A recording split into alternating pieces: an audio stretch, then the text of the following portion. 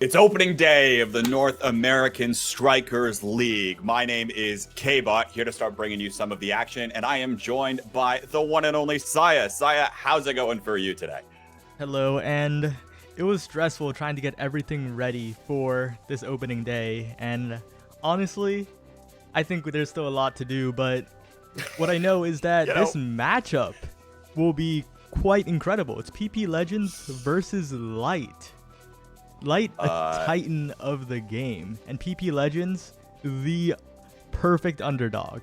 Squeaked in the qualifier, made it happen, and we'll see what they can do today. You might say that they squeaked in the qualifier, but they are 1 in 3 versus qualified teams that did end up qualifying for the league. They took a game off of Prodigies in the Swiss stage. So they've got at least one thing going for them. So don't discredit them too badly. But of course, as you mentioned, Saya, this team coming in on the underdogs, and of course, Light coming in as a qualified team who we haven't seen compete in this league setting. I mean, technically, we've seen none of the teams compete in the league setting because it's opening day, and we're starting off with our first match here momentarily. But even still, right, Light's a very known entity. They're your tournament winners. They're the ones that are coming through and winning everything. And a large part of that, I think, is probably, a handful of players here, Saya. Who do you have your eyes on for Light to really step up? So when you look at Light, all 3 of their players are top players at the top of their roles pretty much, but I think the biggest difference maker here will be you already lose, the goalie, the rock of the team maybe, because, well, if PP Legends can't score, they can't win. I mean, it's that simple, really. You have to score in order to win the game. That's the way this works in Omega Strikers. The goals are very important, and if you have arguably the best goalie in the game on your side, it's going to be pretty difficult for your opponents to put things in. One of the things, though, on the flip side for PP Legends is Fiery, who stepped up in a big way during East qualifiers 2 weeks ago on the Juliet. So maybe that character, a little bit of scoring potential, if he's feeling his groove today, might be able to put some things to the back of the net. Yep, and I'll have to let you talk a little bit more. I think we have to get this first game ready. It'll take a little bit longer than usual, I'll have to say. All right. Chatters, how we doing today? I've got you kind of pulled up in the corner. I will not be paying much attention to you, but you are kind of there. So I hope y'all are having a good day, and hope you're excited. This is the start of a multiple weeks long circuit that'll end sometime in July with playoffs. And of course, we're getting things kicked off. As a reminder, there are 8 teams in the East and 8 teams in the West, which will play all around each other in order to try to start going through some things. And then a handful of those teams will end up qualifying for playoffs. Those regions are based on their geographic locations. This isn't just like some fake random East versus West, qualifier thing. It's definitely based in terms of the servers and which pings they will be using, because that's a big deal when it comes down to Omega Strikers and having this game that is all about reaction time and striking the core when necessary.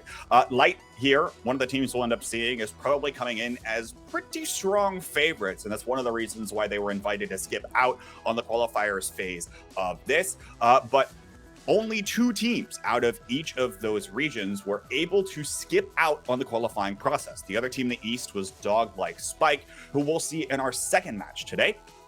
The rest of these teams all played against one another and against a field in order to try to find one of these final 6 slots in a tournament for the Eastern side that happened 2 weeks ago, and for the Western side that happened last week.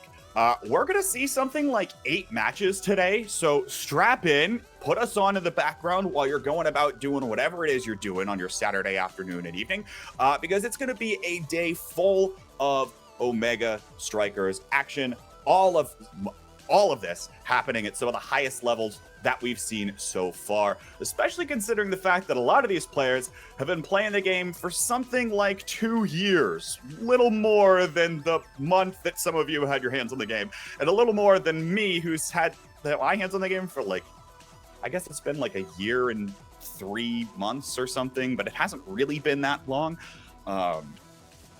So yeah, I'm excited to sit down and figure out what's going on here, and we'll see what happens, because I'm sure that over the course of the league, we're going to see plenty of upsets. We're going to see plenty of strategies and changes come out, especially as the game is constantly getting updated. And that's one of the other things, that adaptability that these teams are going to have to be looking out for, especially given by the fact that we just got a few new strikers thrown into the mix that are, Saya, correct me if I'm wrong, legal for play today, right? Yeah, well, partially correct, because although Vice is allowed, Octavia has been disabled due to some unfortunate circumstances concerning how she interacts with a few of the awakenings in the game. But we might see the Vice, and that is exciting because Vice just adds a unique spice to the game. The level of kill power she invites is something else entirely. Sire, are you telling me that my character is broken? And it's a good thing that I'm playing them in silver? Is that what you're telling me? Their damage might be a little too much.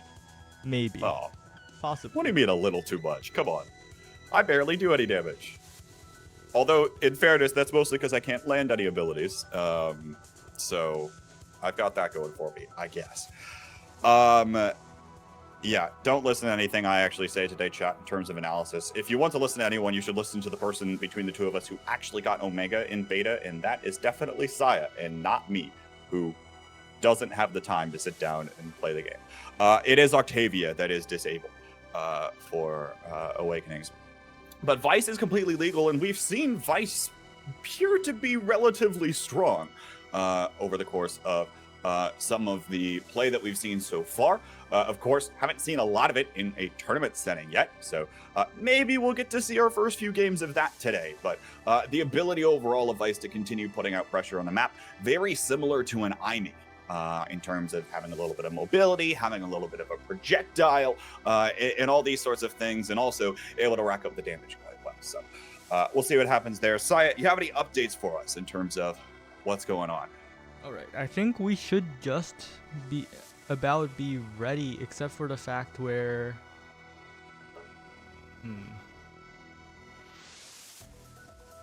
I'll take that as no updates.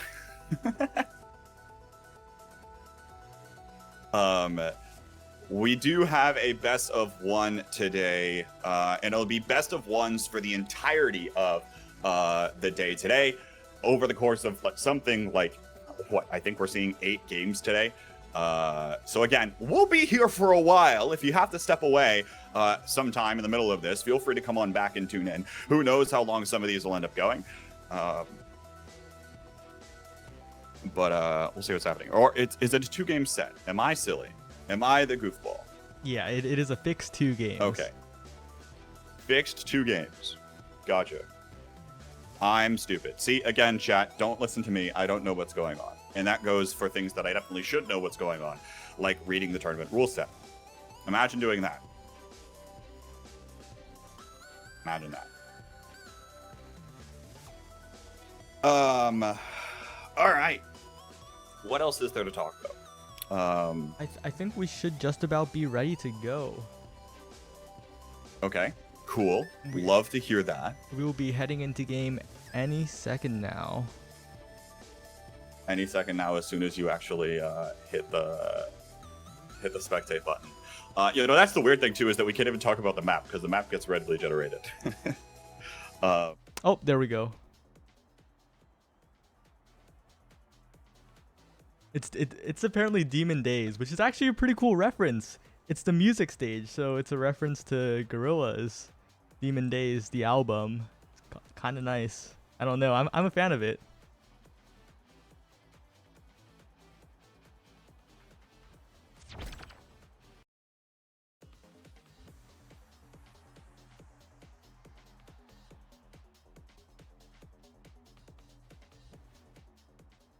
Oh, okay, okay. Okay, unfortunately, the stream is lagging. The stream is like lagging.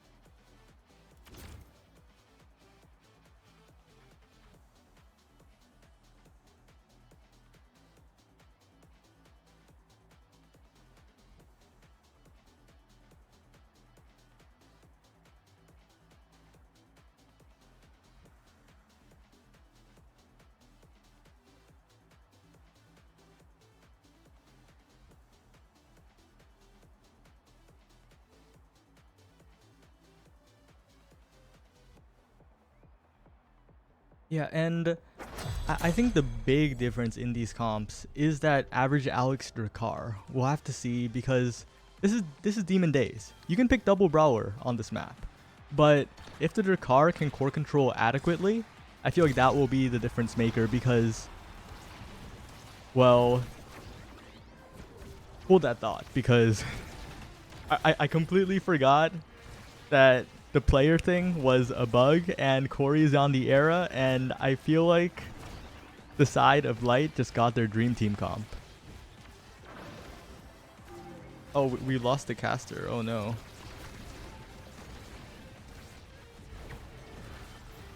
I will fix that.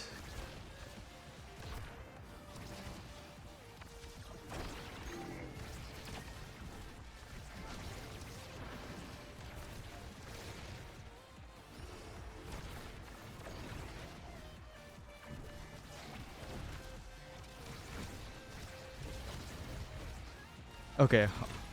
Hello. Can stream hear you? Are we live? Chat, how we feeling? We excited? Day one, match one, and already knockout happening here. Goal barrier is open as well, and actually, it might be PP Legends trying to take the first strike here of this one. Trying to keep up the advantage. You see Maddie actually come all the way forward, and there's Fiery up there to put it away. They're actually the ones that take the first goal here, despite the fact that we were spending a lot of time hyping up Light. Yeah, and PP Legends are no slouch. To make it here, you've had to beat many tough opponents. Many of the teams that you would expect to qualify aren't here either, beaten out by the likes of PP Legends and Prodigies. Silly Goofy Cat's a notable omission, but as I say that, a KO happening on the side of Light, and they get a barrier, the two barriers instantly. Two barriers, well done here, but now Alex looking to keep up the pressure on the Drakkar, actually takes the barrier down on the other side of the pitch as well. Maddie trying to clear this one away, and now Corey going to lose the core to those barriers on the side, pushing that core away. Now open nets both sides of the pitch. Fiery looking to try to use that X Maximus, bully Corey away and prevent potential scoring opportunities here. But now Leo's still in position. Pass comes up. Nice use of the core flip to send that one away from Maddie. And now Alex tries to stuff it back. It looks like it's going to be Fiery once again in the right place at the right time to send the second goal into the net here for PB Legends. what an incredible play. It is just the coordination that sets them apart, because although if you had people name a list of top players, these players would not be on there. But I think the gap is closing. The grinding has paid off for PB Legends, the teamwork, the amount of hours they put in, and they're just answering light at every opportunity. They're controlling the midfield when Corey's supposed to be the #1 midfielder in the world.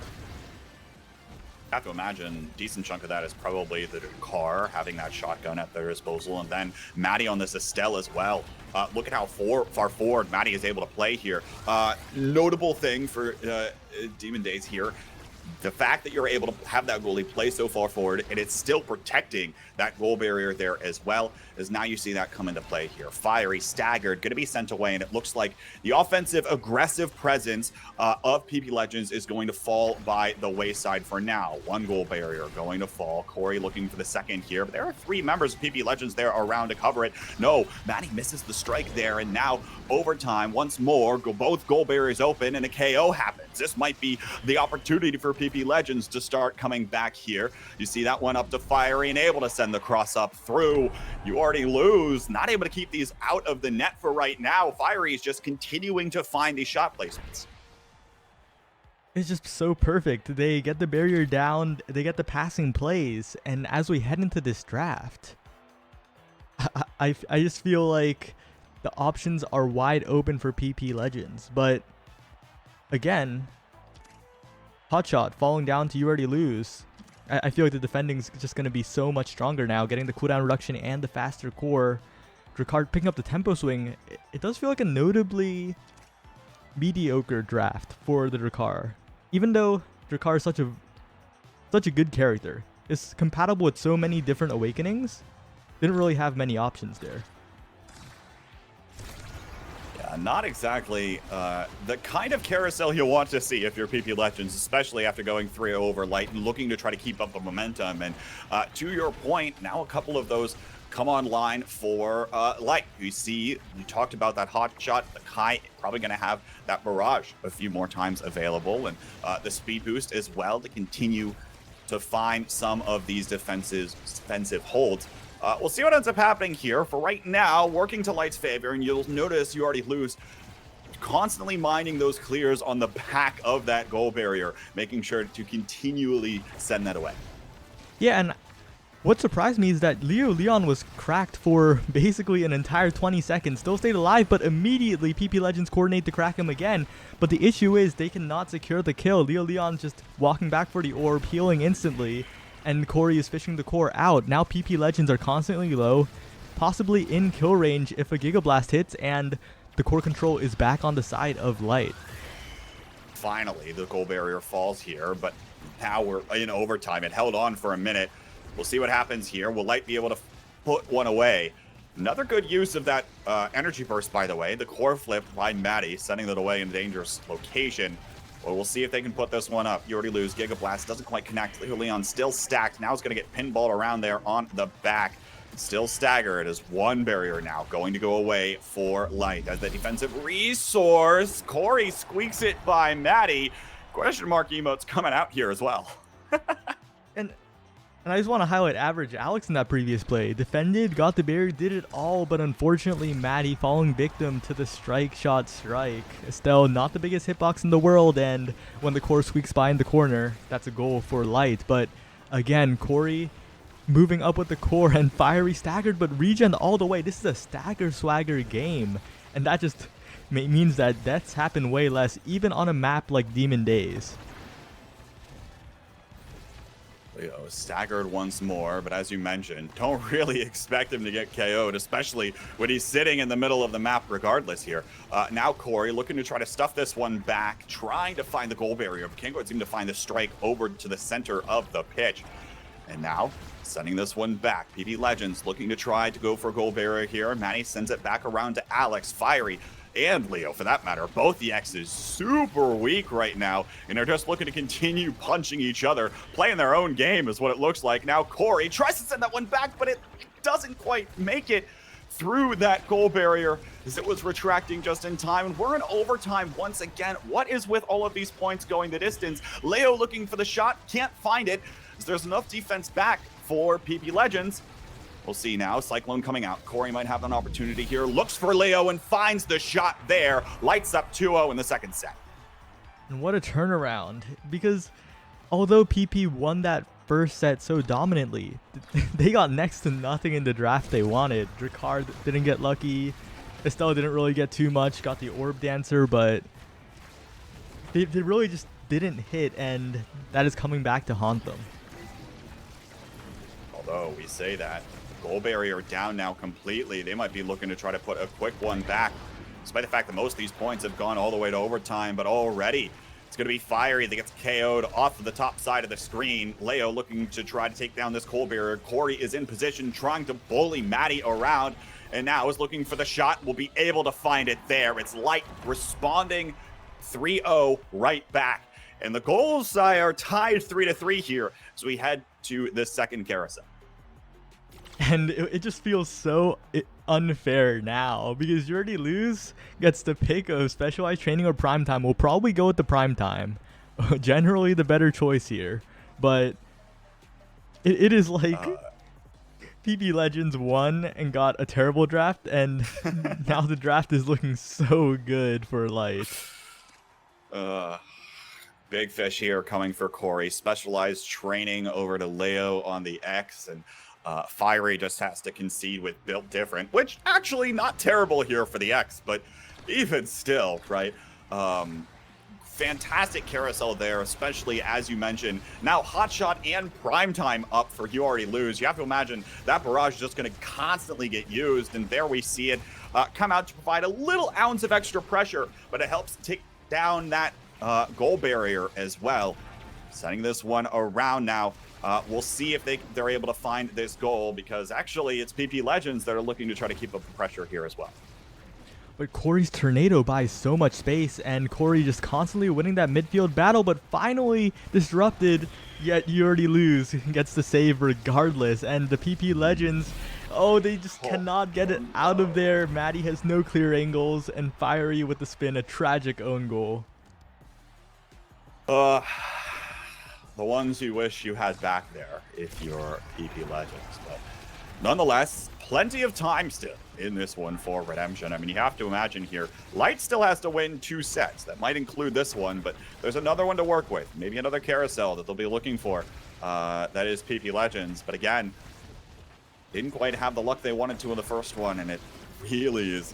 You can kind of tell in this match. Of course, we say that as Light's a team that's known to continue to keep up the pressure, have those, perfect picks on those carousels. And now core flips burn, but it's actually going to result in the goal barrier falling here. And now PP Legends might have the opportunity. Alex looking for Fiery, even though Fiery's stack still staying in the middle of the map.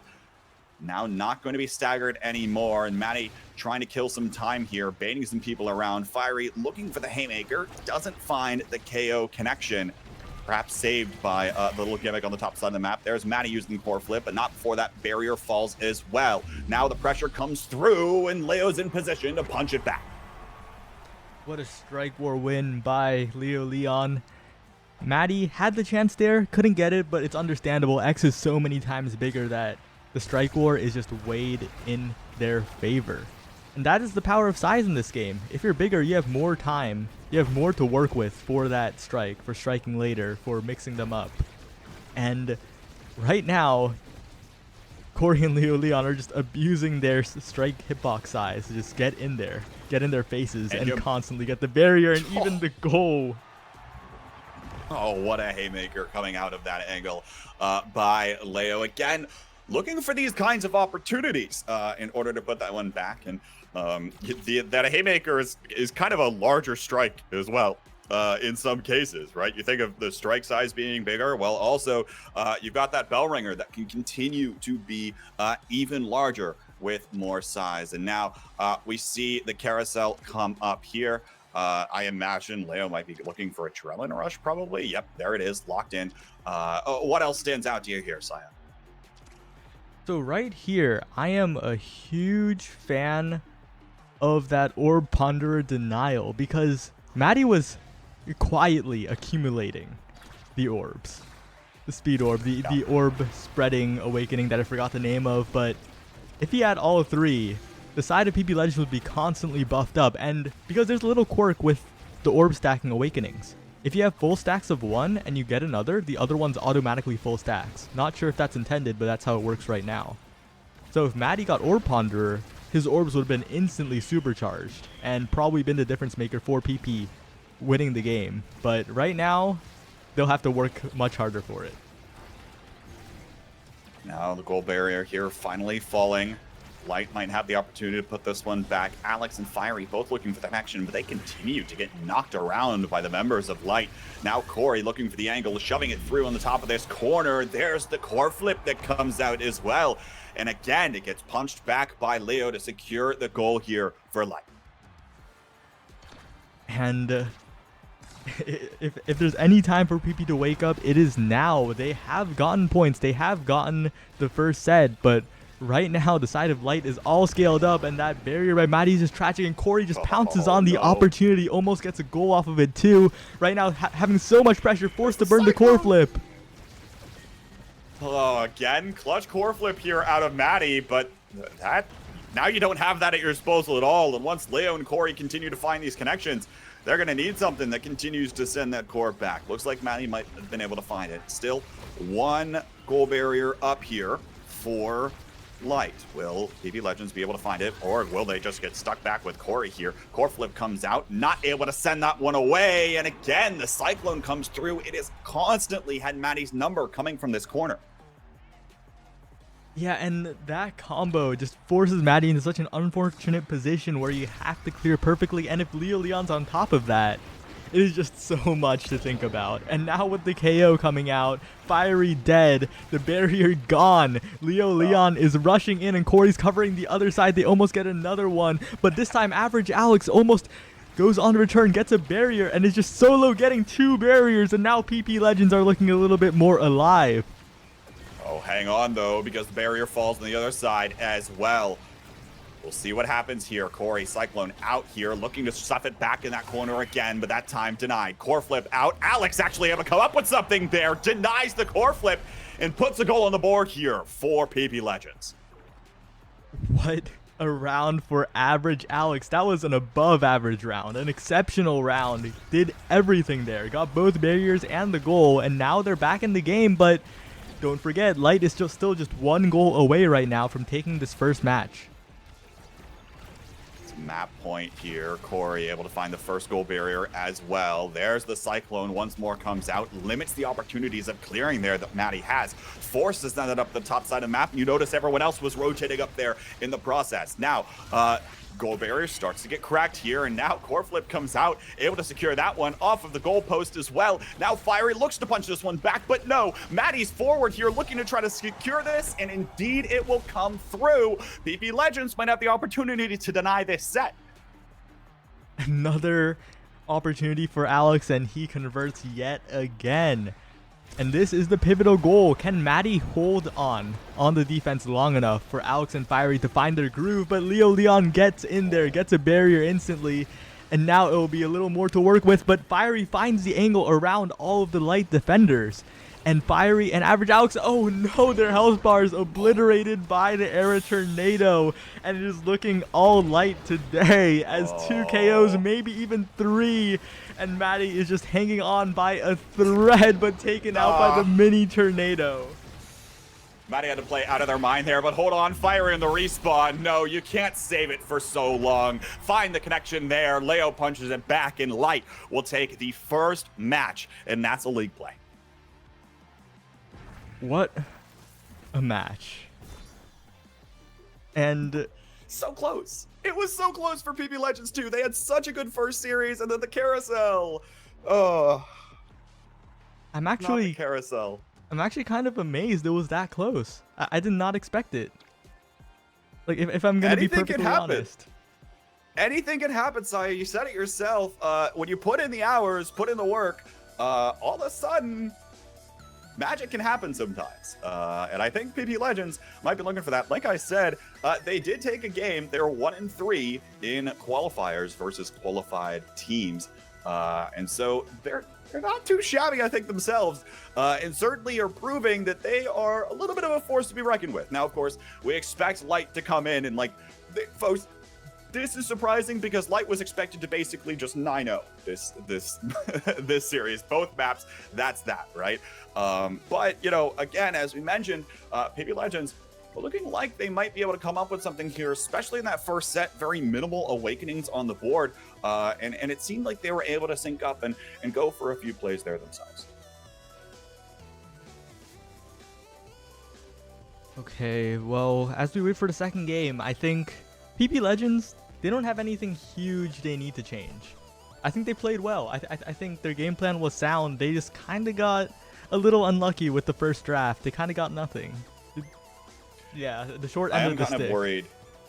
I'm kind of worried about what happens if we go to a different map as well, because if you have, you know, one of the reasons or some of the things that were working for them was Maddie able to move so far forward on the Estelle. You can't really do that on a lot of other maps, right? You think Oni Village, you're off to the sides. Atlas's Lab, you're off to the sides. If you move too far forward, there's the giant gravity well in the middle.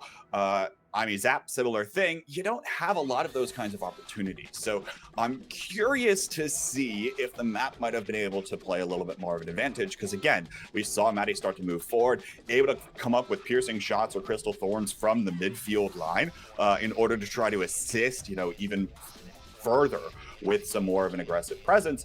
And almost at times acting like that third forward. That's going to be difficult to do without certain trainings, I feel like, on other maps. Yep.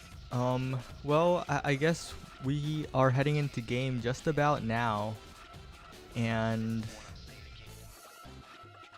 yeah. Okay, we're going into game. We'll get there, folks. By the way,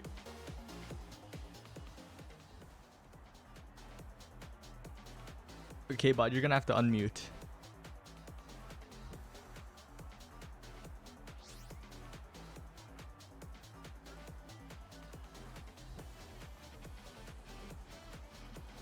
Yes, I think you are back.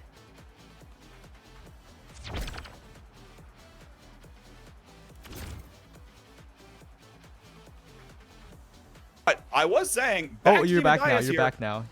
Wait, I'm back now? Am I here or am I back? I can't tell. No, you're back. 100%. We are chilling. Definitely not back. K-Bot is back. What?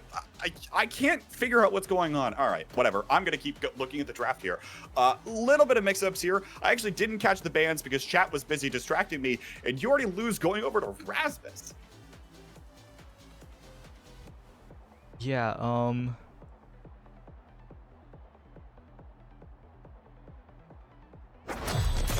well, is audio fixed? But all I know is that. oh no! Is it? What's going on? No, I mean I imagine it's fine for me. I don't know what's going on. Okay, they can hear both casters. Let's cast the game, Saya. Already, Alex's Era getting knocked around quite a bit. Not over to the Drakkar now. Using that Era, probably going to be looking to buff X's size on this for Fiery. And we'll see if that's able to play a role here as well. Yep, and you already lose pulling out the Rasmus goalie. I am a huge fan. I saw it with Frightfully Fresh, but there has been talk that Rasmus goalie might be the best goalie on this map. Might be the pick to go with, because this is a special map. It's very brawlery, it's very close quarters, and the usual weaknesses of the Rasmus goalie are not nearly as present. You have to imagine with that primary hook that's able to send it to the other side of the goal barrier, right? If you're sticking on one side, you can probably try to look for the defense. Now, you see the Crystal Thorns come out here of Maddie, and those have to be buffed in some kind of range with that strike shot. We're already starting to see now a KO come out. Nice core flip used again, but the goal barrier is going to fall nonetheless. Light going to be looking for the shot. Nice Rose Warp, able to find that one. And now you already lose, looking to pull that core back in, and Corey sends it back. Well done on the connection there. Corey loves this top corner. Yeah, and this is a little confusing, right? Corey is regarded as the #1 Era in the world, and Leo Leon probably also the #1 X in the world. But PP Legends have chosen to completely mirror the forwards. And I just feel like that is not great as Corey just takes out his counterpart on the other side. Average Alex killed by the core flip. Leo Leon going for the barriers wall cracked, and Fiery being taken down. Leo Leon back to full health. Corey and Leo Leon with the passing plays. It slows down, but Fiery is shattered, and PP Legends don't look too good in this round so far. Looking for this one. Look at the Rasmus primary, but you already lose. Able to save this goal barrier here again. Starting to try to see this come through, but again, Fiery still staggered, forced to stay out of this fight. Core flip out. Nice one back in response from Batty, but the connection is made to Corey once more, and he puts it back again. And yeah, it's that coordination. Light has won, or at least at the very least made it to grand finals of so many tournaments. I think the past three, they've been first, and second. So they have the teamwork. As much as we talk about the PP Legend synergy, Light has that too, along with being top players themselves. As Fiery and Alex are getting chopped up by You Already Lose. What is going on at this point? The ex-goalie, I thought, correct if I'm wrong, some people were playing ex-goalie on this map too for similar reasons with that bell ringer that's able to cover a decent chunk of the goal barrier here as well. So maybe that rotation makes sense as well, but the KO comes through nonetheless. Fiery able to punch down that goal barrier. Now Maddie over to Alex, looking up to Fiery. Can't quite seem to put it back. He can't shoot out that Rasmus goalie that easily. He's able to use a lot of the tools at the disposal, including that hook, in order to save that one. And now the pressure starts to disperse as soon as Fiery gets cracked, forced to retreat to his own side of the pitch. And now You Already Lose. Goal live saying again. Alex looking to put this one back, but Corey acts as the second goalie to keep that one out of the net as well. And now the bell ringer comes through. You Already Lose was not expecting that one. And finally, goal on the board here for PP Legends. And well, before that goal happened, it was such a goalie midfielder masterclass from You Already Lose and Corey. Corey taking the top side of the goal, You Already Lose standing at the bottom, and they were just a combined wall together. Meanwhile, Maddie, right now, the Estelle, not the greatest anti-stuff. You have to hit those strikes, and as Fiery is getting beat up, Alex is low. The damage potential difference of these teams, although they're playing the same characters, the execution from Light is just a step above. Core flip again by Maddie, dodging the Cyclone coming out of Corey. One, he is going to hit that goal barrier, but again, still open down on the other side of the pitch. And now with Fiery staggered and their other member already gone, trying to look for the connection here. Nice Crystal Thorns, keeping out the pressure. Strike shot again. Want to make sure that Maddie isn't getting overwhelmed at the goal line here. Piercing shot again, looking to try to do something similar. And Average Alex able to come up with a few on the other side of the goal as well. Seeing that duo come in from the other side of the pitch, all of the same. Again, guarding this open goal. Overtime now. That core is going to start speeding up even more. We'll see if these players won't be able to crack under the pressure. Already 1 KO through. Fiery now in position, looking to harass some of the members. Nice Rose Warp again. Clutch to save that one. Corey up in the corner once more. We've seen this one before. Leo looking for the pass. Can't quite seem to find it, and then puts it back himself. Light takes the first set in map 2. And that shot was just amazing. Threaded the needle between Fiery and the bottom of the goal. It didn't even bounce. It just went in, and Maddie, of course, did not have the cooldowns. Oh, and that is what happens when you press tab a little too early. I've had that happen to myself. If you press tab too early, it just starts flashing. But anyway, Stagger Swagger picked up. That is an amazing denial as well from the other team. When your team's winning in that damage potential, you want to deny that Stagger Swagger. You want to make sure you have the health control, taking the tempo swing as well. And Fiery's left for the scraps, the spark of resilience at the end. Unfortunate there, but other thing I want to talk about here, Maddie picking up the missile propulsion as well. So now that strike shot missile propulsion combination comes through, and those Crystal Thorns are going to cover a decent, half to maybe close to 2/3 of the map there, as you see them already come out. But it can't defend this goal barrier for very long, as Fiery and Maddie both staggered. Alex left alone to try to secure this goal barrier and gets knocked out as a result of it. They are going to be able to find one hit onto this goal barrier, but again, just continues. Fiery gets bullied here. You rarely feel bad for an X, I feel like, Saya, but you almost have to feel bad a little for Fiery. Yeah, well, there's an X on the other side bullying Fiery, so if an X is bullying an X, I feel like we can feel bad for the X that's getting bullied by the X. But average Alex here, not just any X, the Alex, controlling the midfield, but preventing Corey from getting the ball to Leo Leon. And by the time it does happen, Maddie has cooldowns. Maddie wins the strike war, but does not have the health left to defend that Corey Bewitching Beam. And again, I've seen that one before. Add one to the counter, folks. The number of goals Corey has scored in this series from the top corner. It could happen from either quarter, but it is funny with the fact that it's happened so much in the top side. We'll see. Once again, like, what's the response here? What are they going to have to do? They're already starting to get out-leveled here. Fiery and Alex both at level 4 just haven't quite had the same impact this game as we were seeing from them in the first set of the last one. Yeah, and I think it just has to do with the team comp. Average Alex is off the Drakkar now, playing the Era, and I feel like playing against the best Era player in the world, it would be surprising if you didn't play worse, if you weren't outclassed, because Corey is just a master with this character, and average Alex not playing badly by any means. But Leo Leon, as I say that, I was about to compliment him, but the combination of Fiery and Maddie managed to take him out. Fiery taken out as well, but the Rose Warp from Maddie, the defense coming out. Corey, the shot does not connect. And Maddie still has core flip up again. That's going to be critical in a tight situation.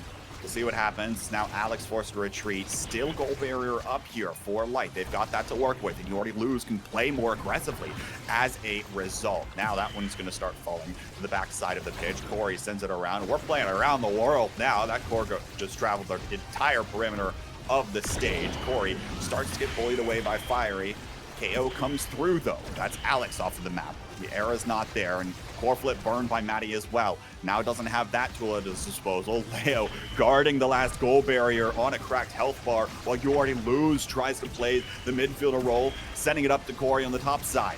That connection doesn't come through this time, and now both X's are, well, I was about to say close to full health, but at least they're not completely staggered at this point. Looking for this one, and the size of the Cyclone's able to send it back once again. Corey still coming up with some of these plays here and making it nearly impossible for Maddie to look for some of these saves. Yeah, and you said the size of the Cyclone, and I just want to point that out. The Monumentalist Era Tornado. Although I would say that Monumentalist is slightly overrated on Era, it's better to focus on the buff, getting the prime time, getting the rapid fire, but in this map especially, the Monumentalist NATO just takes up the entire lane. The entire wide lane is covered by Corey as Fiery is taken out, and once Corey gets that tornado cooldown, might not even need it, but once that happens, it is a death sentence.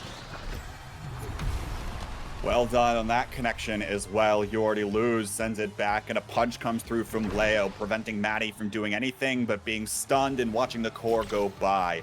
It's a quick 3-0 set for Light here as we head to our second carousel, and they're looking to take this as a sweep in sets.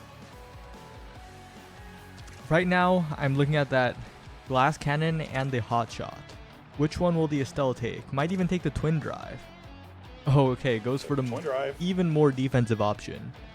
But which I can't blame Maddie. Yeah.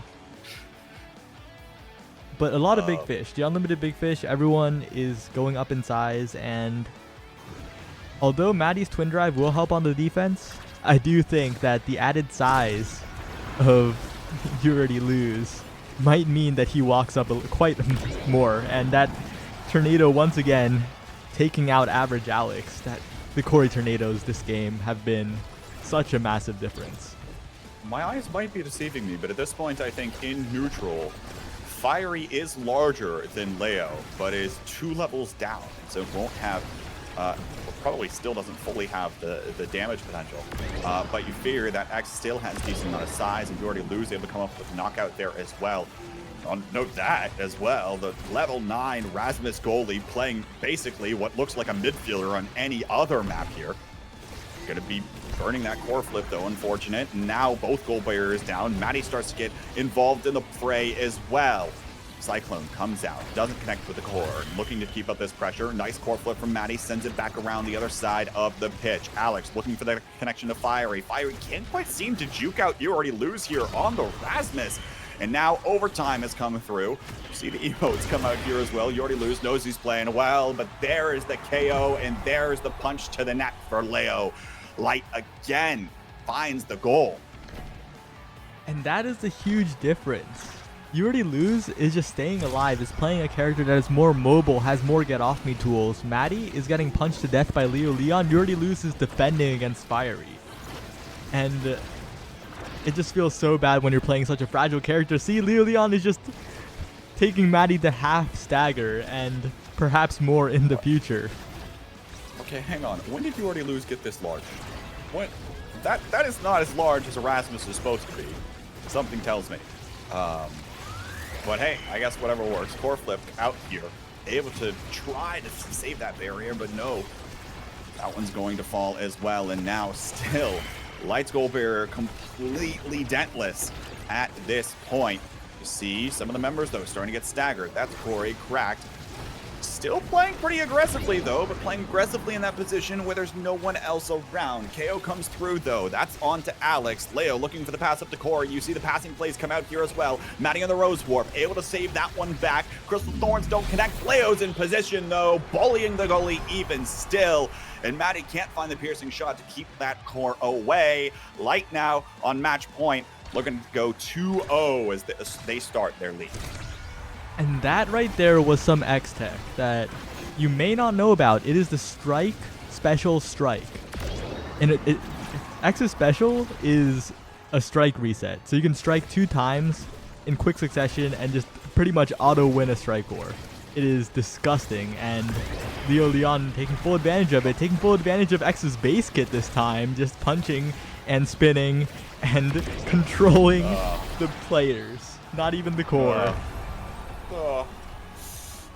You said it yourself. Controlling the players and not even the core. And in fairness, able to do that there is all 3 members of Light were Omega level in comparison to PP Legends. They'll take the 2-0 in maps today. But hey, look, we talked about a little bit that angle with the Drakar coming out of Alex looked like it was playing in PP Legends' favor. Figured maybe it wasn't enough to secure them the win, so they'll change it up slightly.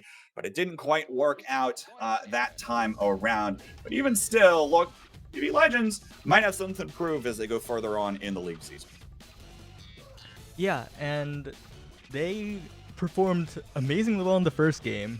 And I think if they just look at their draft, if they think about it and figure out, I guess, a draft edge, the characters that they want to play that aren't banned, that they can use as their style, I think they have a chance at making playoffs. They can make top half, because although I was a doubter of them before, I guess, the league started, I was a doubter. I won't deny it. When Vaughn put PP Legends on his power ranking as making it into NASL, I was like, no, I don't think so. But he was right, and maybe it is time to get on the PP Legends hype train. Well, maybe it's time. Chat, let us know whether or not you think you're on board the PP Legends hype train after that series or not. Again, I mean, they weren't expected to come away with a map here. Okay, let's be real. In fact, it would have been probably the upset of all of Omega Strikers if PP Legends was able to come away with even a single map and tie things. But that'll be it for our Play All 2 series. What do we call these? Is it Best of 2, Play All 2? It's Best of 2 or both, Series of 2? Series of 2. I like Series of 2 better.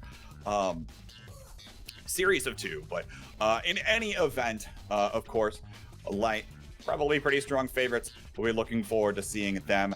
Next week, PP Legends will be going up against Core Overflow, and Light will be going up against Finesse. So I imagine, Saya, we'll see all of those teams, all these teams play today, right? We're going to see every single match on stream, right? Or almost every single match. It was almost all of the on-stream series will be on stream. They're labeled. Okay. They're labeled on the schedule. Exclamation mark info. Something like that. !info. You can follow along with results, rosters, schedules, everything else that is there. And so you'll also be able to see the next two teams that we've got coming up. Next match will be Dog-Like Spike, our second invited team out of the East, versus Slop's team. Slop's team with a very interesting name. I mean, it's team name for Saya. With maybe some dots in the end and some crazy numbers, but it's definitely one of the team names of all time. It is a team name of all time. The context there was that Slop was mad that they weren't able to put in the periods, and it had to be alphanumeric the whole way. So he made it as annoying as possible to read. There you go. It's on the scoreboard there, down there at the bottom. You can read it for yourself. Good luck, Chad. But in any event, look, I'm excited for this one. There are a lot, I think, of question marks heading into this match as teams that are players that don't often play with one another, but now are going to be forced together for the span of the next few weeks here, Saya. I say Saya. Sorry, I was coordinating match codes. I'm so sorry. It happens. In any event here, Dog-Like Spike, Vaughn, Bells, and Ginger Pop. You've seen Vaughn and Bells play on the same team before, but what you haven't seen is Vaughn go over to goalie and try to play here. We imagine Bells probably going to be playing that brawler style, heavy forward, and Ginger Pop coming back into competitive play here. We haven't seen him play in quite some time, and but even still, he was an incredibly strong player in the earlier stages of the alpha and beta. Has plenty of hours in the game and certainly has opinions and probably thought through strategies in terms of coming back to play on this patch. So this team's going to be interesting to see what exactly happens. And we haven't seen this roster compete yet because they were an invited team. We don't even have like VODs to go back for the qualifiers. So it'll be interesting to see what they decide to do. But opposing them will be a team of Slop, Lumos, and Silent, where in this case here, we've got, the other thing that'll be interesting is Lumos and Ginger Pop versus one another. I think that'll be fun, if not just fun for me. What stands out to you? Are you ready for a question, actually? I should ask you that question first, Saya. Are you ready for me to start sending questions your way? Yeah, quick, okay. Because we may go into game any second now. The teams are... The teams want to play, but I'm ready for the question. Player or matchup that stands out to you, or actually, let's go with this. Matchup on this, side that'll probably define the game. Ginger Pop versus Silent, the midfield control. I think it is that simple. It's that simple. Does Oni Village change your opinion? Oni Village makes me reaffirm that opinion because this map this map is, we're in for a long one. That's all I'm gonna say. Woohoo! Strap in, everybody. It's only match 2 of the day and we've got a lot more to come. And we've already rolled Oni Village. Era and Drakkar are your bands here. And we'll see what ends up getting locked in on this draft. Ginger Pop hovering the rune for now, and looks like he's going to go ahead and lock this one in. Okay, no, never mind. Vice is the pick. Ginger Pop debates us, of course. Why wouldn't he? Rasmus as well getting locked in, and Kai goalie. Meanwhile, X, Juno, and soon to be Atlas comes through. There it is, folks. The Atlas on Oni Village. Who could have seen that one coming? Of course, we mentioned that because the Atlas coming in is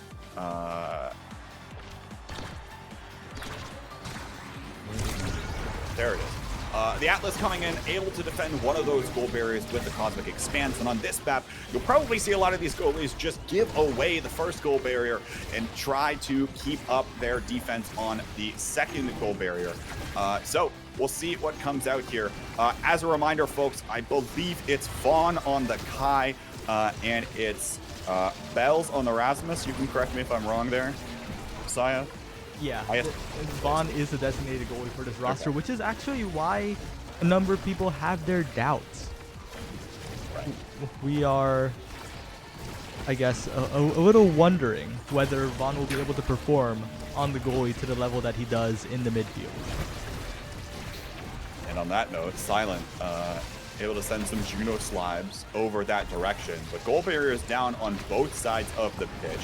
Slop able to use that expanse to send it away, and now Lumos staggered.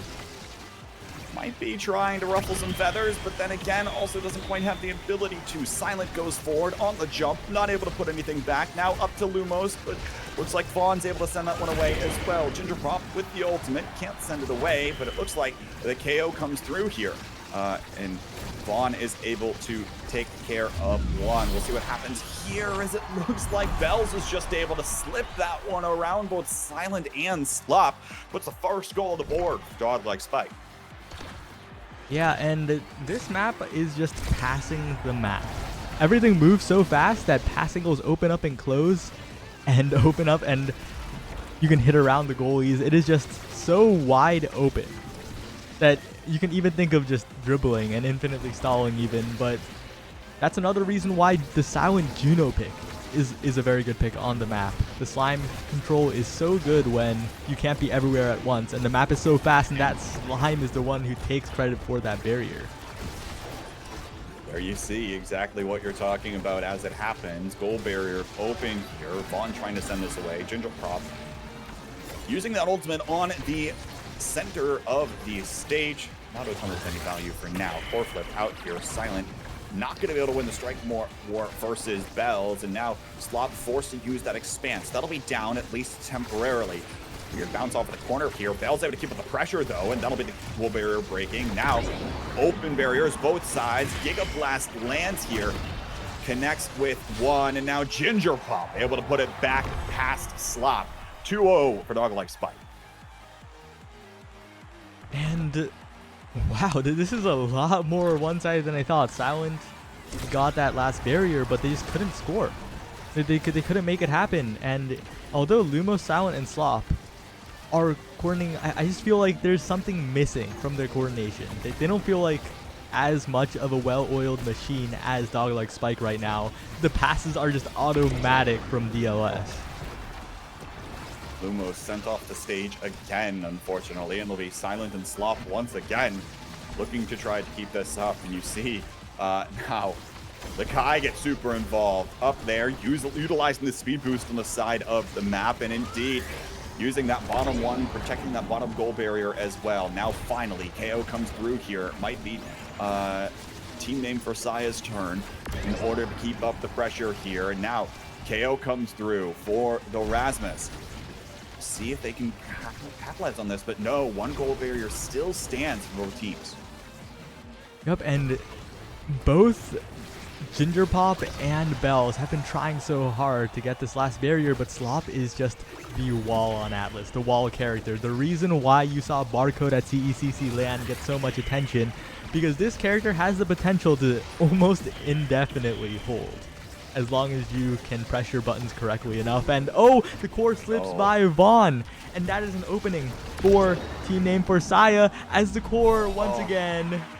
This map is a little too fast. Every misstep can lead to a goal.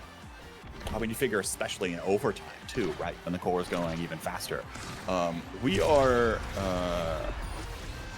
some people in chat have their suspicions that the Kai goalie is actually Mega First, the sub for Dog-like Spike. But I don't know. Maybe we'll get the players to actually change it so that we can see their names. That novel concept there. But in any event, goal barrier is down, one on each side, and now all the slimes on the pitch here trying to keep it up for Silent. Looks like able to send that one back is the Kai. Lumos now stunned, is going to make use of the resurrection, and then immediately gets punished for it by the Ginger Pop ultimate.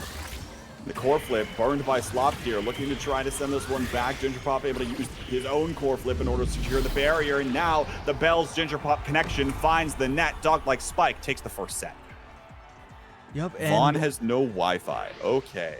Yeah, I've gotten That's confirmation it is indeed Megaverse. If you click that Twitch link, it is also probably Megaverse. So, right now, in the draft, the hotshot is pretty obvious here. You want to take it. You don't want the Atlas to get it. You don't want the Juno. You don't want anyone to get it, and Kai loves it. The build different for size. The Timeless Creator coming out, and the heavy impact being infinite is so good for Ginger Pop on that Vice. Vice loves heavy impact. You get so much cooldown reduction. Every single ability of Vice is an impact. It is incredible value. And for those who wanted to see the starting awakenings, here they are: Cast the Last and Aerials. Cast the Last nearly across the board, except for everyone except Megaverse again. Makes sense there on the whole.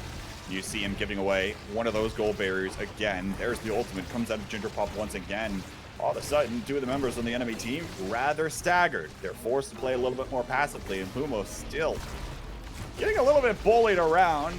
Is rather low on health. Slop looking to try to defend, and oh no, walks a little bit too far forward, and both gold barriers are going to fall. Open nets both sides of the map, and this core is just going to drift into the net. It looks like Bells was just able to bully everyone else away. Yeah, Bells was just able to create so much space that Slop was completely out of position. And with this being Oni Village, the speed lane sped the core up so much that it just slid in, as you said. But right now, Silent trying to push the offensive. And for those wondering why Megaverse just gave up that barrier, it's because you can't defend both. And if you try to defend both, you'll probably end up giving away both. So you have to be selective with which one you defend and which one you choose to give away when there's an opportunity. Very nice here play by Bells in order to secure one of those gold barriers, and now the second one falls here as well. Now Bells on the offensive, core flip out, just burned in order to try to create a little bit of confusion there on the goal line, but no, teammate for Saya able to send it away. Now over to Silent, looking to try to send that one on over with those Blobos, but Lumos staggered again, forced to try to pop a dodge, trying to just stay alive for now, and finally KO comes through. Believe that was Silent's Blobo, gets credit for that one. Now looking for the gold barrier here. Silent over to Lumos maybe, but no, both Ginger Pop and Megaverse are in the way. There's the ultimate. Again, Lumos staggered, now sent off the map as well, and even though they came for gold barrier, it'll be the offensive pressure that comes up now. Silent though might be able to make a play. Nice core flip, barely saves it there from Megaverse, as both nets are open, and it looks like Bells is able to put that one back. So close, so many abilities used in like the span of 3 seconds, Saya. Yup, and you know what they say, Atlas may be a top goalie, but the moment the goal gates go down, his effectiveness drops by at least a few tiers. He is like the #1 goal gate defender, and not even close to that when it comes to the open net. So Slop is going to have to hunker down and really keep that one barrier under lock here. Starts to try to get involved there with the primary of the Atlas, but a beautiful Ginger Pop ultimate stuns Slop and puts Silent away. Lumos now looking to try to rack up the damage on both Bells and Ginger Pop, but the second goal barrier falls once again, and Slop rather low on health. Now it's going to get stunned back away with, again, beautifully placed skills coming out of Ginger Pop. And now it's Dog-like Spike taking the second set as well. They're looking to 3-0 this one too. Yep, and wow, we saw it last. We saw it in the last series, and we see it here again. The hotshot and primetime going to the Kai. Ugh.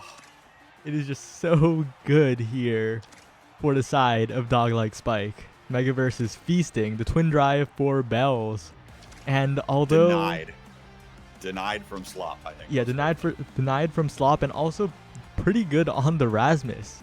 And Device has to settle, and I say settle loosely because stacks on stacks is just universally pretty good in general.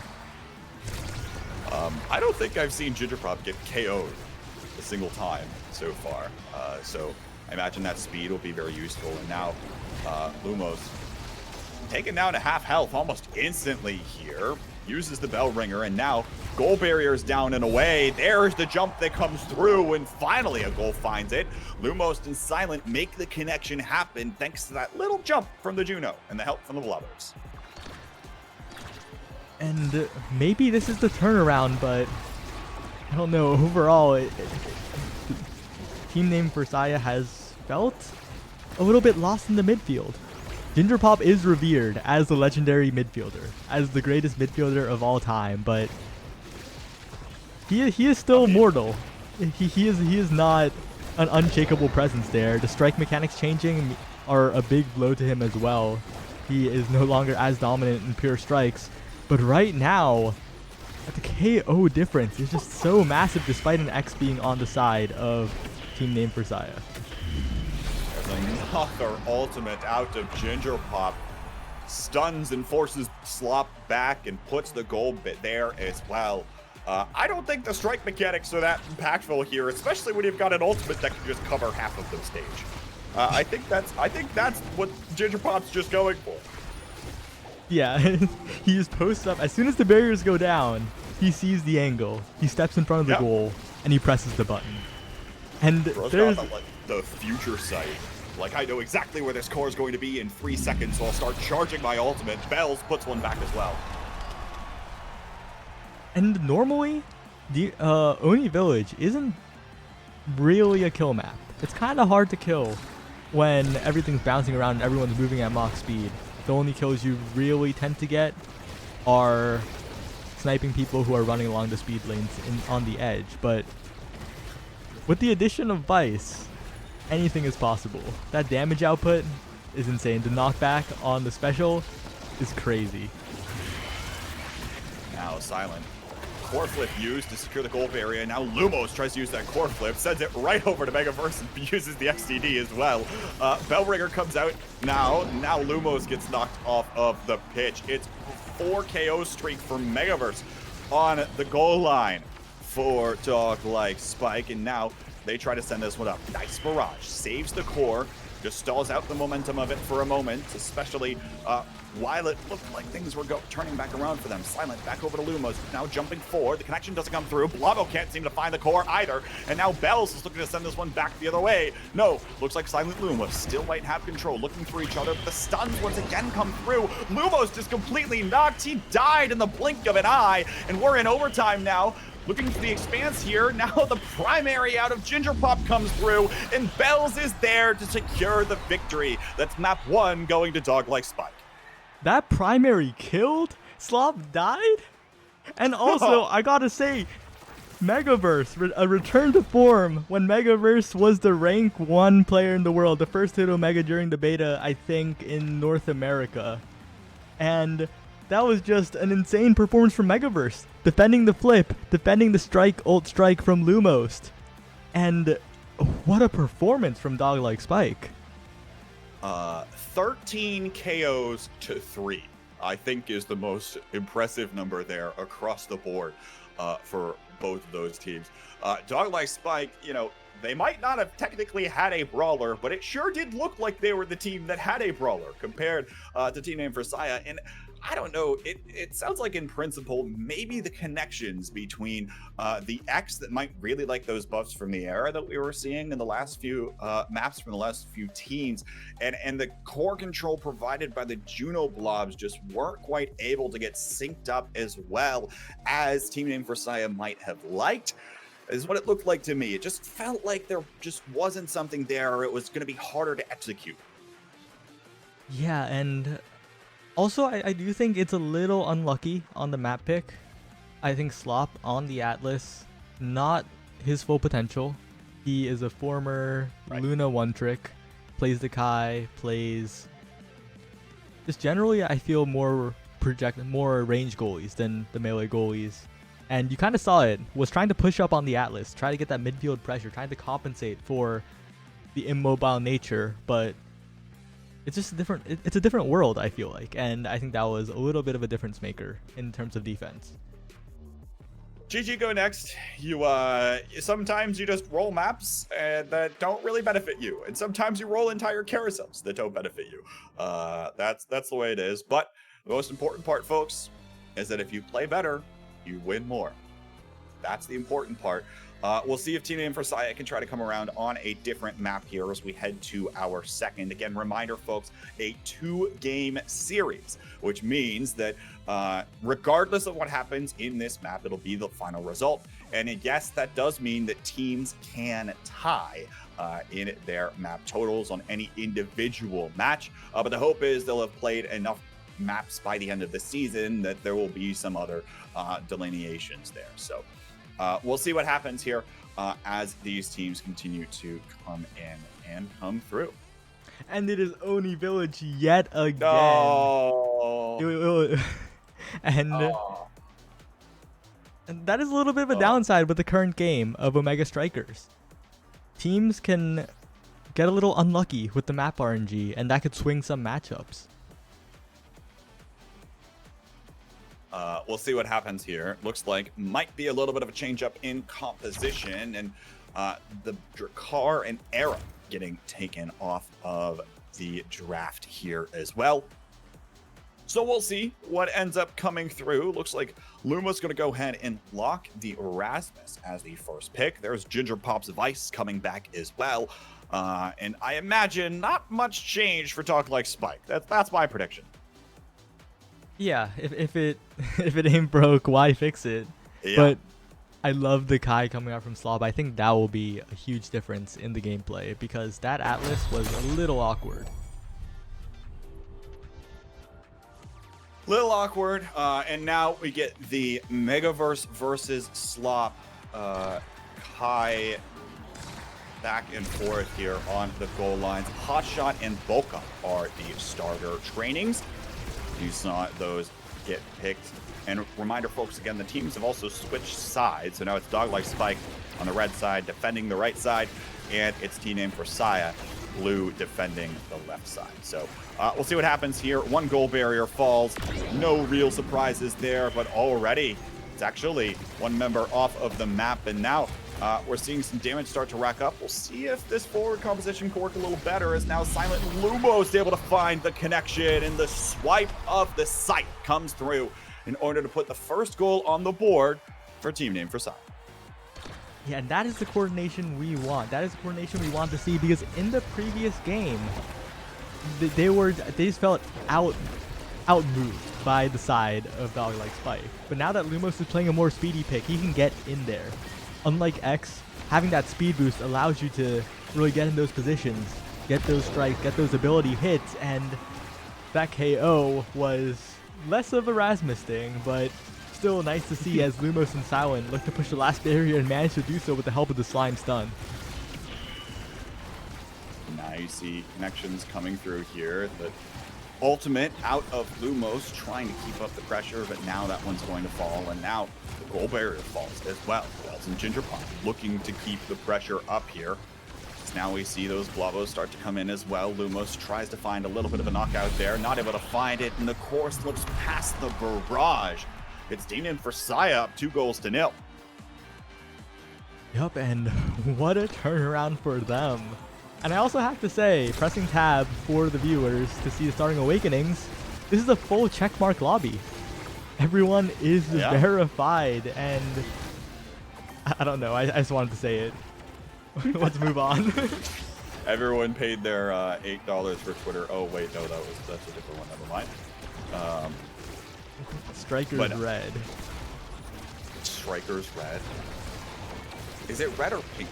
I feel it's more of like a pink, no? It's a very in between. Like a hot pink. Yeah. Anyways, Silent looking to try to keep this up. Nice barrage comes out of Megaverse. Now connection there. Lumos trying to swipe that one away, but no. Core flip comes out. Now potential here as Lumos able to find the KO onto Megaverse. This comp looks like it's working out a little bit better for Team Name for Saya, and now able to find the connections here. There it is, playing complete core control is Team Name for Saya with the Juno and Rasmus combination. They find each other once more, and it's 3-0 versus Dog Like Spike in the first set. I just want to shout out the defense from Slop. Barrage it up to the top, and I did the no mix-up against Bells. Because Bells was like, okay, you're going to clear down. I'm going to wait to strike. But Slop was like, no, I'll hit it through you. While you do you thought I was going to play better, but I did the play worse, win more strategy. That you do by playing better. Well, you're going to have to run that one by me again. But first, we'll look at some of these trainings. Stagger Swagger going over to Lumos here as your set MVP. What else stands out to you here? Of course, Unstoppable comes out in first slot here as well. I imagine that'll be a little bit useful as we keep this one up here. Yeah, and I actually like the Deadeye from Megaverse. And because of the nature of this map, I feel like Megaverse can be the difference maker for Dog-like Spike if he finds a member of Team Name for Saya running along the edge. It happens way more than one would think. You're walking along and then a Kai Giga Blast hits you in the face. And if they have Deadeye or Specialized Training, it is most likely going to KO you off the side. I'm still so impressed by the amount of core control, just abilities that Team Name for Saya has. With Erasmus hooks and with the Juno Blobos, they are continuing to find ways to keep up the pressure while also not risking their lives for it, like you might see other brawlers do. This combination might not have been something that you looked at off of the first, like in draft, you might be going, what are they thinking? But hey, right here, it's working so far for them.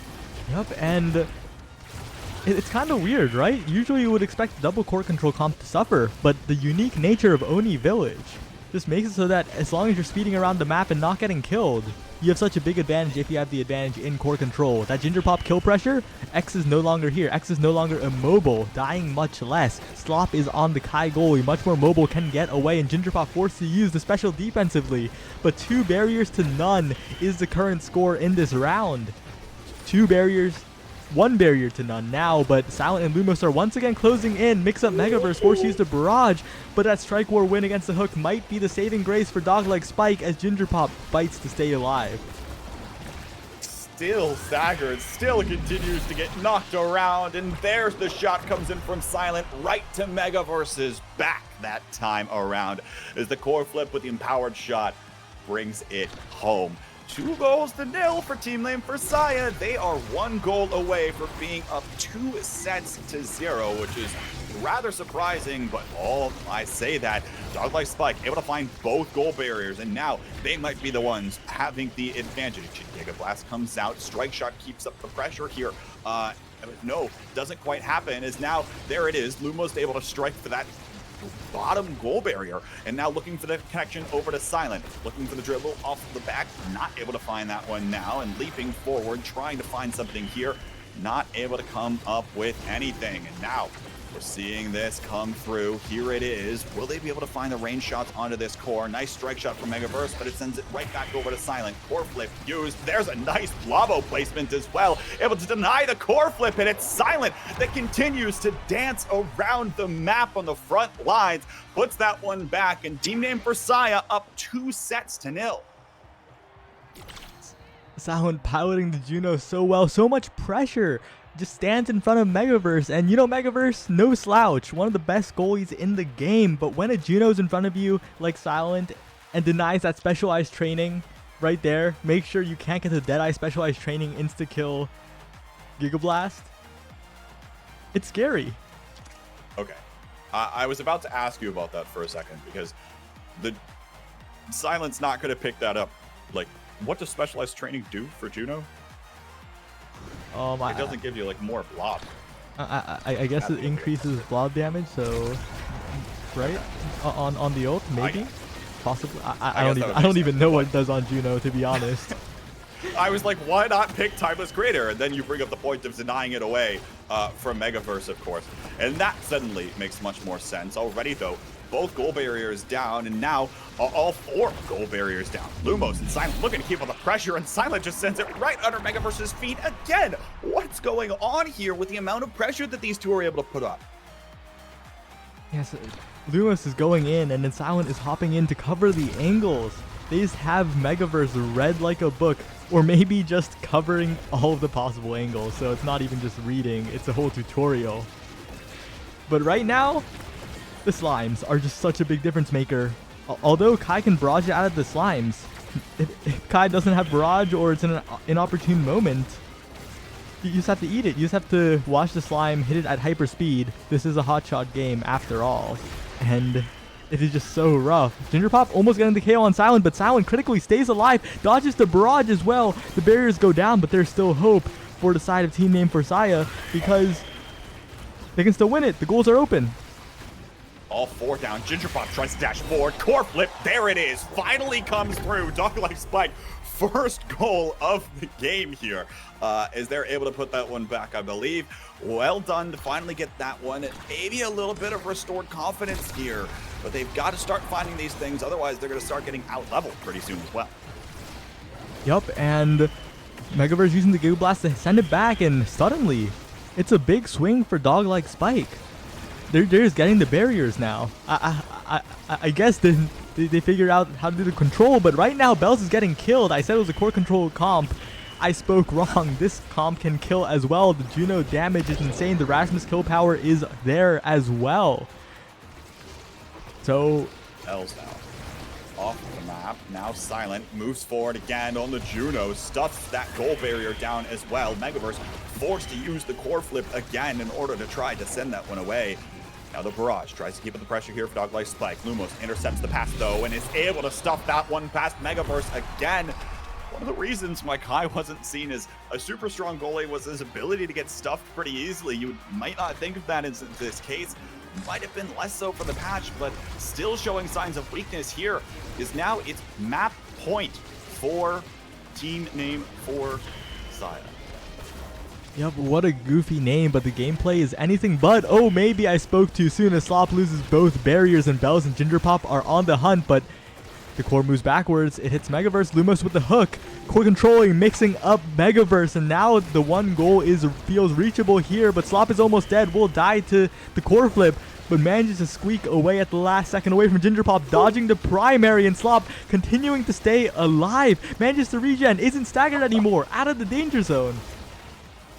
Nice dodge as well. Again, dodging the secondary out of Ginger Pop. Now, Fancy Schmancy here, trying to look for that one, but no, doesn't find it. Lumos trying to get this one cleared downfield, but it goes right back over to Bells. Ginger Pop still low, uses the ultimate. It's not on the right side of the pitch. That'll go all the way back to Megaverse and probably buy some time here for Team Name for Saya, who is looking for their map point goal, but Bells steals that away from Silent and sends us to a goal 5 in set 3.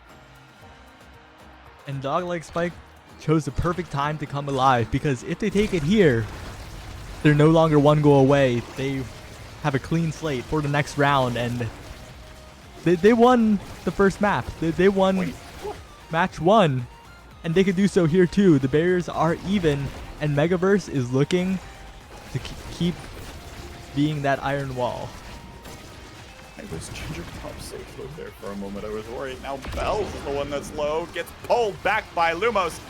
But now Ginger Pop on the offensive position. Looking for the ultimate. Can't quite seem to find the angle this time around. Now that secondary goes out. Doesn't stop the cores. It's able to get sent away by the members of Team Name for Saya. Now Bells back online. Immediately uses that speed boost to get back up to the midfield line. Megaverse uses everything he has to send the core away.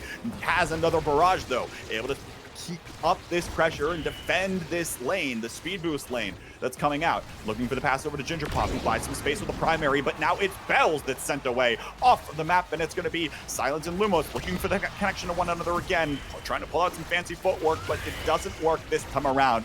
Core flip comes out. Ginger Pop looks for the shot, doesn't find it now. Lumos sent away. Silence is the one that's actually going to get hit by that special and is now completely staggered. Bells looking for the offensive pressure. No, doesn't find it.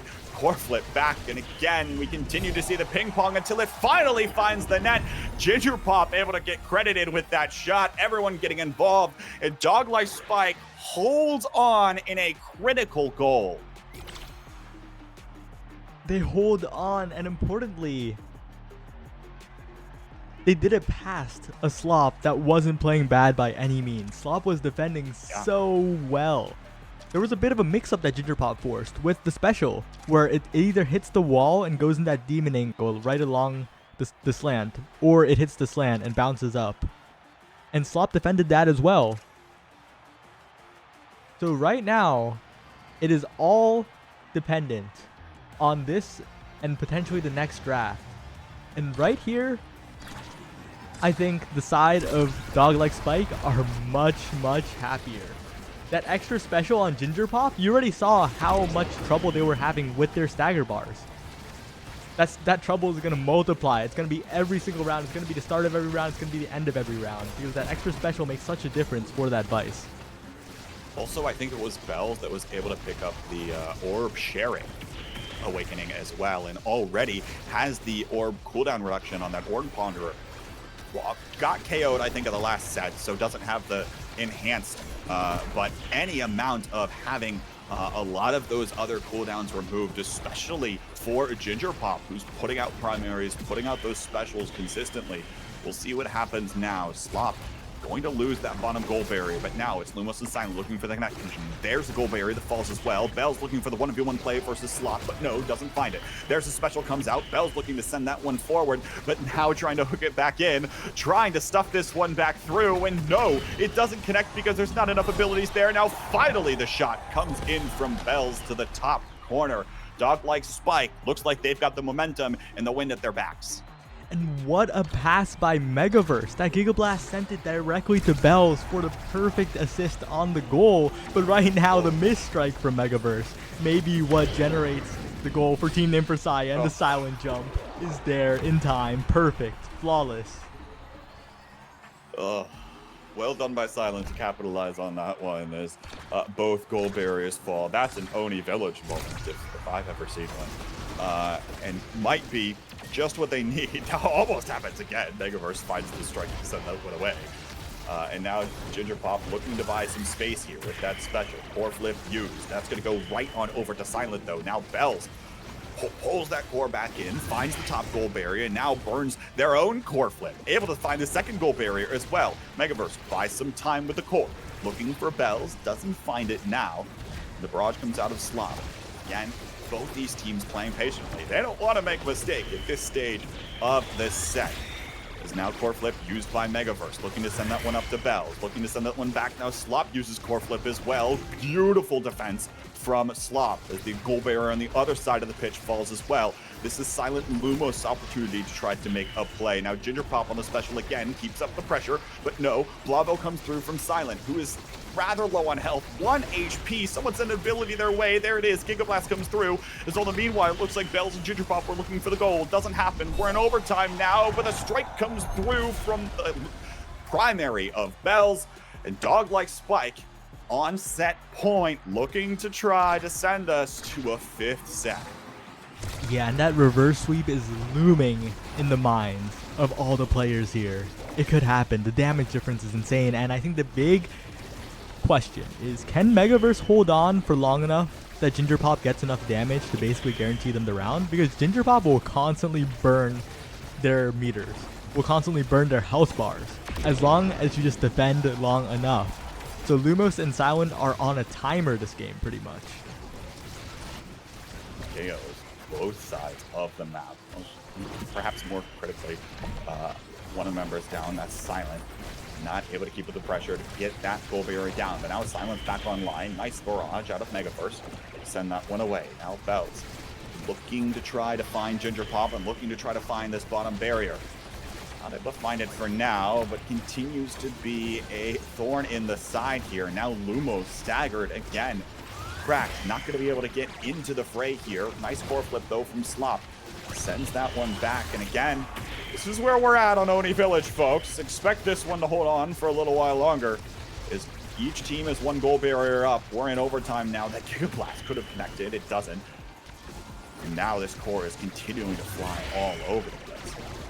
Yeah, and we just have to watch the health bars, because if anything can break this deadlock, it's a KO, and Lumos is taken off the map. Bells and Ginger Pop have a chance. They need to make it happen. They need to hit Slop with some ability while the core is rocketing past, and they can get it. But Silent, no stranger to that, has hit Megaverse with quite a few slimes while the core was rocketing past, but Slop with an amazing defense.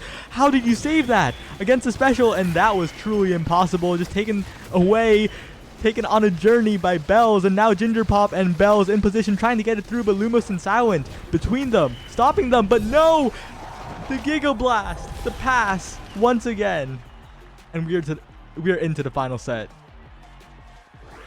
One more set. Dog-like Spike has crawled back in this one, and now they have some quite strong awakenings on their screen.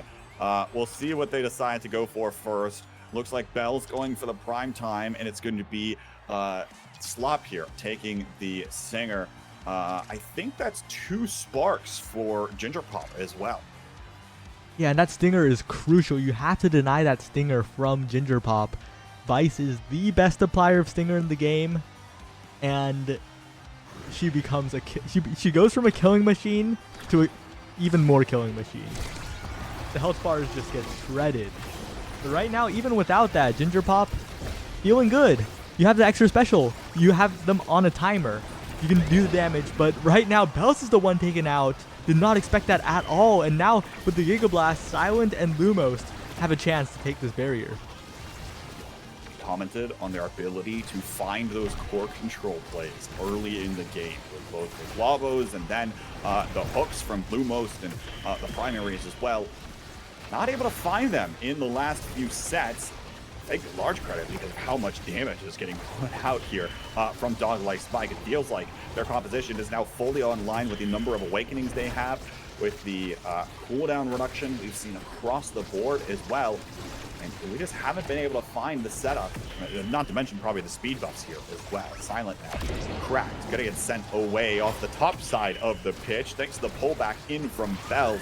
And now it's Ginger Pop and Bells looking for the final goal barrier. They'll be able to find it. Overtime now. Bells sends one back to the bottom side of the net. This core goes way too fast. Megaverse can't even stop it with the barrage. Now Bells looking to keep the pressure again. Can't seem to find Megaverse for now. There's now a bunch of abilities getting burned. Core Flip, though, was used to try to keep that defensive hold. There's the ultimate coming out of Ginger Pop. Doesn't find anyone, and now Silent, cracked, gonna force to use a dodge to try to just get away and sit out in this corner for a moment.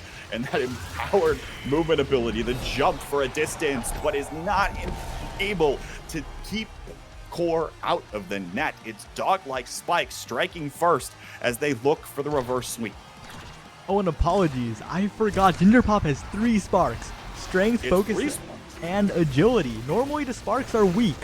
You shouldn't take that singular spark of focus. It sucks. Please don't do it in my solo queue games.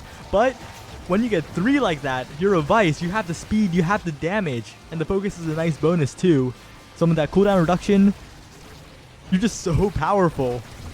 And right there, just the total control. The additional hit from the Ginger Pop primary, if necessary, and Slop. It's just so hard to defend against so much pressure because the damage difference is so big that you're basically always in a 2v3 scenario. It was looking so good for Team Name Versailles, but now the Awakenings builds have come fully online thanks to the enhanced cooldown reduction, thanks to the sparks, and already Lumos gets sent off the screen again, even though there's still 2 goal barriers to work with. It's only Village after all, folks. Only one of those goal barriers really matters. You see Megaverse continuing to defend this bottom one right now for Dog-like Spike. Silent looking for the strike. Doesn't quite have the power in order to send that one away. And the Blavos are trying to get in position to do this, and now look at Slop, able to defend both of those goal barriers there with the enhanced range of some of these abilities in that strike shot. Bells is the one that's cracked now. Silent gets sent away, but Lumos is able to come up with the second goal barrier now for Team Name Versailles. There's the first one falls. As now it's going to be Bells that's cracked and taken out rather far. Silent jumping away from the Ginger Pop ultimate. Still will get damaged nonetheless. And we're in overtime once again. We were not kidding, folks. We said that this map might take a while to finish off, but now one of the members able to get sent away. That's Silent on the Juno. Sent back to spawn for a little while. Bells and Ginger Pop, though, not able to find the connection. There's the special. Nice. Oh my goodness, the core flip comes through and it finds the speed boost there. Slop credited with the goal for Team Name Versailles. And that's just so unfortunate, and that's a classic Megaverse. Megaverse so far has tried to get those strike shots and whiffed at least 3 times so far. And normally it was kind of harmless. It was gonna hit the wall anyway. But as I say that, Ginger Pop gets a KO on Lumos, but I would just like to say to Megaverse, please. If there's a core flip, just strike it. You're massive. You don't need to use the strike shot. We know you're good at the game. But even though that happened, commanding lead for Dog-like Spike. Commanding lead here. They're looking for this final point, and now they have the opportunity to do it as the goal barriers are both down. Bells in position, looking to stun Slop, doesn't find it. Now Slop tries to send it away. Nice barrage though, able to take care of business as Megaverse is the one that's forward for now. Looking to try to send the barrage back, and Bells is there for the connection. It's Dog-like Spike holding on to take the second map, clawing back from the jaws of defeat. It was so close. Team name for Saya. That was too close. Team name for Saya could have had it, but the scaling came online, and it was more than enough for the side of Dog-like Spike. And just look at the damage differential here. The damage difference. Oh, nearly 60,000 for Ginger Pop on the Vice, combined with Bells' 35,000, almost up to Lumos' number, but nonetheless, impressive stuff across the board. And here's the thing, damage doesn't even need to lead to KOs, right? Damage can be stuns, damage can be all of these other sorts of things, and just knocking around and making it an even more thorn in the side. And more damage means that that core control combination of Lumos and Bells started to fall off in the later sets of that game. While it might have been online, they continued to get bullied as things went on. And so that was that. There, Dog-like Spike holds on there and again, crawls back from that one. Have to imagine a lot of those awakenings just ended up falling to their favor. Dog-like Spike will be playing their week 2 versus Prodigies on stream, and Team Name Versailles will be playing their week 2 match versus the Comeback Kings on stream. And before we get into our third match of the day between Prodigies and Finesse, we're going to send it to a real brief break. Don't go anywhere, folks. We'll be right back in just a few.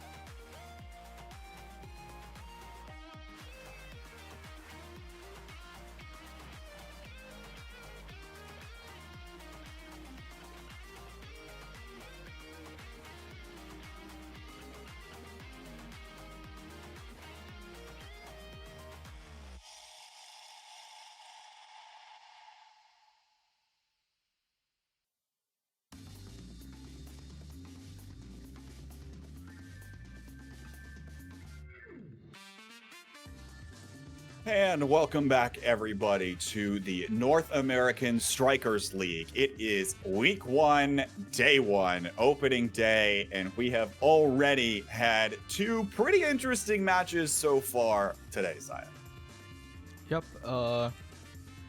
Both both expected and unexpected types of results, but right now we're headed into a game that could go either way. It is Finesse versus Prodigies, and although Prodigies are possibly even more doubted than PP Legends, I believe in them. Okay, I think they have the power. I think they have the capability to take out Finesse here. It's good that you have the belief in them, because the numbers don't really look like they're in their favor. Prodigies here is 0-4 versus qualified teams in the qualifier tournament that took place 2 weeks ago, whereas Finesse was 5-0 in qualifier teams. 3 of those games were Finesse versus Prodigies, where Finesse won all 3 maps that these 2 teams played against one another. So, Saya, I fear that Prodigies might not have the opportunity to make a name for themselves today, because it sounded like Finesse had their number 2 weeks ago. A lot can change in 2 weeks, I gotta say. That is true. I don't know. Although it is illogical, one might say that all faith is illogical, and I will choose to believe in Prodigies. You know what? Fair enough. I can't argue with a faith-based argument. But let's talk about some of these players here. Finesse, Barcode, Puffy, and the Joker, we believe, will be playing. Barcode seems pretty solid in terms of goalie, probably up there, number 2 or number 3 in the league, probably on a lot of folks' power rankings. And on the other side of the map here, Prodigies for Gemini. I scribbled down, it's Penguin, right? Yeah, it's Penguin. Penguin? Okay. Why? I love it when I can't read my own handwriting. You know, I just love it when that happens. Penguin and Crawlage, I believe it is. Wait, Crowleone, I think. Crowleone. Yeah. What? It's definitely one of the names. It is one of the names, and I definitely wrote it down poorly on my iPad. But Crowleone, what stands out to you here from this Prodigies roster? I think that Penguin is an amazing brawler player, and if Penguin can pop off, it is just a huge difference maker. But also, I gotta say, Gemini and Crowleone are probably the 2 most synergistic players ever. Not because of their gameplay. It's like completely irrelevant to their gameplay. It is simply because Crowleone is an Aimi 1-trick, Gemini is an Atlas 1-trick, and teams are more likely to draw the Atlas ban, so Crowleone is pretty much guaranteed to get the Aimi, and Xeno is no slouch on the goalie, so can just play another pick. Well, potential opportunity there. What happens, though, if the Aimi goes away? Are we ready to explore that territory? Because... I mean, what else do we think? I mean, I guess now there's like Vice that could work if you're used to playing Aimi, right? Probably. I would assume the Estelle would come out, or the Era, but we'll have to see. We'll have to see. Of course, it's all theoretical, and we won't know what happens until we get into the draft itself. But yeah, interesting, notes there as well. By the way, Penguin on that brawler pick, probably going to end up going against the Joker, which is a brawler player you don't tend to want to mess around with.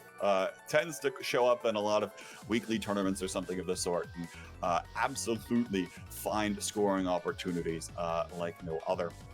So I'm excited to see the Joker take the pitch here and see what kind of brawler matchup might come through in there.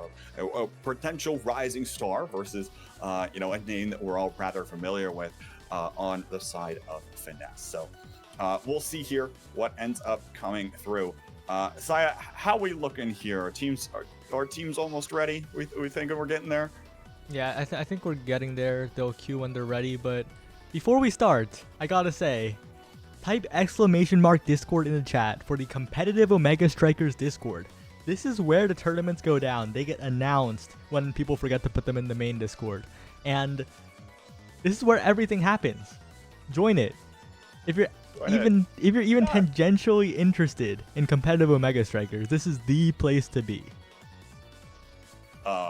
And hey, a lot of like tournament results pings. You can just keep up on general news for the scene.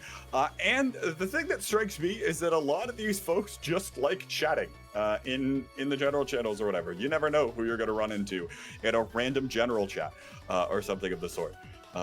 So definitely tune in. It's an awesome community to be a part of as someone who is kind of on the outside looking in sometimes. But it's a great place to be in order to do all that. So !Discord to join.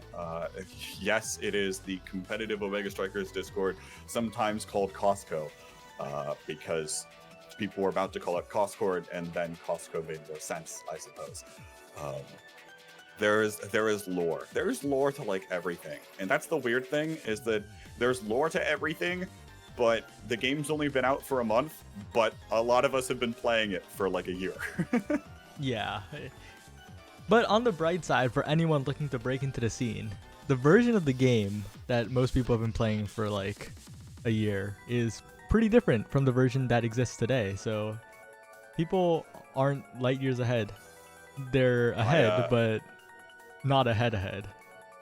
I went back to go look at some beta clips a while ago, or like yesterday or 2 days ago or something, and I am just shocked at the differences in this one. But now we're onto a map we haven't seen yet today, which is not unique because we've only seen 2 maps today because we've gotten repeats in both of our matches. It's Night Market here. How do you think Night Market is going to change things up, Saya? So Night Market, I think, is the most standard map in the map pool.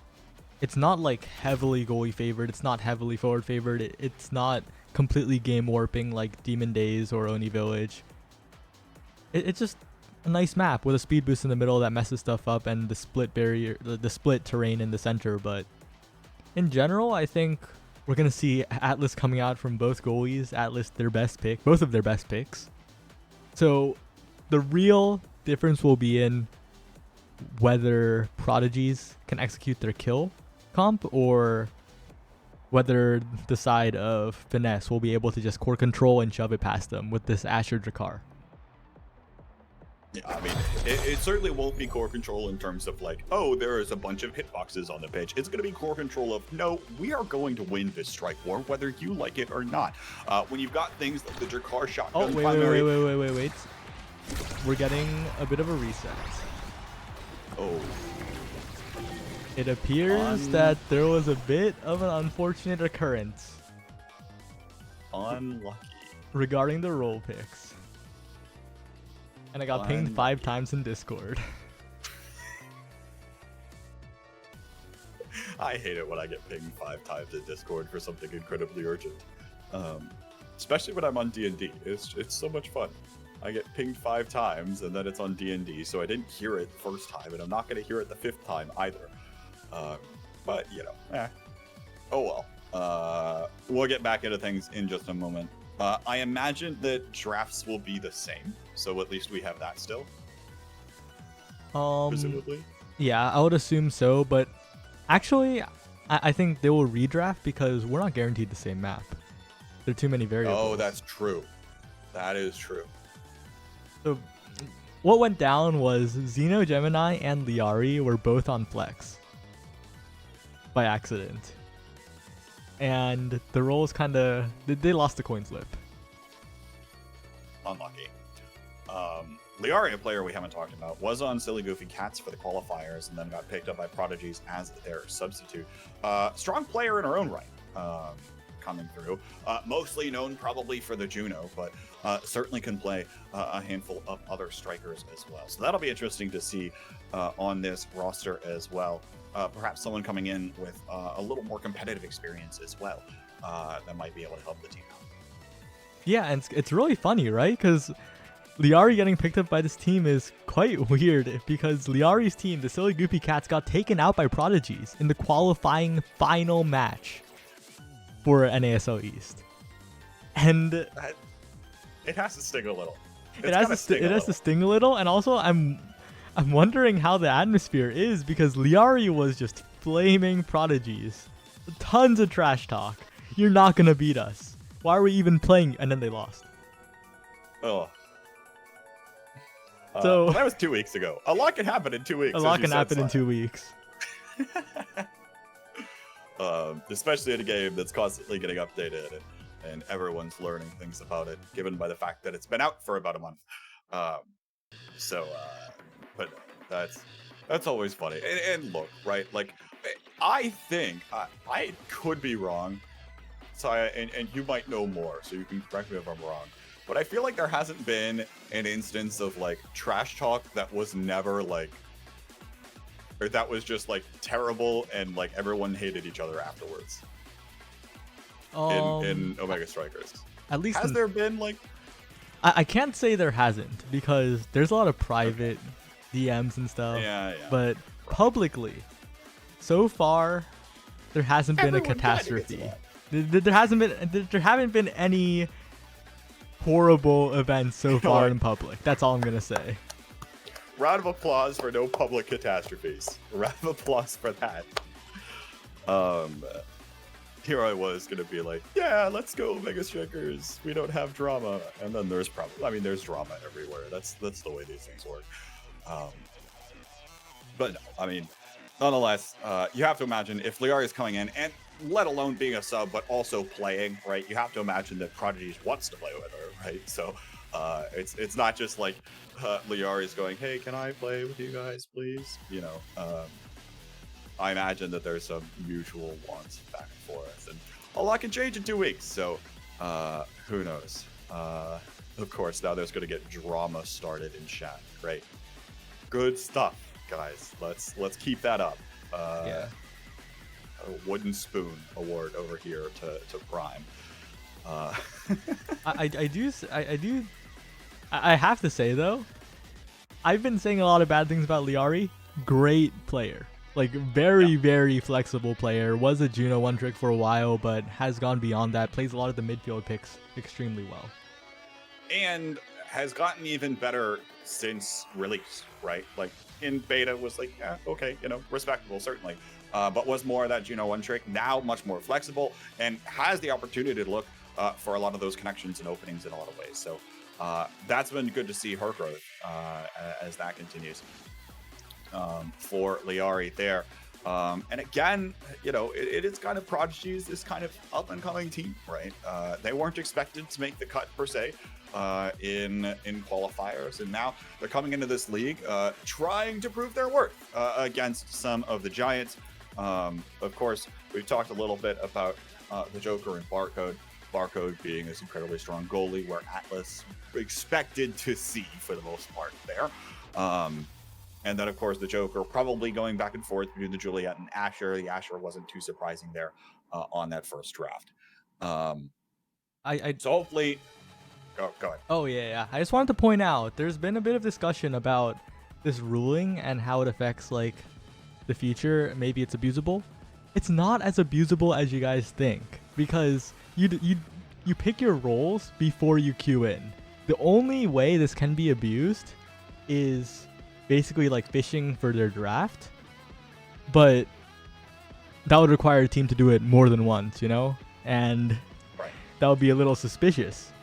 But this just normally happening, you can't fake it, because if you have the wrong roles, it shows in game.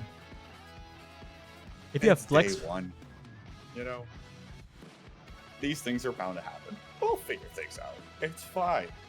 It's fine, Chad. Don't worry about it. We're gonna get there.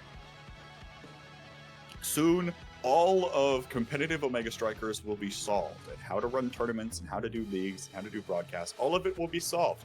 But we're still in the process of figuring things out, because the format of the entire game changed about a month ago, or 2 months ago, I should say, probably. So, you know, there's we shall figure it out. We are going to mess around, and we're going to find out. I would use a different word, but I'm not going to use a different word, because I like being family friendly.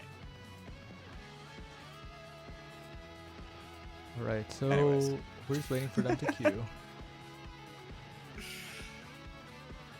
Any moment now, we'll be getting into this one. Finesse versus Prodigies. I suppose we could take a look at the remaining schedule for the day today. Our final match will be between the Comeback Kings and Core Overflow for the eastern side.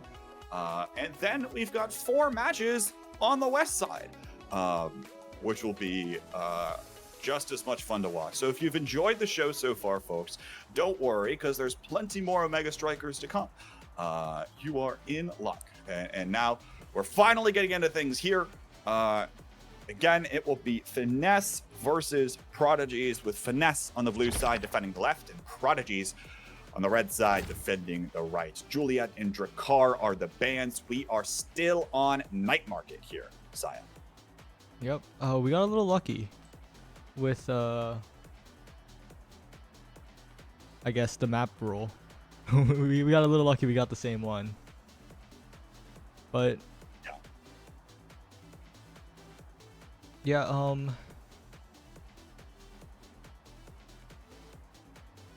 Mixed up though on the draft is the Drakkar did get banned away compared to the no ban in the last one.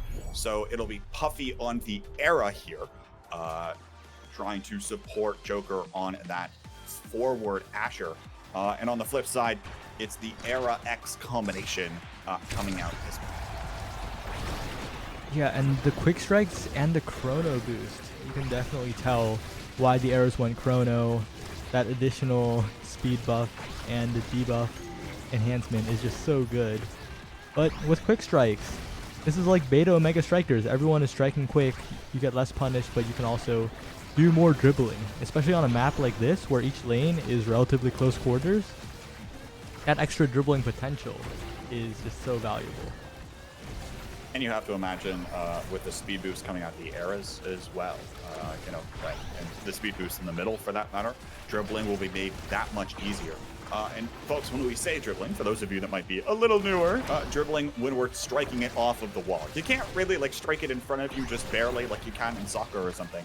No, instead it's more of a pass to yourself off of the various geometry here that happens. One goal barrier down both sides of the map. This is where Atlas will be at his strongest for both sides, and that's part of the reason why we are back into overtime once again, is now trying to look for this final goal barrier here is the side of Finesse. They haven't been able to put that one away yet.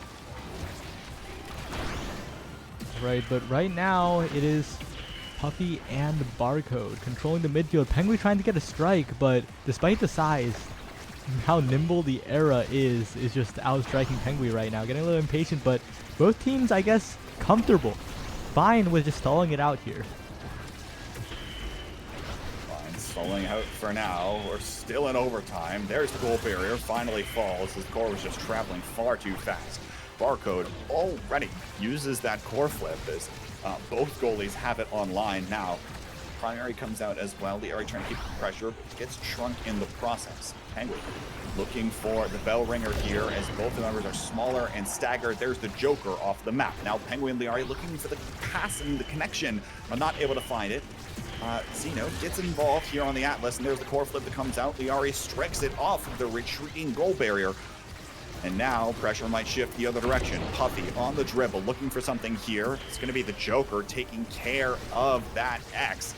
And now power play potential for Finesse, but Liari defending this quite well, even at the midfield line. Now passes up to the Joker nearly, and that one, no, it will eventually find the net. Puffy able to find a shot. Yep, and so far, Barcode has just been the superior goalie. Not by much, but that little difference is the difference maker when both players are playing Atlas and their only job is to be that wall. But right now, Puffy and Joker, again, that midfield control is also superior on the side of Finesse. Possibly why they were so dominant in record against this Prodigy's team. Even with the addition of Liari, Joker and Puffy are two of the best players two of some of the best players in the game, and that Era Tornado dribble was almost the end for Zeno, but that pass to Liari, and they're out of there. Oh no, it just slips in. Not enough movement speed, and the core was at an awkward angle for Zeno. So many resources as well committed to the knockout towards the Joker, trying to take care of that threat and potentially, you know, worthwhile, you know, exercise to get rid of the Asher, excuse me. But nonetheless, have to pay attention to the core. And now Cyclone comes out here. A lot of the members stacked together for Prodigies as we're starting to see the spread come out. There is the shield, comes out of the Joker, but now actually both goal barriers quickly going to fall. Barcode can't defend both of them, but notably still has that core flip at the ready as well. Now Xeno Gemini looking to try to send this one away. Nice dodge around the Cyclone, but nonetheless, the goal barrier will still fall, and open nets on both sides of the pitch. Puffy looking for this one here, gives it away to Xeno Gemini, but that's up to the Joker, and it looks like Puffy able to find the beam in order to send that. Yeah, and you see a lot of arrows just press the beam, but I feel like there's a difference in how good arrows can time it, can place it, so that it gets the second strike when you're trying to clear it.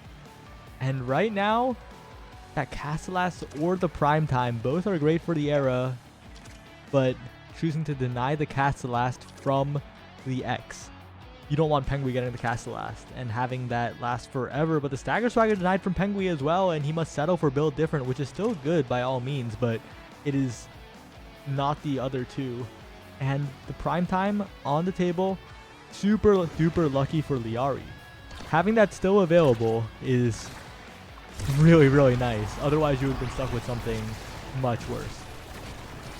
To mention as well the prime time for the Joker's Asher having the ability for those shield and the passive as well to come out just more often will certainly be useful as this continues on through. But still the early stages of this game, and now is that ultimate out of Barcode forced in order to get Puffy back online, but the pressure is still maintained here by this roster.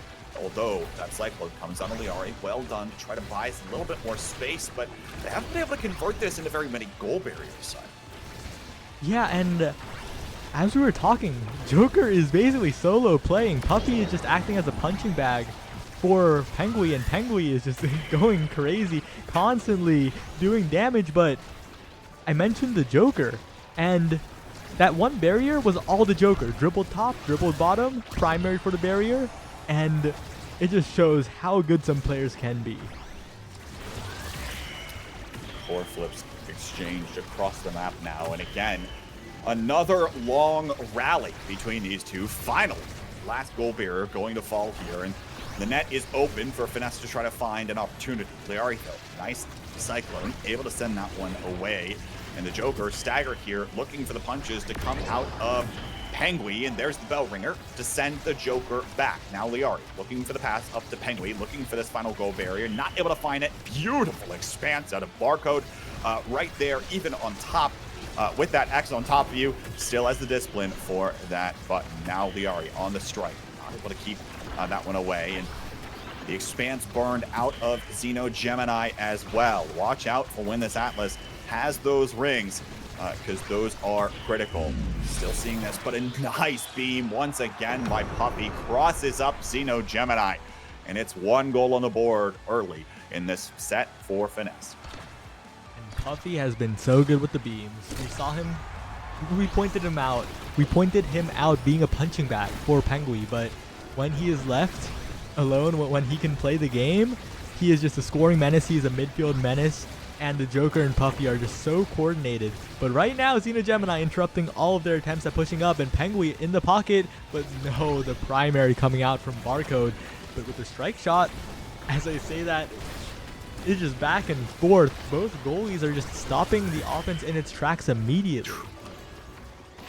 Once again, nice core flip use, but oh, what a position there. Yes, that is possible and intentional for both goal barriers to fall. The trade back the other direction will get stopped by Xeno Gemini's core flip as well. And now the shield comes out of the Joker. At least they get one goal barrier for the pressure, but a beautiful ultimate resurrects the Joker and keeps Barcode alive, even in the face of Penguin.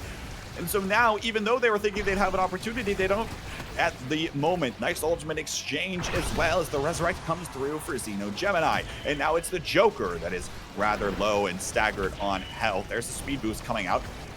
Looking for the angle here is Penguin, but now that final goal barrier is going to fall. The Joker's in position. Nice expanse. Bewitching beam sent back to the direction. Look at how small Puffy is, and now the era's exchanged sizes nearly. Penguin comes up with a 4th KO in this game so far and is able to find the connection off of the wall and off of the corner. Some weird bounces, but it doesn't scathe the X on the front lines. What a play by Penguin. Found the opportunity, got the dribble, and got the goal using that massive size of X. And if you want someone in front of the goal, you have to want Penguin. Definitely a name that people will remember, but Barcode continuing to be that iron wall no matter what happens. And Xeno on the other side trying to do the same.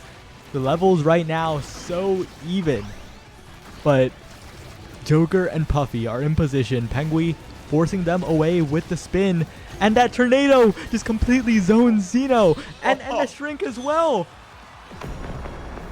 What a bewitching beam. Puffy's placement on some of these beams on the front lines. You'd expect the Joker to be the one doing most of the scoring, but it feels like the Joker on the Asher is the one that's getting bullied and pushed around the most. And it's actually Puff that frees Puffy up to be this primary scorer and put things away. Don't discredit the ability of some of these ranged abilities in order to find some of those scores. It's exactly what Puffy's showing us here now. Yeah, and what Penguin's doing is fine. It is reducing the game to a 1v1 between the target he is not hitting. But the issue is, both of Finesse's players are winning that 1v1. And when you win that 1v1, you get barriers, you get goals. And Puffy and Joker, just two amazing players making it happen here. Joker so low, and Penguin and Liari trying to capitalize, but the flip is returned with a flip, and Barcode gets out of the jam. Still, both goal barriers up, and we are about to hit overtime. Oh, nice core flip in the nick of time from Xeno Gemini in order to save that one as well. By the way, you mentioned the levels earlier. Let's talk about the levels a little more. We are seeing level 8s, level 7s, and level 6s, and we're not even out of the second set yet. That's a testament to just how much is going on, how active these players are, and just how long we've seen some of these rallies go on for. Yeah, this is what happens when it's a matchup between two goalies that are very good at Atlas and pick Atlas. This is what the Atlas goalie does. Instead of accelerating the game, it decelerates it. It slows it to a crawl and reduces it to openings. It's the singular openings that you get when the cooldowns are down, and if you fail, you're forced to do it again. But this time, Penguin and Liari combined for a very confusing bounce that I couldn't track myself, and if I couldn't track it from spectator, Barcode definitely couldn't track it in the moment. That was a bounce. That was a bounce and a half off of that middle barrier on Night Market, but already pressure returned the other direction, looking for the second barrier, but already it's the Joker that's the one that gets sent off of the stage.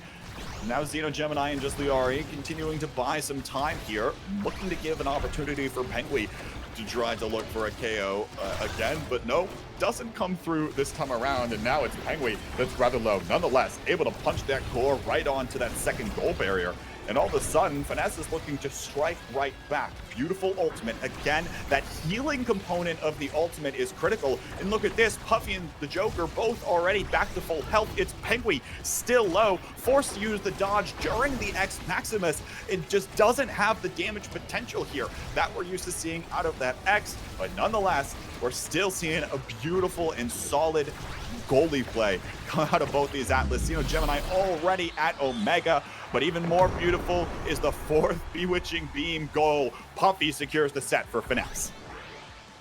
And that right there is the weakness of Atlas. Such an iron wall. Both goalie's looking impenetrable, but when the barriers go down, you can hit around him, and those weaknesses show up. And right here, the infinite twin drive, and I fear this game will go another hour. Oh no!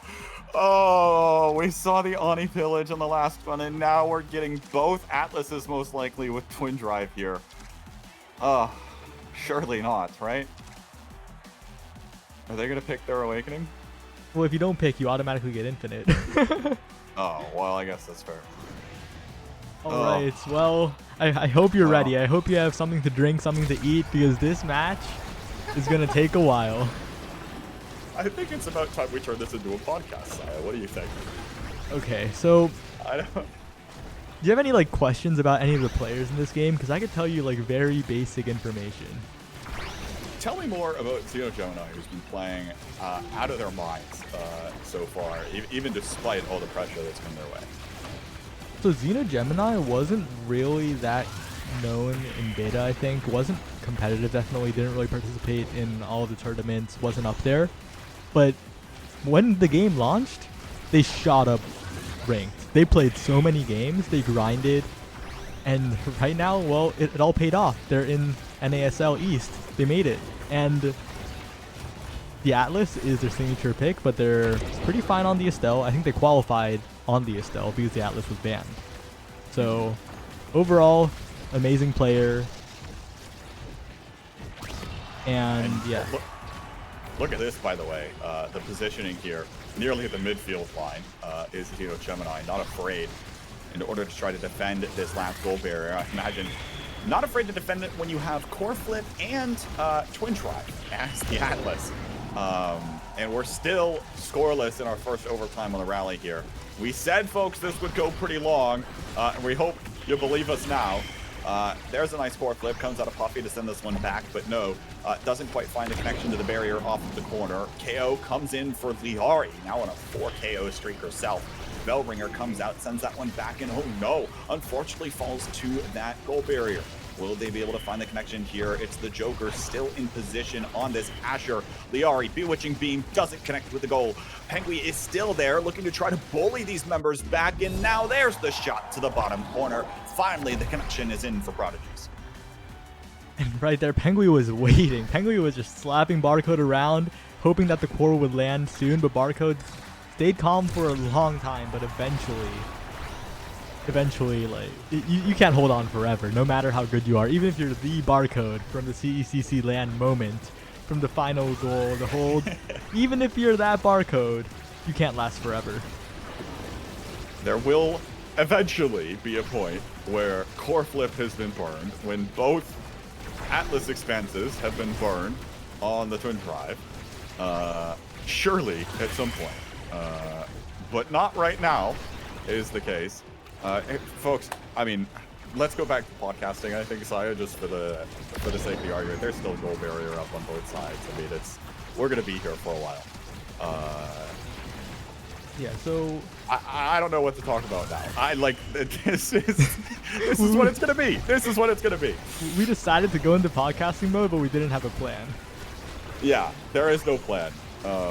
I mean, I don't know. I feel like I'm pretty boring. Oh, okay. I looked at the chat for 1 second, and I know that's one of the rules of commentary. You shouldn't do that, but people's alts. So Xeno Gemini doesn't actually have as many alts as people think. Because I know one of them is definitely KFC manager, like Xeno Capricorn, Xeno Sagittarius, I forget, but one of them's KFC manager, a bunch are Striker Kai. But as I say that, Pengui, what a great pass by Liari, and Pengui threads the needle between Puffy and Barcode. What a shot. Tell you what, Pengui's accuracy is quite significant in a lot of these cases. You saw there, after Barcode burned both the core flip and at least one expanse, the second expanse was just out of reach of that second one. And that goes back down to this X's positioning there, forward in the middle, able to strike it towards both corners. And, you know, obviously the passes continue to come through from Liari. So able to pick that up is also rather large. So well done there. And for now, I mean, for that matter, 2 goals in a row now have gone over to Prodigies. You know, even as much of, you know, as much as we like to say that there's nothing else that really matters here for the first, like, 40 seconds of the round, it does seem to be favoring the Prodigy so far. Yeah, and they're just finding that midfield control now. They are getting the damage down. They are finding the core up the field, and as I say that, the one that gets taken out is Penguin, as Gemini manages to defend, the flip used, and finally the barrier, but Liari manages to save the other one. Barcode has flipped now, can use it in case of emergency, so can play a little more up than usual. And now Penguin trying to take out the Joker, fails to do so. Liari and Penguin up the top side, but the Joker interrupts the pass. And now Gemini stuck in the bottom with Puffy, has to pass up, but the Joker is lurking and finds it. Unfortunate clear angle there. Gemini didn't find the corner, only bounced off of the top wall, and it bounced right on over to the Joker. But now, open nets both sides of the pitch. Penguin starts to storm forward, but no, doesn't matter. Puffy's core flip comes out, and that'll be the first goal of the set for Finesse. Woo! It's another one, folks. Yeah! It's another round. Let's go for another 90 seconds. How about it? Yeah, and these always start slow, because both the Atlases can use that slow initial core speed to basically get their cooldowns back from the next round. They can just slowly play, but once the action heats up, you bet the expanses are going to start rolling, and that strike shot is coming out. Liari gets it past the Penguin, and Atlas, that one weakness, the no mobility, means that an angle like that from Penguin, again, so accurate, can take out a barrier. Nice one back from Puffy as well, and Saya, how about some of these core flips as well? We're seeing in a lot of cases, they're utilizing the full fact that that core cannot be impacted by any other player for a while, and kind of sometimes just letting it fall and not actually getting that empowered shot. I'll ask you about that after we see this come through. The Joker's in position. No, the defense holds for Gemini. Just barely off of that expanse. Puffy wasn't forward either, but now the Joker, looking to try to keep up the pressure, is rather low on health, so we'll have to be careful. And now we are back into overtime.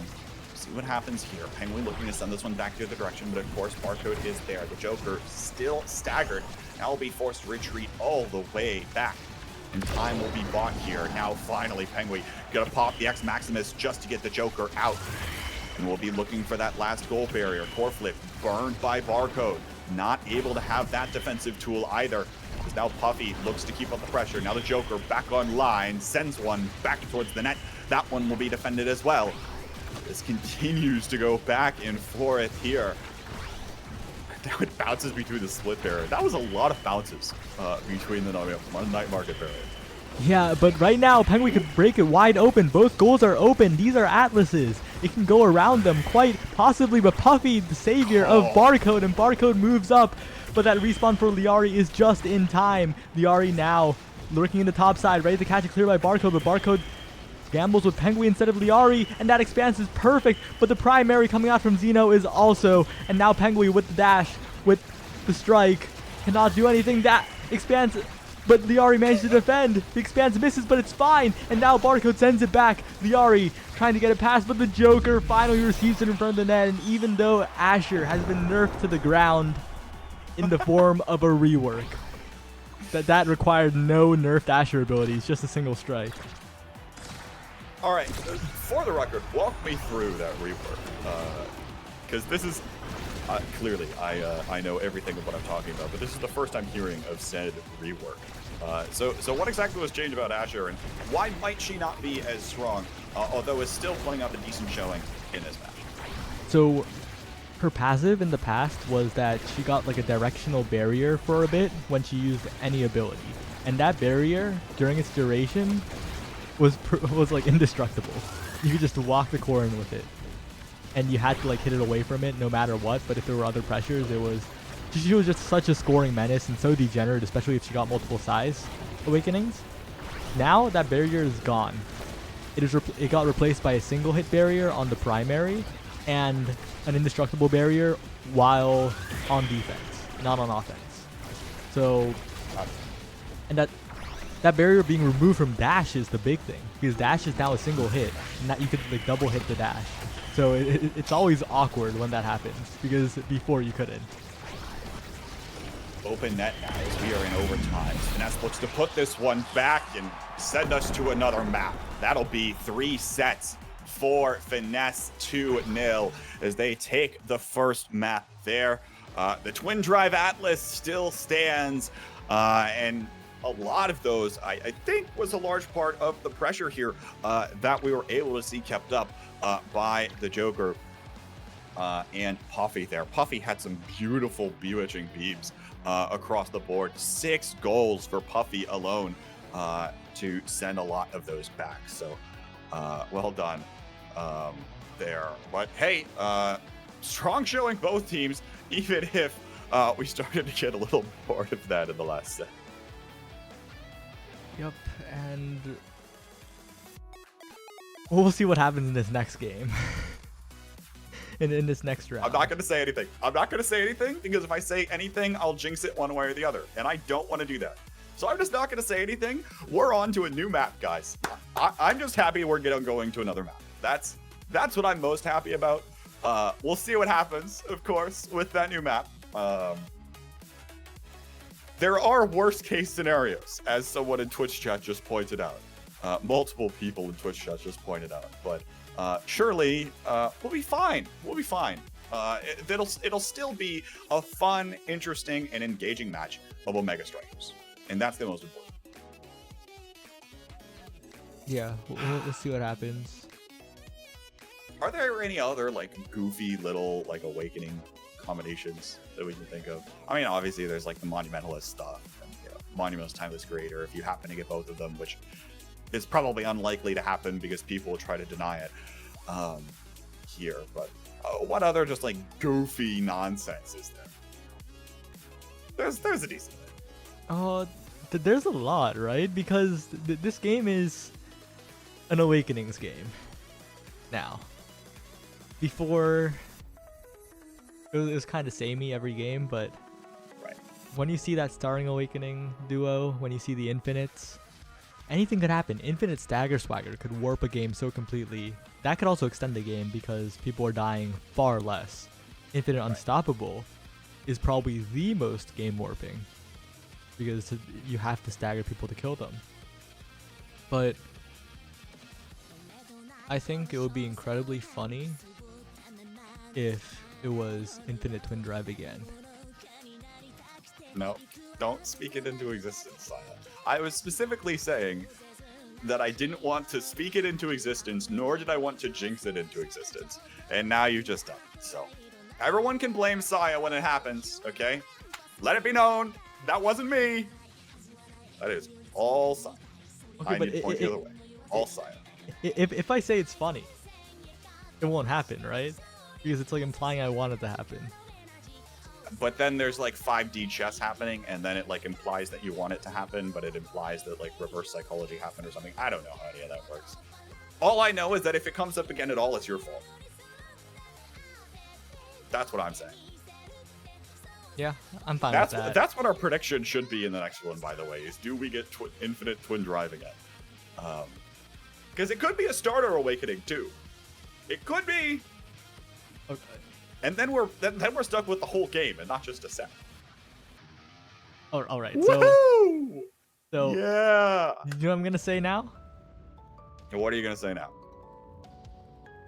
Instead of just saying it'll be funny, there's no way it'll be Twin Drive again. Oh. Will it? There's no way.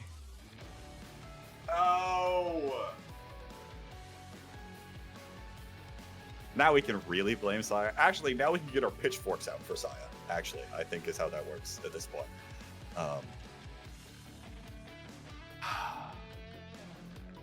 I'm gonna need my bottle of water for this one. Saya, how are we looking? Are we ready for the next one? Yep, we should be queued in the next minute. We are all right. Chilling right now. How has your day been? You've been pulled into cast. You've been actually told in advance this time, which is... I was told in advance. How about that? I was told a few days in advance. My day's been all right. I actually got to like wake up relatively early this morning, and I had breakfast and then went for a bike ride. So like I was like moderately productive today, and I didn't just like stroll out of bed at 1 p.m., which is good for me. which is very good for me. But anyway, we're getting to the next one. IME's app is the map that will be on. Finesse will still be on the blue side, Prodigy's on the red side. And we'll see what comes through here as we see the Octavia hover out of the Joker. See if it actually gets selected. Juliet and Dracar are both banned away again. Yep, and Octavia isn't allowed, so I am gonna guess that will be changed. Oh yeah, there's that. Yeah, there's the Zentaro. Interesting. The Zentaro. Are you sure about that? like, Zentaro. Are you sure? I would argue more sure than the Asher. It has to be Super Surge start, right? That's the only way. Maybe. That might be the case. Of course, we'll see in just a moment what our starter awakenings were. Actually, Zentaro's both sides of the map. Spark of Strength? It's not even Super Surge? Spark of Strength cast to last. And both teams pick up the Zentaro in addition to their Era and Atlases. Okay, interesting. They must know something we don't, Sire. Yeah, I'm just incredibly confused because Zentaro, not just a very hard character to pilot, just not the strongest character ever, but it doesn't matter if you force a barcode clear into the Bewitching Beam from Liari. What a picture-perfect first goal for Prodigies. Number of times an Era scores a Bewitching Beam goal. 1. Count with me, chat. We're at 1 now on this map. Beautifully done and executed by Liari. Not much more to say about that. And of course, anytime you can force a goalie clear in a specific direction, I mean, maybe that's the other thing, is you're afraid that if the Zentaro ultimate comes out, that, you know, the core gets stuck in the ultimate. We'll see what happens. We'll try to track that as this one goes forward. Barcode going to be forced to use that core flip already, though, as that one gets sent back. And now it's the Joker and Puffy. They're able to take care of that goal barrier. And the extra primary comes out here from Barcode as well, keeping the pressure alive. Dash doesn't quite connect, though, to send that one back on away. And it looks like the ultimate will come back online to heal up all of these players. Core flip used, but it doesn't matter. Not able to strike it away in time. And the Joker finds the abilities to KO Xenogemini. And that is one of the places where Zentaro excels. When you have that much left on the core flip duration, your primary basically covers all of it. It's a very meaty move, as the fighting game players would say. So definitely an amazing use of that tool by Joker, and also getting the barrier here. Maybe they can make something happen. Puffy dribbling. Bounce there off of the middle of IME's app, looking for the connection over to Puffy. Doesn't quite find the goal, though, as now both the Zentaros fighting against one another for core control. Puffy gonna let that one slip by, uses the Bewitching Beam back the other way, and now Penguin is the one that's staggered on rather low health. Ultimate comes out, though. Goal barrier will fall, but Puffy has possession. Now Xenogemini uses the Expanse strike shot to try to intercept things, as well as that Maelstrom comes out of Liari. Penguin looks for the angle, doesn't find it. Core flip comes out. Connection isn't made because the Expanse comes out there of Barcode as well. We're once again back to overtime. Liari looking for Penguin. Can't find the connection there, and Bewitching Beam once again intercepts things. There's the dash forward from the Joker, and Puffy's there to put it away out of the corner. Well done there. And now it's the advantage over to Finesse.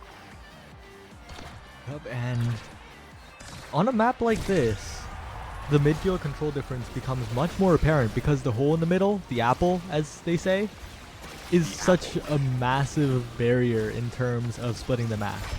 It is basically two worlds for a little bit. And with no characters, with no midfielders, no Juno, can't jump over, it just basically boils down to two 1v1s in the moment at the very least. Well, the Zentaro could theoretically dash over, right? Yeah, but as I say that, what a passive dash. The strike dash into the score, catching the clear from Xenogemini. And that is a place where Zentaro is uniquely useful. You just get so many buttons to press if you have that passive up. If you have one strike away from the passive, you get a strike, you get usability, and you get the dash as well. It can be overwhelming mentally for the defense. Spark of Agility is up here, and it looks like does Joker take Stagger Swagger here? Probably the best will be knocked around much less. But that Spark might make it all the way through. No, actually, okay. Gets stolen away by Barcode just so Penguin can't have it. Well done there. What else kind of stands out to you here? I mean, I can't imagine the peak performance is bad here for Penguin either. Yeah, it's not bad, but it's not what you want. The reason you took Spark of Strength was to hope for that 4 Spark Dream, or maybe even just 3, but with that Spark of Agility taken away. Spark of Agility, arguably the best Spark in the game anyway. That speed is so much more valuable than the negligible amount of ability haste effectively given by the Spark of Focus. Better than the Spark of Strength, it feels. And right now, Xeno Gemini in a tight spot, but Penguin fishes them out. And I think a big winner of the draft is that the Joker with the Stagger Swagger. You just play the game without fearing too much, and that clear is intercepted by Puffy. Well done there. I think that clear connection, what have you. Once again, Puffy able to send it back. A lot of this game, Saya, it feels like it boils down to just these players always seeming to be in the right place at the right time. And when they're in the right place at the right time, the goals go back. And when they're not in the right place at the right time, the goals don't go back because there's a decent enough save that can be made. Especially though when these Atlases have their collapses down. Feels like it kind of just boils down to being spread out and looking for the passing plays in a lot of cases. Yeah, and although that sounds simple, it's actually an incredibly deep thing because when you watch low elo gameplay, people chase after the core instead of being in the position where their teammate can make it happen. If Puffy was chasing the core along with Joker, he wouldn't have covered that top angle. So next time, if you're in a game and you're wondering, oh, I'm chasing the core, but it always just keeps running away from me, just try to find a good place to stand sometimes. It can do a lot for your gameplay. Yeah, don't look at my silver gameplay for that one. Watch these guys and understand that, hey, maybe they're a little more spread out. Maybe they look for these passing plays more times than not, and it makes it that much easier to secure things. Both goal barriers still standing on IMZAP, and we are now in overtime. We see a lot of abilities traded back and forth, and now core flip burned by Barcode. Tries to clear it, but now we'll get stuffed there, and now it's Penguin that'll be taken rather low. Will get punished for all of that now, and has to dash in order to try to get away. Now the Joker and Puffy looking for one another. There's the Cyclone, then they'll go just wide of the core, and still Saya, both goal barriers standing. Yup, and the defense from both goalies is so good. They've been pressured by the Era, by the Zentaro on both sides, but Barcode with the strike with the primary, Xeno doing that right angle vertical clear, but it bounces up to the Joker and immediately taken advantage of, and now Penguin forced away by the Expanse, ricocheting the core away, and now Liari and Penguin trying to cover an angle, but the Joker is here to play, jumps across the middle of the apple and uses the passive dash for the top corner. Well done there, the dash to put that one back. Just something that Xeno Gemini was not expecting, and the Expanse came out just a bit late. Now, Saya, let me go back to this, because I've never heard this called the apple. How does that, it doesn't look like an apple. Alright, so this is a Brickbat moment.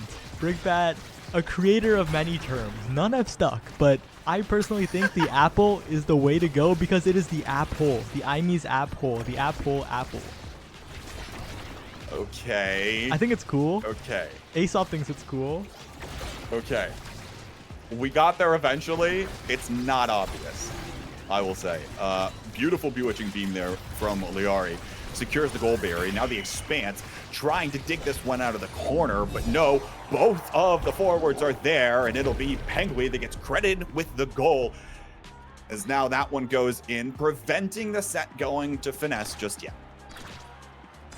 Yup, and now both goalies have their core flips, so expect the defense to be that much stronger. you might see the flashy plays from that energy burst and see, oh wow, that's just a free goal button, but it's also a free save button as well. You can catch with your mistakes. If you miss a strike, you can just quickly press it as a panic button. You can get stuff that you wouldn't reach otherwise, so valuable on these immobile goalies like Atlas. Like right there. Well done there. Strike shot, or four strike, comes through, and now looking for this one dash is Puffy and the Joker, looking to try to return the favor, digging that one out of the corner. Is, though, the Prodigies. Now it's Penguin on the offensive. There's the goal barrier that'll fall. It falls over to Liari, who buys a little bit of time. Dribbles off of the pit in the middle. Now Penguin looking for this one nice core flip. Waits through all of the abilities thrown towards the core and finds the goal themselves. It's set point for both teams on the second. What amazing patience by Penguin. Just stood there, stood through all of it, was so confident. Oh, I can get the primary afterwards. And just did it. And now Liari with the massive tornado, but it doesn't bear fruit because Barcode just clears it away. And Xeno Gemini, what an incredible weight. But you can't defend the whole barrier against a flip like that. And Penguin and Liari are left to try and get some offense. It sneaks in right before the expanse comes out. Penguin was just barely able to catch that one on the primary. Now Liari sends it back on forward, but that dash comes out and it sends it back the other direction, right back to the hands of Puffy and the Joker. It's control on over to Finesse. Core flip out. There's the collapse though, and now Liari's forced to play super passively on the back lines. There's the KO that comes out of the Joker now, and Puffy just has to try to pass this one on up. Penguin though, beautiful primary, but walks away from it, and the Finesse will take the second set. And I was a little scared. Penguin was walking away from the core, and then I saw the primary, and I was like, oh, okay, he's cooking. And then he walked away again, and I fear he burned the pan that time. But right now, Chrono Boost going to the era, and that is like good in more ways than one. Zentaro really wants to dash Awakenings, but I'm kind of wondering who will take the Unstoppable. Will Era take it? Because Liari has been dying a tiny bit. Maybe it's valuable. Might take the big fish. Takes the build different instead. Three build difference come out here. One for each Zentaro, and then Liari as well.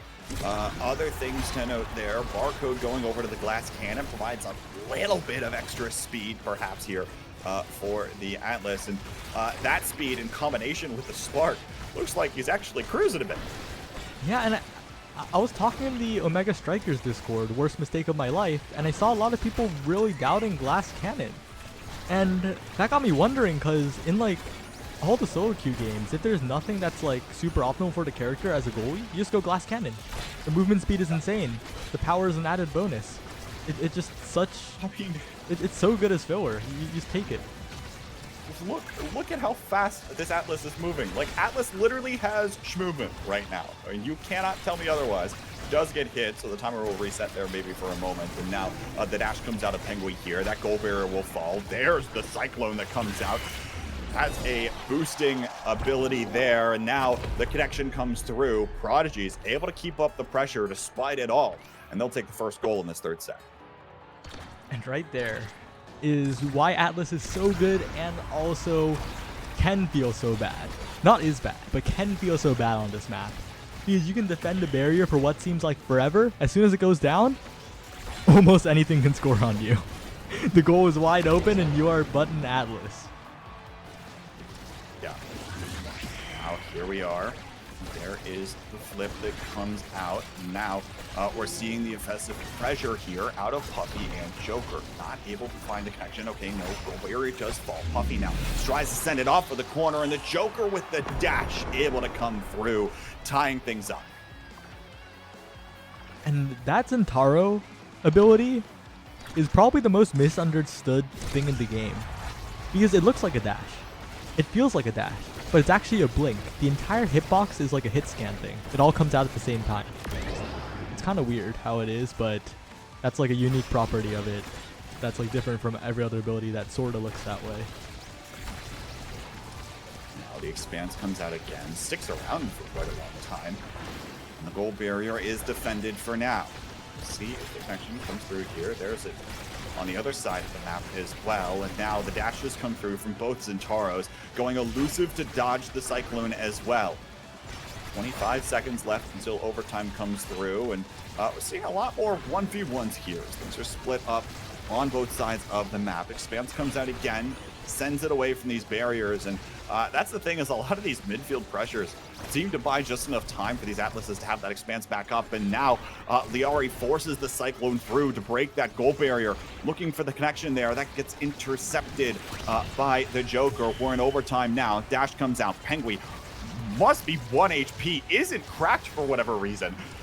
And now still is able to sit here and harass Barcode, even finds the power orb there, but all the meanwhile, the pressure is sent away by Xeno Gemini, and now the dash comes in. There's the KO onto Barcode, and it's now Penguin that's staggered and knocked off of the map by the Joker. Trade for trade back and forth. Xeno Gemini, core flip, doesn't connect. Liari wins the strike war though, buying some time, and now Barcode is back up standing. There's the dribble off the side as well. Again, just waiting for Penguin to come back online, but now potential opportunity. Bewitching Beam comes out. The Expanse is online though. There are the rest of the abilities, and unfortunate that that connection wasn't made. Still open net. Now Xeno Gemini has the Expanse, able to send that one, and a beautiful strike away from Barcode, preventing that Bewitching Beam from getting another goal. Core flip out. Patience from Puppy. That one will get sent back to this corner, and now the Joker's looking to stuff it through, but no, doesn't happen. Now the Cyclone out once more. There it is. Finally, that barrier will fall, as it looks like an unfortunate bounce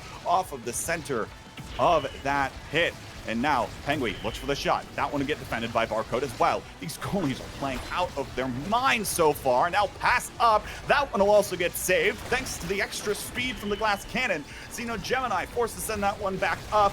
That Expanse comes out as well. My goodness, this one is still balancing on a knife's edge. Penguin rather low, will get cracked, but Liari's there to stuff it back finally.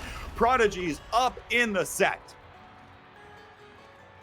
What a round from both goalies, but most especially Barcode, despite getting scored on in the end, combined with the power of the glass cannon and his raw skill, just defended for what felt like an eternity. There were so many attempts that he just skated around on those, I don't know, glass cannon, more like ice skates, really. He is chilling, he is moving, and despite the death from the Joker, despite the barrier being gone, I must believe in Barcode. Well, okay, you gotta pick one side. Believe in Barcode or believe in the Prodigies. Right now, it's the Prodigies that have the advantage. Beautiful core flip, sees it right before the barrier, though. You deserve that, Pogger, Xeno Gemini. Well done. But now, it's still 2-on-3. The Joker looking to send that one back. No, Liari respawns just in time. There's the Maelstrom that comes out as well. Doesn't find the connection here, though, and we're still now getting down to the last few seconds before that core starts flying around the map again. Liari looking for the pass, doesn't find it. That's denied by Joker. Penguin looking to try to find the offensive here. There's the dash that comes through, and Prodigies will put their first set on the board on this map. What a connection. Because normally, I guess on the past map, the connections weren't as there for the two forwards of Prodigies. But here, playing the Zentaro, the point and click dash, they are on point, and Penguin is rewarded with the Super Surge. Exactly what a Zentaro wants. The Joker will settle for extra special, a pretty different way to play Zentaro, using a lot more of that special. It's up way more. And Orb Ponderer, Spark of Focus. So Barcode is kind of trying to become a fraction of the mayor of Spark and Din City, but we'll see what happens. I mean, he does have two, which is not terrible, and like right now, Barcode didn't have very many things that he could have wanted, right? There wasn't like another Timeless Greater, Monumentalist, Twin Fly, something of the sort online. So, hey, look, might as well pick up that second Spark. It'll get a little bit more, and now goes even faster even without the glass cannon. But nonetheless, goal barrier will fall here, and now actually on both sides. Liari in position to try to keep the strikes up, and then Penguin will be right there, hitting it off of that backboard. And now Prodigies looking to start pulling ahead. They've got the wind at their backs now. You're starting to see the power of that Penguin Super Surge. So much more reach, so much more, I guess, hits done on each ability. Just doing a lot more. Like right there, reach that wouldn't have reached without the Super Surge, and now has the perfect position, can mix with the core flip, mixes and forces out barcodes, but somehow the entire team of Finesse manages to save that. Everyone's healing up now. Penguin looks to try to put it back again, but I really do like your point about this Super Surge here. We saw it be so impactful earlier, and now it forces the expanse out of barcode once more. It's the Joker looking to put that one back. Puffy will get credited with the goal, but it was also the Joker able to stun Xeno Gemini away. We've tied up our 4th set. Yup, and we've seen a lot of the gameplay in all of our matches so far. If the goalie is all alone and needs to walk to save it, most of the time players will choose to just hit the goalie instead of hitting the core. Well, why stuff it when you can just stun them?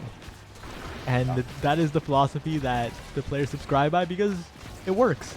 And now Penguin and Liari slowly burning Barcode's abilities, trying to make it happen here. Xeno Gemini with the clear down. Oh, it does not get the timing. And Puffy will get the barrier. Joker trying to catch with the flip, but Penguin managed to deflect the core, and now Liari and Penguin trying to get it out of their half, but Xeno Gemini is forced to defend because the Joker and Puffy's possession is so good. Joker assassinates Xeno Gemini, and Puffy and Joker just need one good passing play, but the massive tornado from Liari. What a tornado, and that tornado, but that tornado almost assisted in the goal, but Liari was there at the bottom corner, and now it is advantage for Prodigies. Penguin and Liari trying to get a passing connection here, passing off the apple. Penguin chasing the core, but unable to get it, and with damage, but now it is Joker who dies to tornado. It is tornado after tornado, the magical maelstroms, and that bounce not caught by Penguin. That could have been a goal.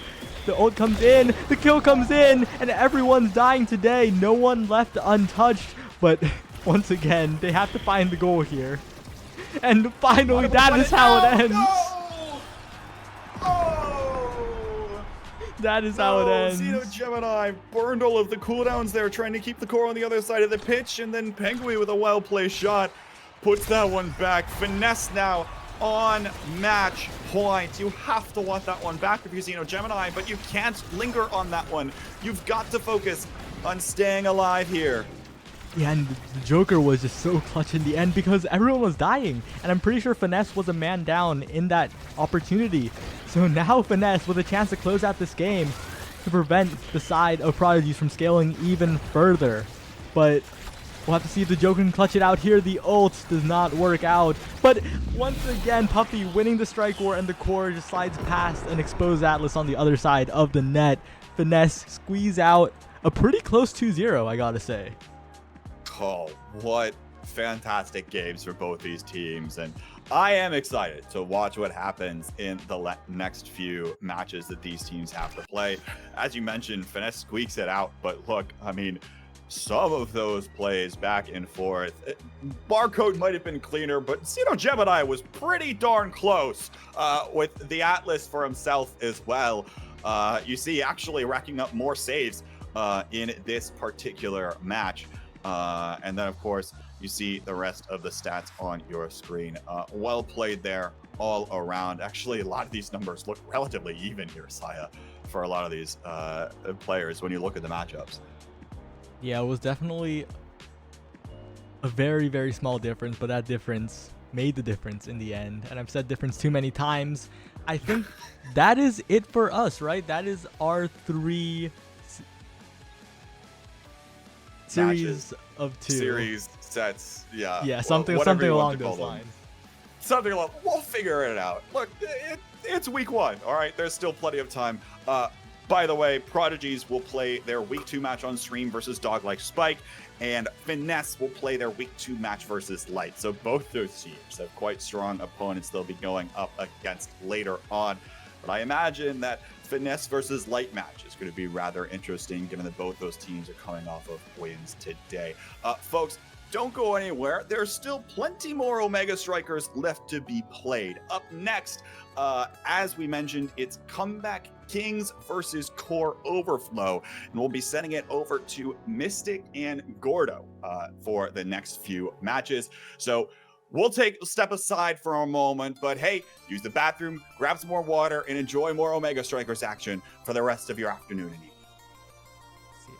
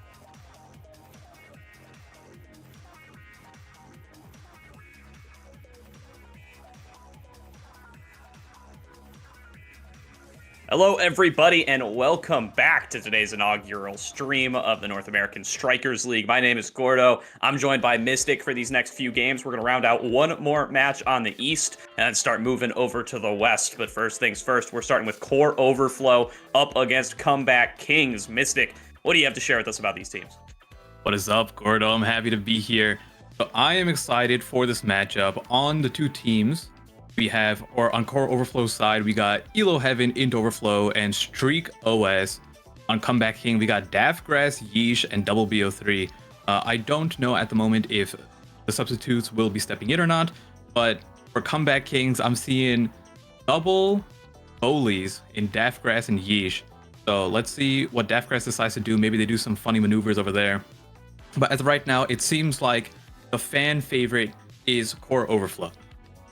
For sure. I'm told that all three players on Comeback Kings have played goalie at some point or another, so presumably they're going to be doing a little bit of swapping between those, or at least they have the ability to do so if they so desire. I got to see a couple of games from them back in the qualifiers. They were using Daftgrass as the goalie at that time, but it seems like Yeesh is kind of the intended goalie. They weren't playing at the time. They were running Cameron back in that qualifier, so we'll have to see. It's actually really up in the air for who is actually going to be playing which position there on Comeback Kings. Yeah, I think it'll be a good match. I'm excited to see these people play competitively. For the most part, I've been running into them all weekend on the ladder, so I know they've been grinding it out. And we've had some good games and some not so good games due to matchmaking issues. So let's see once everyone's on a coordinated playing field how it ends up working out. A classic, of course. And for those of you who've been tuned in all day long, you'll know that we do have Octavia disabled for the time being, but Vice is going to be present. So getting to see some of those new strikers and competitive for what for many of us is going to be the first time. So I think we're about ready to get into it here, Mystic. Let's take it in to this match between Core Overflow and Comeback Kings as we look to kind of solidify out how this East Division is going to start out the season. I'm ready to get into it. All right. Looks like we're going to be transitioning over. It is going to be Night Market for the first map here, so is going to be here on the blue side, Core Overflow, on the red side, Comeback Kings. And I do see Streak is on here, is marked as goalie, so it looks like it is going to be Streak playing goalie here for Core Overflow. We'll see about Comeback Kings. So Night Market, we get the Atlas ban, which is pretty common. We also see Asher and Julie Hubbard. I don't know if they're going to go with them. Usually you both are brawlers. You want the... Okay, I was expecting the Jakar swap. We're looking to get some kills here. Int Overflow has played plenty of Jakar, and Jakar is extremely strong right now. But I fear people, or he's a character with a high skill ceiling, in my opinion, where not everyone can get that same value out of him. We see people like Puffy or Vaughn play him at such a high level. So I'm hoping Int Overflow can perform. On the other side, we got Kai Jakar Zentaro coming out. So rather than the Julie mirror, which I was expecting, we're going to get Zentaro Julie as our brawlers. But Streak on Amy will most likely be able to provide a little bit more KO pressure, just being Strike Shot Amy and the goalie. Yeah, and looks like it is going to be Cameron in for Yeesh once again here for Comeback Kings. So Daftgrass going to be filling in that goalie position, it looks like. And excited to see this Zentaro play. We saw a double Zentaro game just before this on stream, so saw some really great performances there. Ready to check out how it's going to look on this side. Looks like somebody's got their name turned off. That has got to be... I believe that's double. Yeah, that's got to be BO3. double. Yeah, I think so. And immediately, if you noticed, there was almost a kill from like center stage on Cameron from double. Already, both Jakars are broken stagger-wise. We got everyone running around. Streak is on the top side of the map, nowhere near his goal, but thanks to the cyber swipe, is able to make it back just in time. Nice knockout on the top side, going to be a numbers advantage here now for the side of Comeback Kings. Looking to see what they can push in. Their goal is opened up here, though, and Streak knocking it down towards the bottom side into Overflow. Going to come back on up now. Going to even up those numbers. As Juliet coming in on the top side, looking to bash it in there with the Flame Flurry. Can't quite find the angle. Into Overflow doesn't land the lock and load, but another knockout there for the Juliet is going to open it up for Core Overflow. Yeah, and that's a big KO early as well, denying an early core flip while we don't have these levels and awakenings right now. So Daftgrass starting at 0 or just that 1 bar is going to be put a little bit behind. Yeah, getting word, it is Elo Heaven on the Juliet, so we'll keep that in mind as we go forward. Maybe get them to turn their name back on for game number 2 if we can. Taking a fair bit of damage, though, getting pressured by Double BO3, who is looking to finish the job and is going to successfully take down one of the barriers while they're at it. I didn't even notice Double BO3 is on the other side with name on. Oh, well, there you go. That's all the evidence we need right there, as they are going to throw down that Firewall Sentry, manage to take out a barrier of their own on the side of Core Overflow. Streak just trying to buy a little bit of time here, looking to send it out exactly where they want it. That is going to be the goal open, and Cameron just smacks it in. You can see a lot of pressure there. So Elo Heaven on Juliet was running around staggered, just trying to play his life. But in the meantime, Cameron walked up, Drakar's shotgun, has his core flip, and is able to take the last barrier and score it on his own. Doesn't need his teammate at all.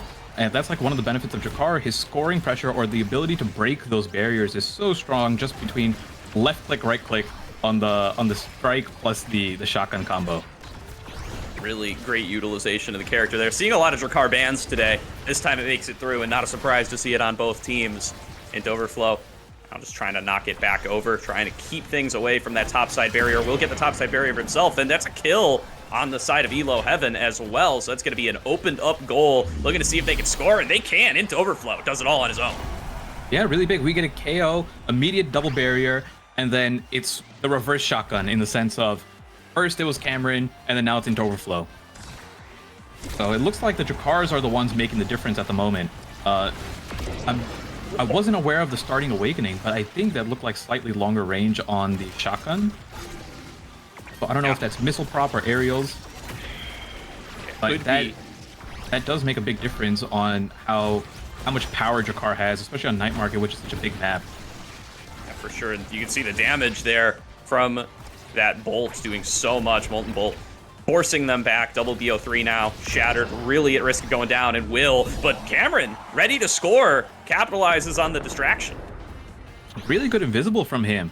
Not knowing where to hit his streak, tries to clear it down, assuming that Cameron would still be slightly above, but the movement speed is so high when you go invisible that it's just like hard to realize where the Drakar can actually end up. Yeah, for sure, especially once you start getting some upgrades in there. If it is aerials or something like that, might also be given a little bit of additional speed while in the Xeno Cloak. Now knocking back over Elo Heaven, going to have it moved away from him a little bit here. Into Overflow doing his best to get it down on the bottom side. Already one barrier down here for the side of Core Overflow. Int going to even that up. Cameron now staggered, at risk of going down. Nearly takes him out, does Elo Heaven. He does manage to stay alive, but he's forced completely out of the engagement for the time being. Daftgrass, though, great defense, managing to keep them at bay, managing to even stagger the Juliet himself. Cameron's doing a wonderful job of playing his life. That was multiple cooldowns put into him, probably like 3 or 4 interactions of just people trying to kill him, and he has simply not died, always being able to live or find an escape. And that plays a big deal because those cooldowns are what you need to break the barriers. And you can see this entire time, while they were trying to kill Cameron, they made no progress on that final barrier, and now the pressure is being turned on to the other side. Double BO3 clears it back out with another core flip. Streak is ready to receive, though. Cameron is staggered, so is Int, but Int wins the one-on-one. Drakar v Drakar goes over to Int Overflow. Now moving it back up over to Elo Heaven. The numbers advantage. Streak is going to come out of the goal, is going to look to bust in through this last barrier. Daftgrass doing a great job of playing defense for now, but will end up getting the goal opened up onto him. But that's a kill back onto Elo Heaven, and now the numbers advantage moves over to Comeback Kings. Will they be able to turn this into a double open goal situation? Hard to call for now, as Streak has played defense very well, and Int is managing to keep it on this side. Goes for the flip, gets it stuffed back in his face by Cameron, and now the respawn here for Elo Heaven. I really like how Streak played that, just playing it slow, giving time for Elo Heaven to come back. They didn't need to push it in, and even without Elo Heaven there, Into Overflow was able to finish it himself. But I like how he played it, and I was hoping to see a little bit more aggressive use of that core flip from Streak. But either way, the stall was really good, and pretty much just neutralized the entire situation, allowing them to get their teammate back and score. Great first round there here for the side of Core Overflow. They do manage to get themselves that 1-0 lead. Now, getting into the draft here does look like that hot shot is going to be infinite, so that's going to be picked up, I would think, by more than one, but so far it's only gone over to the Kai.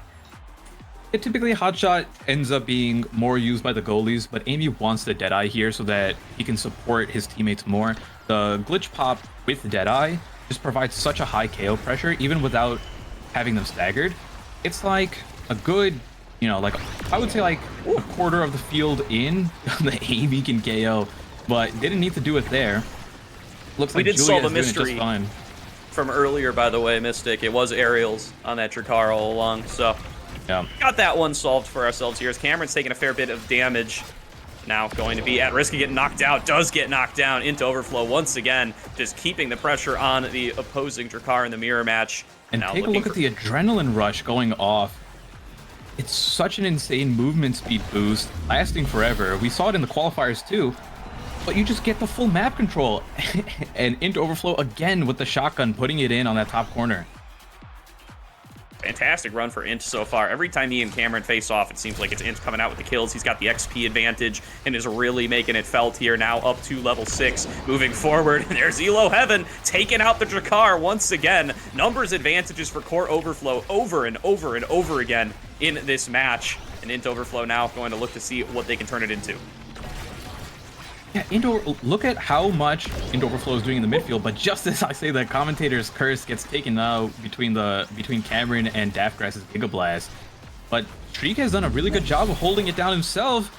Elo Heaven doesn't even need his partner there. Just playing forward and stuffing it in. Julia in the corner is so powerful, and if you don't have that barrage or Giga Blast up to push her away, it's a free score every time. Elo Heaven in the 2-on-3. Just making it look as though it was uneven for the other side. And just going to get another kill here, constantly taking members off the board. And it just feels like there's no way left to play here for the side of Comeback Kings when they're constantly down a member. Streak going to give up a little barrier there. Does flip it back over, though, and make things even. So now we're back to full on 3-on-3. There's going to be the Oni's Blade from Double BO3 going to look to pick up a knockout for the Comeback Kings for the first time in a while, but immediately just going aggressive, going to get turned back around on, and that's going to be Elo Heaven off the board. Now into Overflow, going to see what they can get done, if they can replicate the success that their partner had earlier on, but with so little stagger, looks like they might get knocked out themselves. Really good defense from Streak over there, managing to protect it against Daftgrass walking up and Double BO3. Almost got a kill on Cameron. He still could potentially be going down. Into Overflow, while low, is not staggered at the moment. I think he's looking for Cameron at this exact moment. Ooh, good elusive from Cameron. Almost enough to push him all the way to the edge with the glitch pop. But both Drakkar are staggered right now. Get their own... Oh, no. Strike shot into his own goal. I assume he was just trying to walk up and strike it backwards, but wasn't close enough. Or trying to hit it up into the barrier as it was expanding to get a bounce back. Bit of a goof. We'll give that one over to Streak. They've been playing well on Core Overflow so far today. They can afford to give up one goal, but we'll see. Match not done with quite yet. It's into Overflow. Now, again, going to be on defense duty, trying to slow down the advance of these two forwards. Will has successfully cleared over to the other side. What can Elo Heaven get done to actually manage to just knock one in on their own goal? Call that a score, but in the form of a striker. So they are going to be able to get their way over to the other side. Now looking for one more barrier. Streak is out of the goal box, is looking to clear their way to make something happen here. And can Elo Heaven get it? Doesn't pick it up with the Phoenix Fire. And now is just going to be a nice knock-in from Streak, but it gets blocked at the very last minute. I really like what they're doing right now. So if you notice, Streak walked up while Into Overflow walked back. So Into Overflow was staggered there. So they did a quick little rotation, which I didn't see enough of in some of the previous matches. So this goes to show you how much communication and teamwork is going on. And you just saw it there. The way they play together is really powerful. And you can see that they are on the same page. Great plays there. Core Overflow now up 2-0 in our first game of, the first game of our cast, the fourth game of the East Conference on the day. Stagger Swagger on the board immediately, going to be prioritized by a couple of folks here. That's going to be the first one drafted. I think Stagger Swagger, to deny it is fine. I don't believe the Kai would have taken it, Daftgrass there. I personally would have went Timeless Creator. I'm a big fan of Amy's ultimate, but Streak is a better goalie than I am, so maybe he thought it was more important to deny the Stagger Swagger. I think Kai getting the stacks is also pretty big, and then we saw the remaining 4 people take Built Different here. And quad built different, gonna have some big boys in this game, because everybody's getting that size increase, everybody getting the damage, and immediately gonna be using it is Elo Heaven, just getting a quick knockout there to start things off, and immediately the pressure comes in onto Daftgrass, who's already low on stagger themselves, and Elo Heaven just keeping the pressure on, looking to take this goalie down. Streak gets the score. Great scores from Streak. I was actually going to mention that I believe the 4 build difference actually benefits into Overflow the most because of his Adrenaline Rush. We're seeing build different offers no benefit defensively, so you just expect more kills to be happening starting from this round onward. And with the only person with Adrenaline Rush, you can see it pop right there. And again, like, he's moving so fast, he can do midfield, forward, goalie, whatever he wants. He's just the lizard. Goodness, Elo Heaven, just all over him right now. That's an easy score for Core Overflow. And yeah, it looks like it's gonna be quick work. The build different infinite is really funny, and this might end up being a wrap for game 1 here. One thing that I want to point out is we're seeing a good amount of teamwork between the Juliet comboing with the Drakkar. Some of these KOs are Drakkar does a light tap from Into Overflow, and Julie finishing it off, giving Into Overflow that Adrenaline Rush. Yeah, been incredibly effective here. That movement speed, that ability to cross over midfield so quickly, and another knockout there. That's been the recipe for success for Core Overflow. Constantly just bullying onto the opposing Drakkar, although it's going to be evened up there as Double BO3 finds themselves a nice little slash, and now with Cameron back up, it's an advantage for the side of Comeback Kings. They push it over to the left side for the first time, it feels like, in a while. Now, what can Cameron get done? He is under-leveled at this point and is just getting bullied out by Into Overflow as they're going to look to keep this on to Daftgrass. They will knock down the last remaining barrier, and they are looking to close this one out quickly and easily, Mystic. Yeah, take a look at the level difference here. Oh no, okay, Streak walking back, trying to pick up the core there again. But the level difference here is so massive because of how much more core touches is happening from Core Overflow. Good KO. I don't even know who got the KO there. But again, I see Into Overflow with the Adrenaline Rush, meaning he had some part of it. Well, he is so fast, it is so funny. Yeah, just they are getting speeding so many around KOs. here as looking for the goal, and he finds it. Too far away is the goalie for Comeback Kings, and Core Overflow gonna take that in a clean 3-0 fashion. Yeah, I thought I didn't even think Comeback Kings did that poorly. I think Core Overflow had better synergy together than Comeback Kings. I didn't see Double BO3 get that much value on the Zentaro. He wasn't being able to put that much pressure. I believe Julie is just simply the best brawler in the game right now. Does not care about if you are staggered or not. She can just drag you from halfway across the map and KO you, which is why she's so good at confirming kills. And we saw plenty of times where Into Overflow goes shotgun 1, just light tap, Overflow with or Elo Heaven doing just a dash punch, KO, Into Overflow is running around, or he's just running everywhere, and it is so funny. So that's another thing. I also want to point out, Streak on Amy is so good. He puts so much pressure. He gets to play up anywhere he wants. He's constantly jumping in, throwing out glitch pops, either securing barriers himself or just providing damage. With the turret to back up, Daftgrass on Kai can simply not keep up with that. Yeah, no, certainly couldn't in that case. The turret provides so much additional pressure, as you said. Easy to underrate the goalie in a game where such an aggressive playstyle was adopted there by Core Overflow. But yeah, really well played across the board there. Into Overflow constantly finding those opportunities along with Elo Heaven, and a numbers advantage, good recipe for success in Omega Strikers, and they're able to replicate it over and over again. And from there on, once they have the level advantage, it's just so difficult for Comeback Kings to fulfill their name. Yeah, if I'm Comeback Kings here, I would most likely want to see a Amy ban personally. I think Streak put in a lot of work there. Either that or get rid of the Juliet if you're not going to mirror it. I don't think the Zentaro-Juliet matchup is working out for them. I thought Cameron did good on the Drakkar, so I think he can keep up with Into Overflow in the Drakkar mirror, so I don't think you have to touch that. So that's what I would like to see change from going into this game too. Seems like a good recipe here. We'll see if they are going to continue to take that Drakkar mirror matchup, or if they're going to try to change something up in the picks and bans. We are ready to move on in to game number 2 here between Core Overflow and Comeback Kings. Again, this is a best of 2, so we do have the potential to end in a tie. We're still in the regular season, just going to be looking to work out some seeding for the playoffs in a couple more weeks' time. It's going to be Imi's app to start things off for game number 2. Imi's app, I immediately see Daftgrass on Rasmus. It's either I'm a big fan of Rasmus on this map, so either ban it out or play it. I think he is really powerful. even if you don't feel like pulling people into the middle, into the pit, just the threat of being able to do it makes people play differently. So whether you have them on goalie or midfield, either one, have them in the game or have them banned. So there we see the ban come out. Oh, going to be at least a little bit of a change of pace here. Daftgrass hovering the rune. We'll see if that's what they want to go for. Plays a lot of Kai in solo queue, but looks like they want to go for the rune this time around. Going for the rune, we do see the Amy ban, which I think is going to make a big difference here. Let's see what Streak decides to go for as his goalie, but in terms of Comeback Kings, it's the same midfield forward combo of, or actually, we're going with the Julia instead of the Zentaro this time, and it looks like Streak is going to be on Estelle goalie, and then Era and X as their forward combo. Yeah, huge change up here from Core Overflow, going for a pretty different composition, taking the X, taking themselves, as you said, that Estelle goalie here, and now going to be the Juno as well. Or no, the Era, my bad.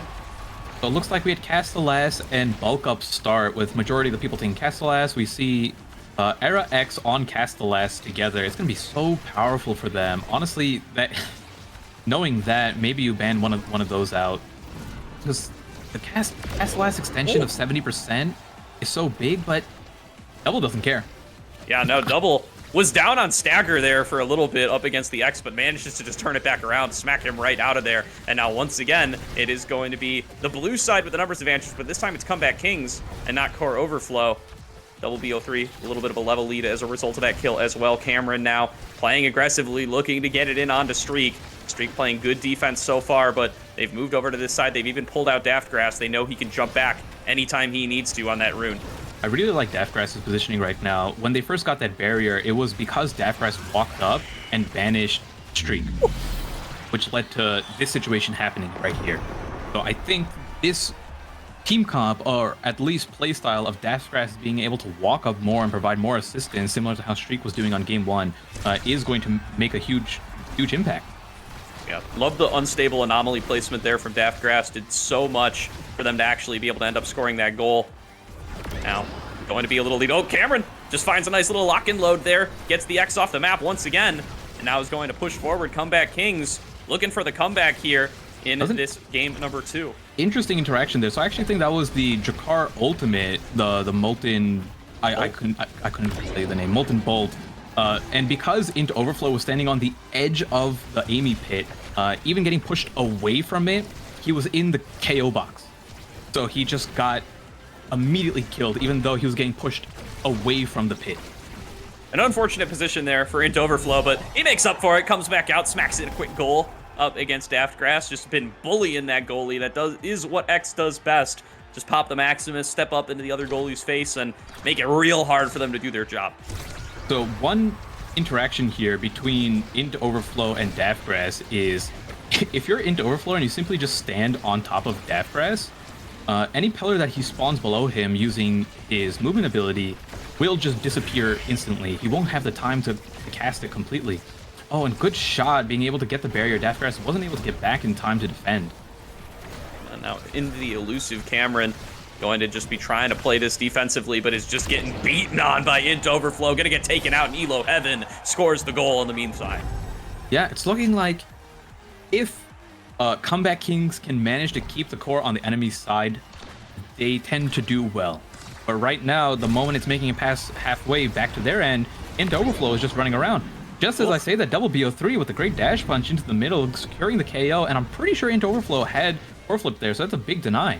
Yeah, not a lot of respect for the pit coming in here from the side of Core Overflow, particularly from Into Overflow, right? They just cannot manage to keep themselves away from that one in this match, and it's going to be making the difference here as Daftgrass steps forward, uses the flip, tries to make a goal happen. Into Overflow actually gets the trade back on the other side, though. Now a numbers advantage for Core Overflow. They're going to open up the goal while they're at it, and they want to score it right here, right now. Streak is coming out, getting ready to knock it back in. Bellringer nearly does the job, but the respawn comes through for double BO3 in time, and he gets a kill right off the bat. Stepping forward now, banished to buy some time from Daftgrass, but will it be enough here? Doesn't look like it. Going to be Into Overflow stepping up forward, looking to pass it over.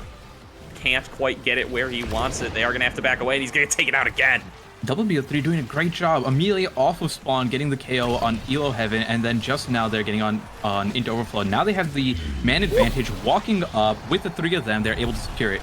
I actually want to point out that in that previous interaction, while WBO3 was taken out, Elo Heaven had an opportunity there to score if he walked a little bit more left at Dafgrass, because Dafgrass was able to clear straight up, which Elo Heaven should have been blocking, and that interaction there should have just immediately been their point. So it's hard to miss these things every now and then. Either way, more KOs are coming out. Into Overflow already taken out of the game for the time being. WBO3 misses Dash Punch, but he'll be back up in a second. Let's see if we can get more kills. Into Overflow finds himself face to face with the center pit once again. It's been how this game has been going over and over again, and it's taken us all the way to 5 in this first round. Into Overflow, though, pops the Maximus, looking to step forward. Can't quite get the barrier down, though. Streak stepping up, looking to keep the support on for the rest of the team, and does manage to get the kill there off of the crystals. Now going to be seeing if they can utilize this one to at least open up the goal, but the defense so far from Daftgrass has been great. Finally, they sneak it past Into Overflow with the bell ringer. Into the brush is going to take it out and score the goal. That was such a good bewitching beam from Elo Heaven. He hit both Juliet and Rune there, and because of the Castle S, the buff duration is 70% more.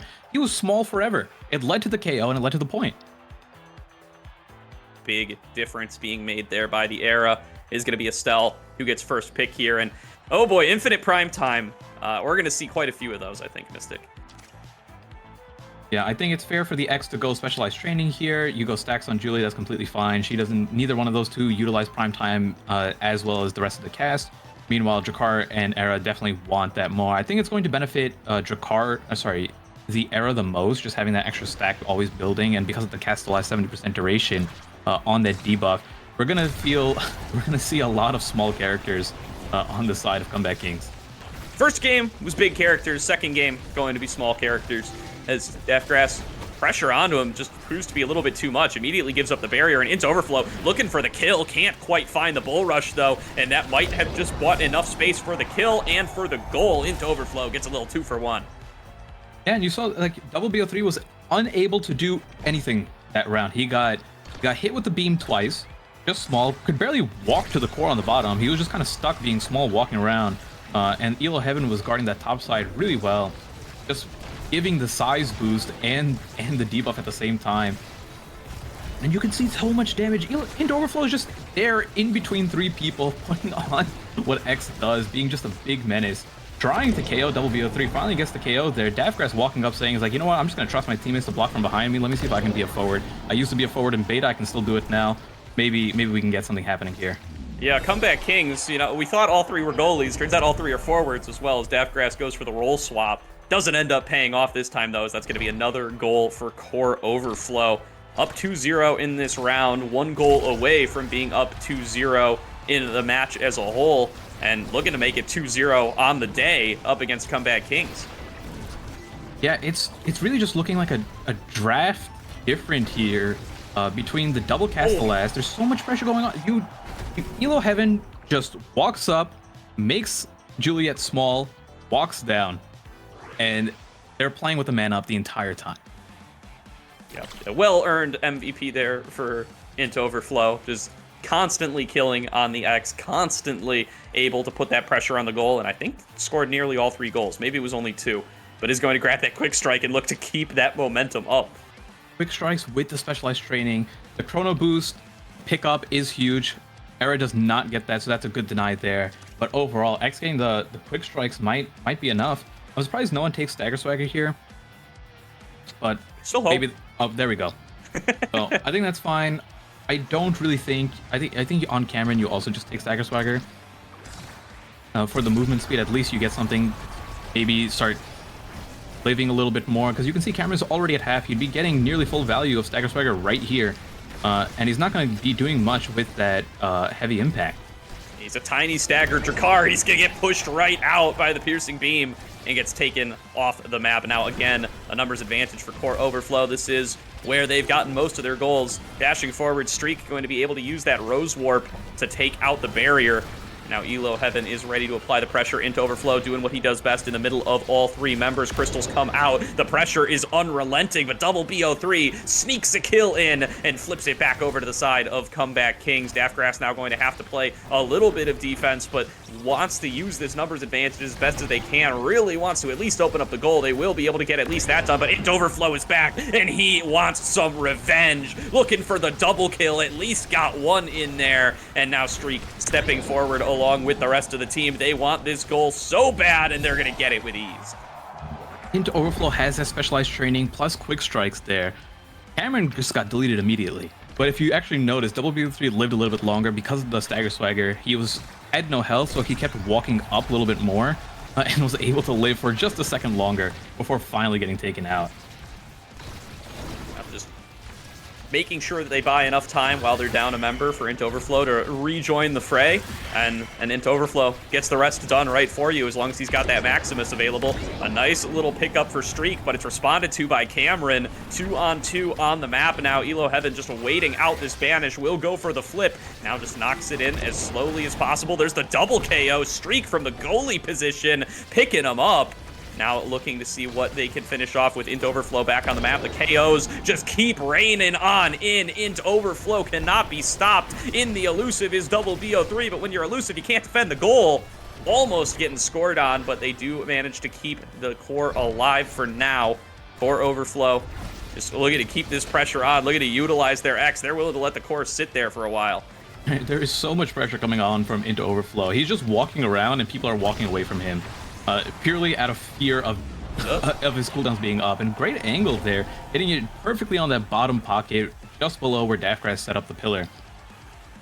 Yeah, wishing those anomalies could be a little bit larger here, as Daftgrass hasn't gotten the opportunity to go for any of those awakenings quite yet.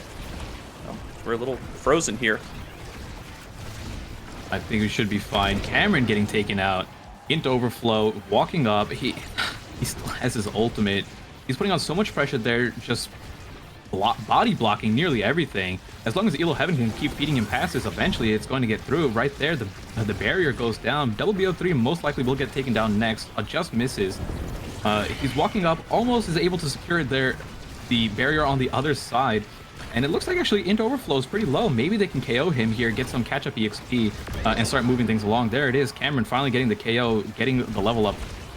And might be time for a comeback from Comeback Kings.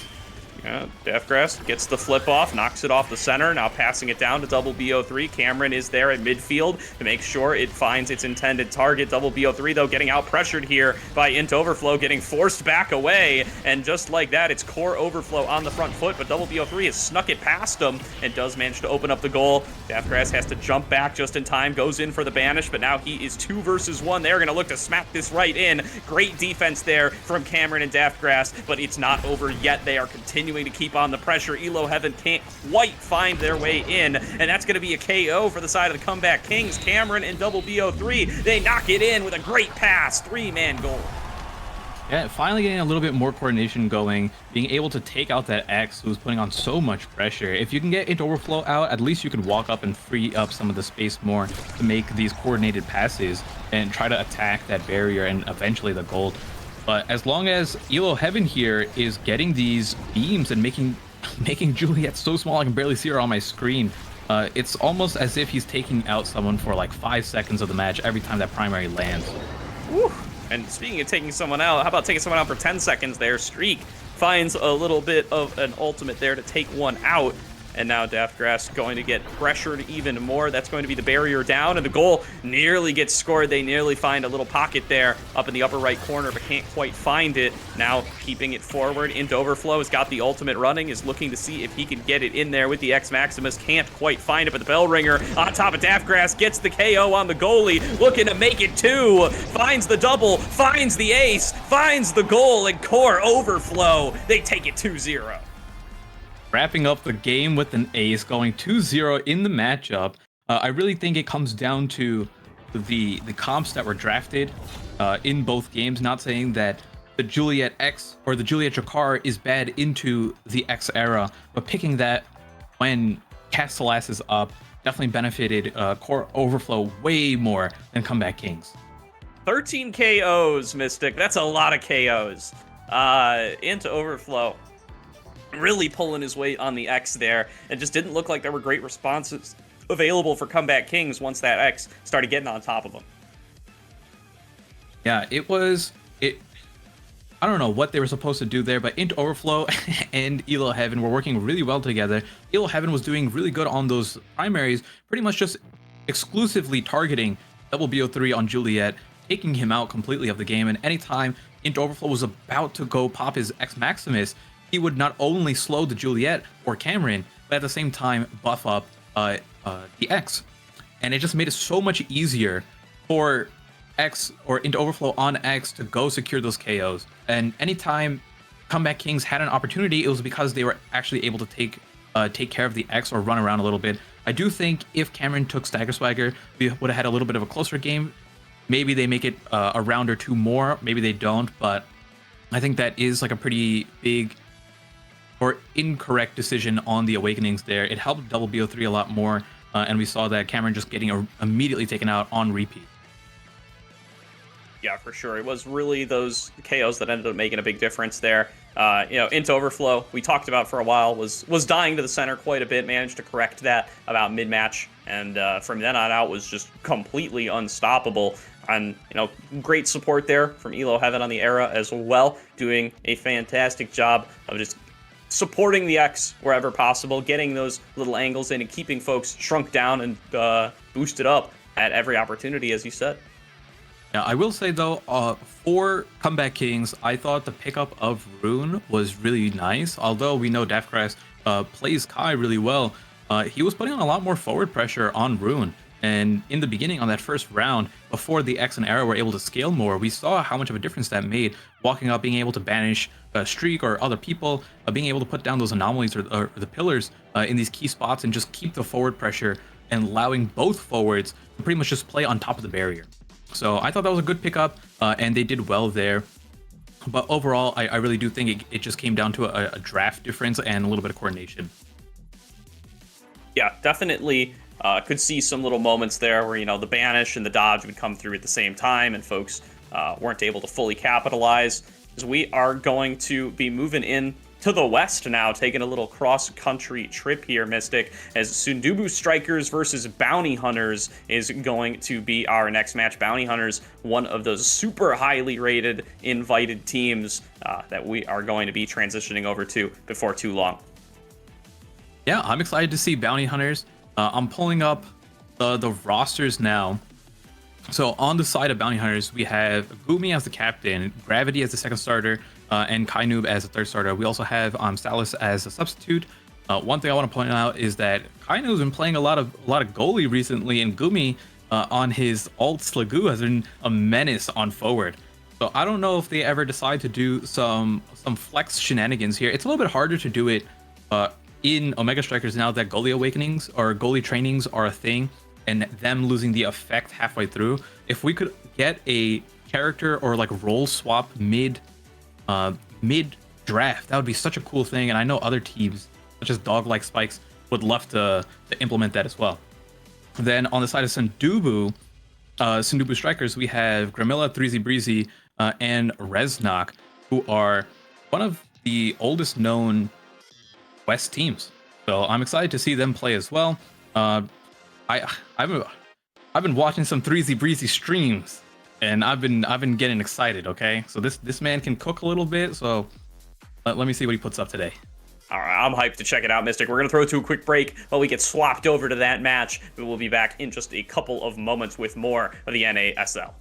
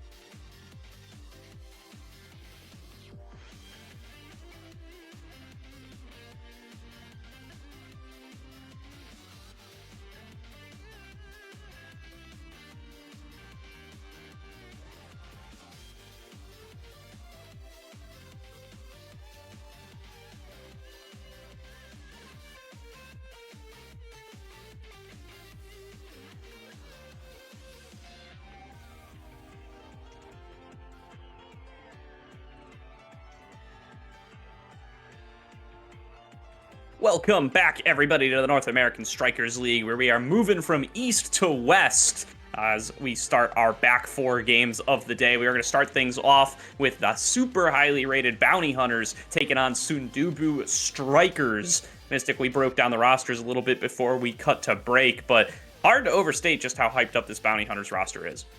Yeah, Bounty Hunters is, I would say, the preferred, not preferred, what is the word? The current rank 1 kind of predicted team in the league right now. We have such high level players on it, Gumi being most likely the strongest West goalie there is, paired with the known Juno one trick of Gravity and Kainoob, who is such a menace on Amy, but most likely will be playing forward. I know he's been playing that. This is such a strong team, and I expect, like, I'm expecting a 2-0, but we don't know what can happen. This is a silly team. This is a goofy team as well, consisting of their players. So maybe some fun stuff happens. Make sure to look out for the Gumi emotes on cooldown. What do you think about the matchup? Yeah, I'm definitely looking forward to seeing what Sundubu Strikers can do coming in as a little bit of underdogs here. As they are sponsored by Core Strike GG, as I've been told. Reznok bringing us that fan site there. So I don't know if it's official in that way or not, but you said you're a 3Z Breezy fan. I think plenty of folks in the community are Reznok fans, so got to be a little bit of support coming in for the Sundubu Strikers on today's match. Bounty Hunters, of course, though, they're taking a little bit of a heel role here, right? As you said, they're super skilled, they're super highly rated, they love to spam the emotes. It's gonna be very fun to watch these two face off. Yeah, I think it's gonna be the main thing we're gonna look at is Bounty Hunters on these high-level individual skilled players versus Sundubu Strikers, who are relatively highly rated, but they have the synergy of being on a team together for way longer, right? So let's see if that teamwork is enough to overtake the ranks of these individual warlords on Bounty Hunter. Let's find out. We're ready to transition into game number 1 here. So again, going to be another best of 2 here to see how these teams are going to start off their regular season in the first of 4 weeks. It's going to be night market, it looks like, for game number 1. Okay, going into it, currently hovered, we have Sundubu Strikers, Atlas on as 3Z Breezy. Well, all these are going to change. So let's see what people end up deciding to go for. I know 3Z Breezy has been playing Drakkar himself, so maybe he takes that in, but we get it banned from Bounty Hunters. No one wants to play against the shotgun. The left click, right click combo is simply too powerful. 3Z Breezy now looking to opt in for the brawler role. Grimella is going to be covered on Rune as the midfield. I'm not sure what Reznok is going to play. We know him as the Dubu player from beta, but opting in for the Kai. We're on night market, so this is like a good pick here. I think Dubu also would have been completely fine, but at least Reznok on Kai is able to provide a little bit more support from the midfield kind of distance. Yeah, I've not seen nearly as much Dubu love on the day. I don't think we've seen a single Dubu on the day, actually. But not surprised to see the Drakkar ban come out towards Reznok there. That is the one that he plays and favors most frequently these days. So we are going to take here. It is going to be the Rune forward for this match number 2. It's Reznok stepping forward, looking to assist the rest of his team. We are on to the field for game 1.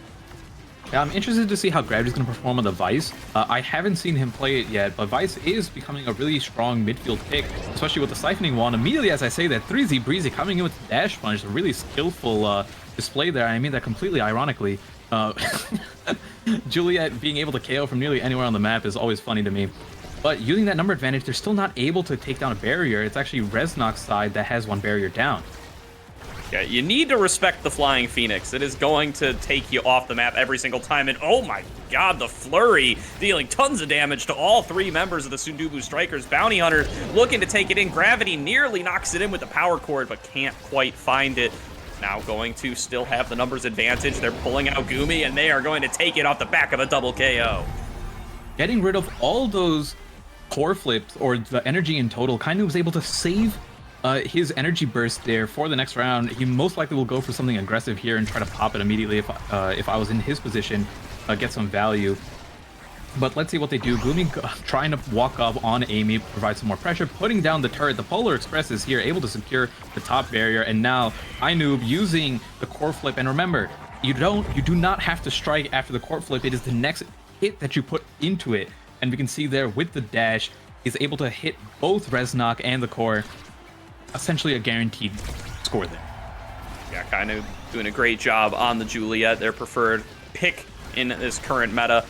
Able to just smack it in there pretty much on their own and dealing so much damage while they're at it. Great dodge there as well as they move on forward. Gravity looking to buy space wherever they can. 3Z Breezy, though, does win the one-on-one there between the brawlers and is going to buy a little bit of space here for the rest of the Sundubu strikers who've just been getting battered relentlessly so far in this game. 3Z Breezy now stepping forward, looking to see if they can take out this other barrier, open up this goal, but it's going to get knocked away by Kainoob and Gumi. Grimella keeping the pressure on, though, does have that blink back on the rune whenever is needed, and Reznok even stepping forward to fire out the barrage while he's at it. Yeah, 3D Breezy running for his life right now while he tries to build up his stagger again. I would really actually like, in this situation, when he was low prior to getting staggered, for him to walk back. Oh my goodness, the double KO and almost a triple from Kainoob. Let's see if Reznok can hold it down. Really good clear to the bottom side. Actually, really good clear in general. Able to stall a little bit longer. 1 second on 3Z Breezy. They do get the ace, but he's able to walk in, dash punch. Just barely misses it to protect that final barrier. Oh, and Flying Phoenix just does the rest of it. No goalie there, nobody ready to defend. It sneaks right past Grimella. 3Z Breezy too far away. And Sundubu strikers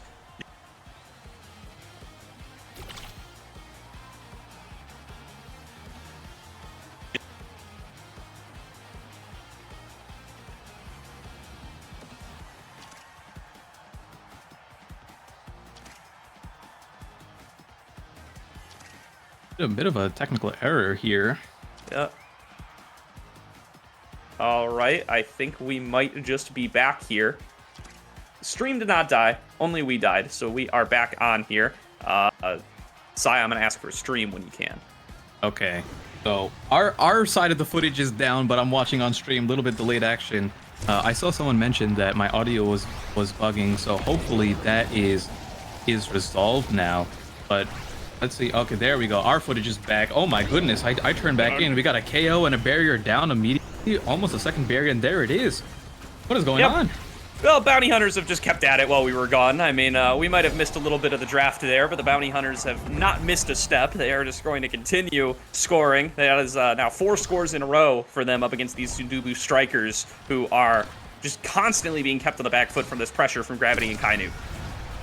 Yeah, being able to, like, the additional damage from the Vice from afar, instead of being able to trade with the Juliet or the Rune, is providing so much here. Like, we can see, oh my goodness, Kainoob with the aggressive plays, getting the KO, getting the barrier. Are they able to finish it off? They are. Gumi walking up, playing as forward there, getting that second point for them.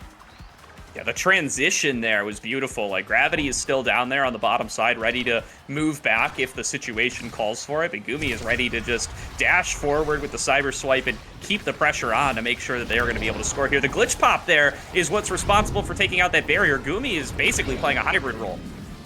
Yeah, and you can see here, Grimella was down to almost no HP without even being near an opponent. There's so much AoE damage coming out from between Gravity's primary, his jump, or his movement ability, and on top of that, Gumi throwing out glitch pops and turrets put so much damage without putting themselves at risk, and that is what's allowing Kainoob to walk around and just get these free kills, because the side of Sundubu strikers is running around trying to just protect their own life. Yeah, a great punish there from Sundubu, though. They do manage to open up the goal when there's no goalie present, showing how you can still punish this playstyle. But Kainoob, going to punish something himself, managed to dash forward, take out a member, and that's going to be a second one as Gumi gets the double KO for the side of the Bounty Hunters, and now 3 versus 1 up against this Kai. They open up the goal. Can they smack it in time? The respawn from Grimella, the double stun comes out from Gravity, power chord as well, and they just can't quite take it in, but yes, they can. Supernova does the last bit. Yeah, using the Supernova there, while also having the turret below them, pretty much guaranteeing that no matter where this car goes, as long as it's going somewhere left, it's going in. For sure. We are now into the draft. Bounty Hunters have been running away with this first match. This is 6 goals in a row. We haven't seen one scored by Sundubu quite yet. What would you look for if you're them, Mystic, to try to pull yourself back into this? It's really tough here because we're getting Amy on the extra special. I'm not sure if this draft really favors him that well. Maybe Grimella picking up extra special as well on Rune will help with some KOs. Just having that guarantee of the banish into double pillar or single pillar might be enough to turn this around. But I do think this draft is going to benefit Bounty Hunters way more. Just going from bad to worse here. Grimella does have those stacks on stacks. They're going to be even more crucial to stay alive. 3Z Breezy does manage to pick up a nice little knockout there, giving them a nice opportunity here to see if they can move forward and take out some barriers. Kainoob keeping it on the left side of the map, but Grimella and 3Z Breezy have successfully pushed it over. The respawn comes through in time, though, and nothing basically accomplished by Sundubu Strikers. They do finally get themselves a barrier, but Gravity keeping the pressure on with that Supernova. Grimella forced to blink away. Now it's a numbers advantage for the Bounty Hunters as they just want to push it into the goal once again. Gumi stepping up to midfield, ready to be there for assistance for the rest of the team where necessary. Throws out the glitch pop. Now going to be pushed out and cleared, though, by Sundubu. Yeah, almost being able to score the gold there from Bounty Hunters with that mosh pit up top. But we are seeing and this is exactly what I'm talking about, Grimella is actually putting in a good amount more work now that the extra special is there, getting these constant banishes. And although that particular interaction didn't lead to a kill, we saw Kainu have to walk all the way back to his own side to pick up the health orb. Wasn't enough, though, Kainu being able to get the kill on Grimella. Just so many higher levels and the flurry being enhanced by specialized training. Great pass up to Gravity. During overtime, core speed going up, not enough, or just too fast for Reznok to be able to defend it. Yeah, a crazy level lead. Just compare Kainoob to 3Z Breezy here. 3 levels ahead on the Juliet, Juliet versus Juliet matchup, and that's just making so much of a difference here. You can see when they start brawling up against each other. Gravity channeling a big Supernova. The kill picked up there for Bounty Hunters as well. They get another one off the map. Make it 2. Double kill to Kainoob, and they just push it in with the Phoenix. Easy peasy for Bounty Hunters. There's so much damage coming out there from all their characters. And a little funny interaction or sequence was 3Z Breezy trying to dash punch on Gravity, going right below him. Gravity popped the core flip and just knocked them out through pure knockback. But here, we see Gravity walking up, trying to be a little bit forward, while 3Z Breezy doing a good job of actually applying some pressure on Kainoob and Gumi. Yeah, Gumi utilizing that extra special they picked up earlier, just continuing to throw on out these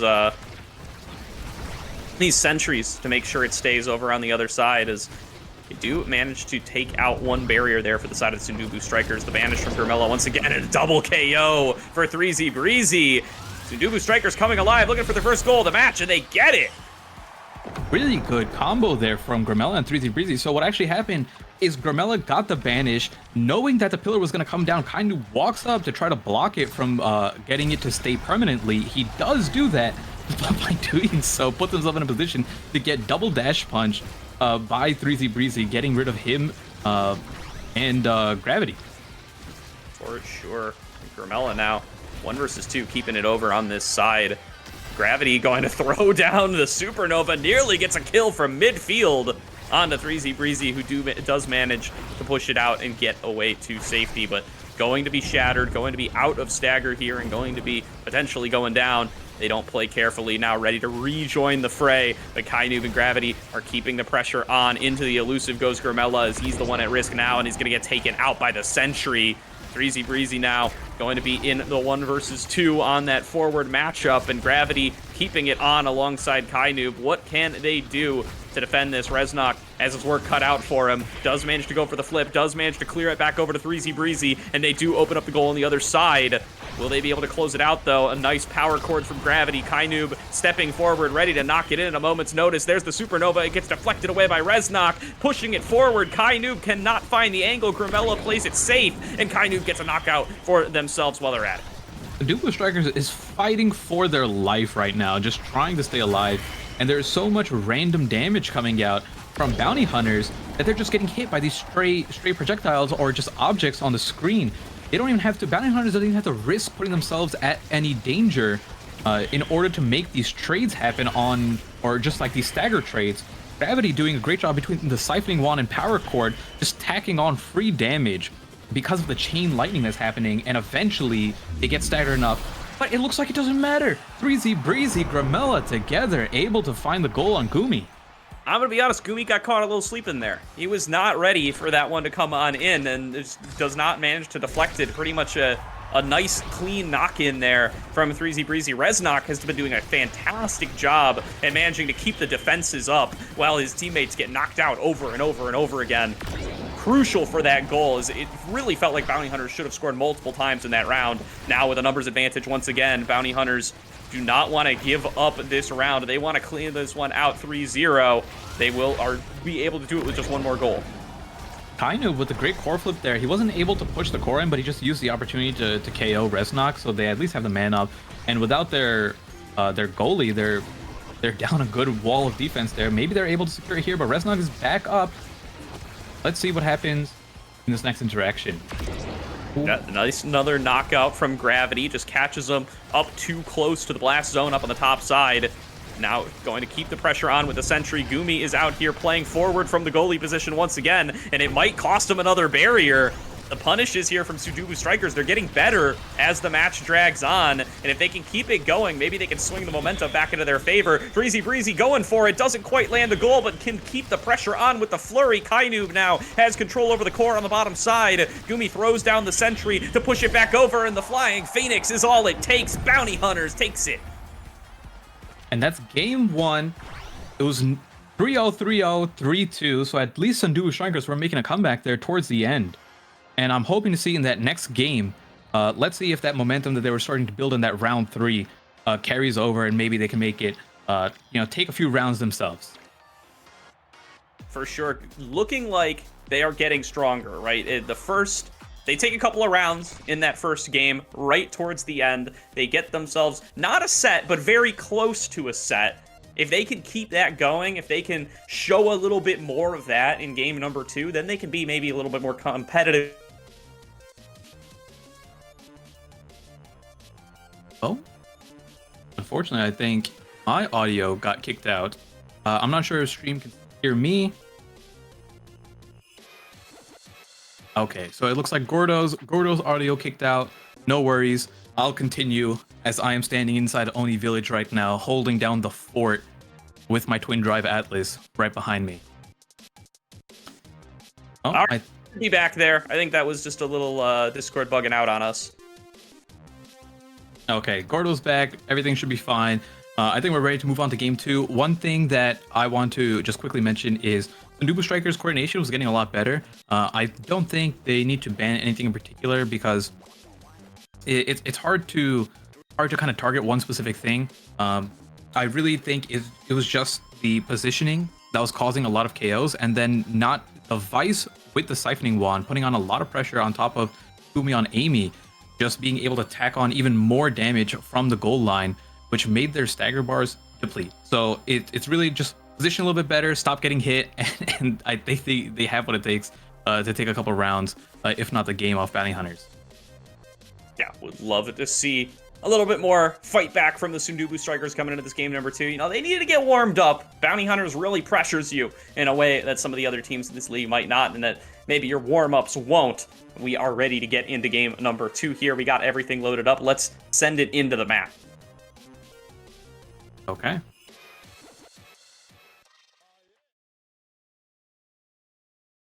Okay, we're loading in now.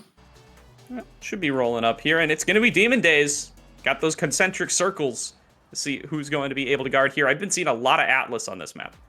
I've been seeing Rasmus goalie quite a bit. It's usually the brawler goalies who can take the pauldrons just to increase their size, do a lot. This is a very brawl heavy map, so even going double if not triple brawler is something that can happen. You get a lot of these mosh pits in the corner just trying to force it in with these huge amounts of damage coming out. So we see the Drakar and the Vice ban. They do not want to play Vice. Sundubu Striker says we had enough of that. It was too much for us to handle. But giving Gravity his signature Juno champion. So let's see how this game ends up turning out.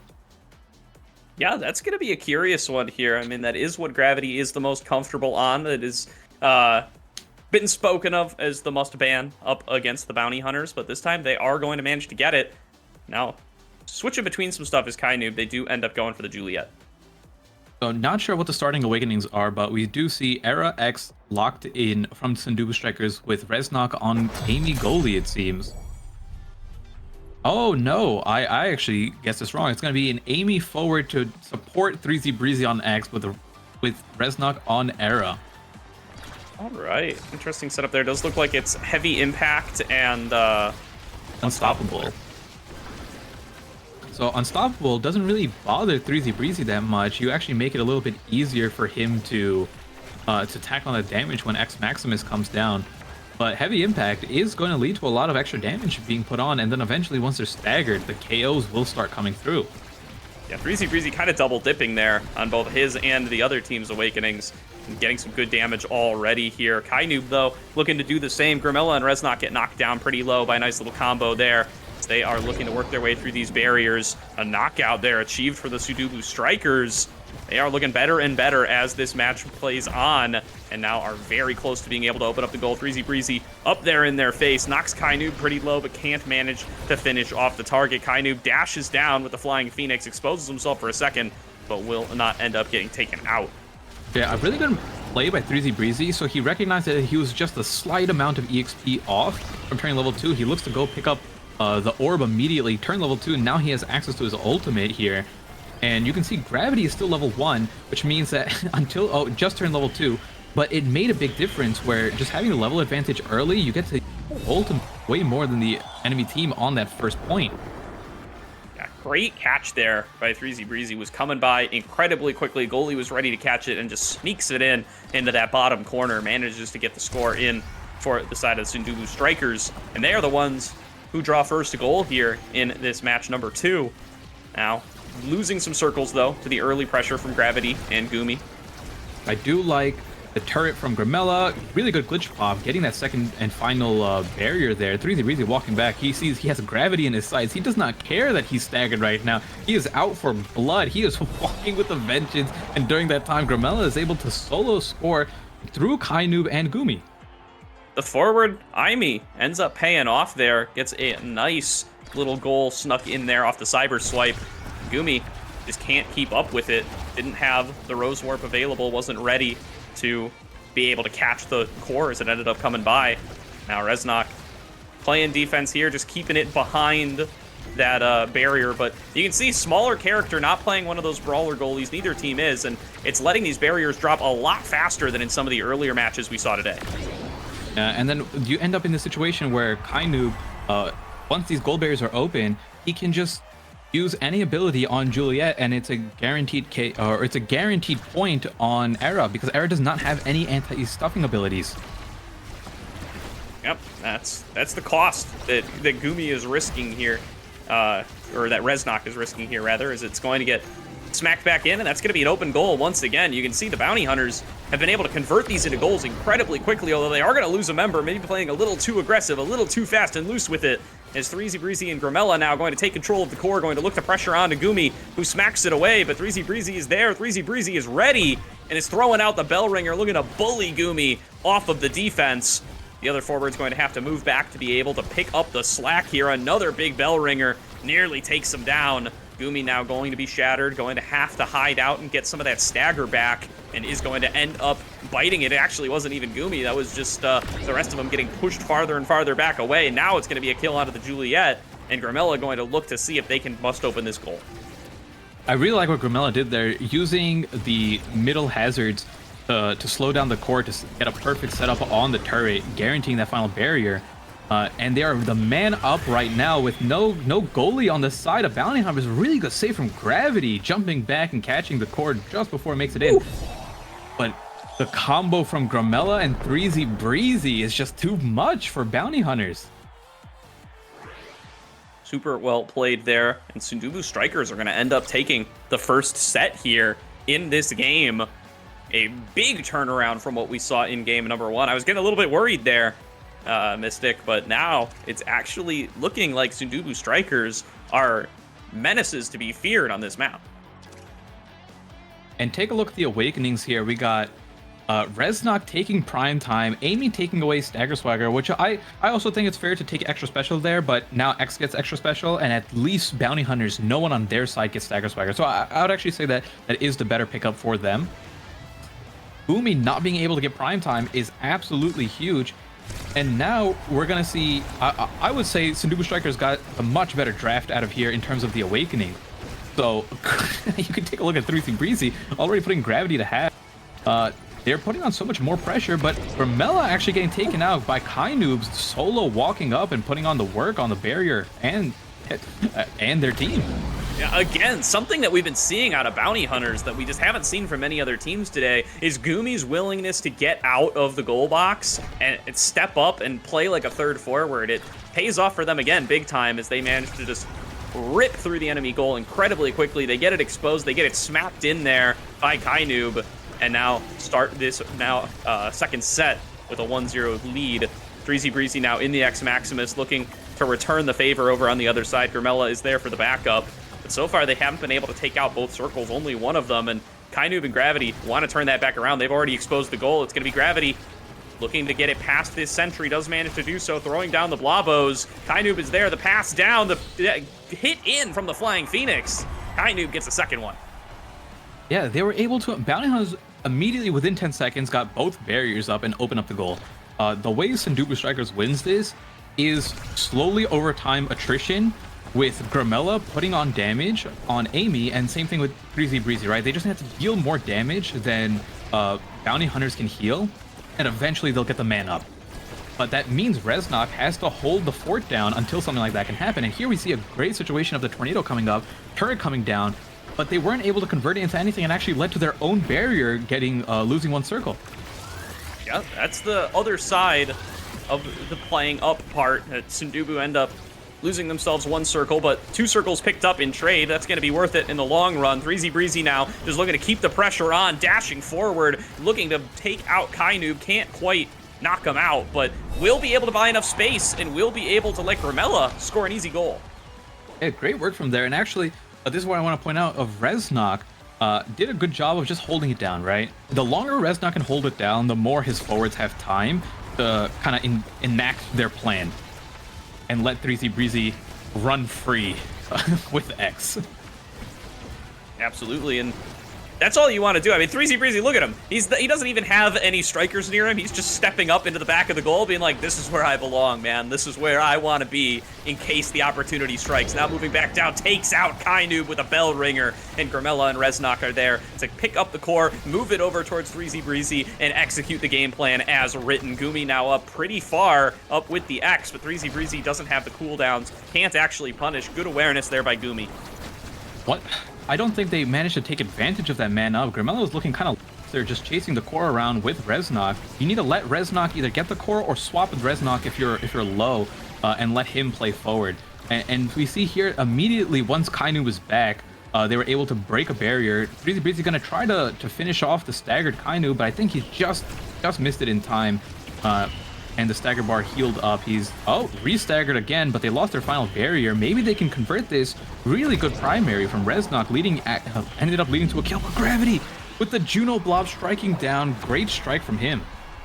Yeah, that's gonna even it up now at 1-1 as far as the set scores go for Bounty Hunters and Sundubu Strikers. Bounty Hunter strikes back in that round number 2. Despite the unfavorable draft that you described, they just find a way to be able to be more aggressive with the Juliet and find more goals. Yeah, I really do think that came down to positioning there. Grimella needs to trust in Reznok to be able to save those goals and not give up the pressure in the midfield and help out Dreezy Breezy tack on damage.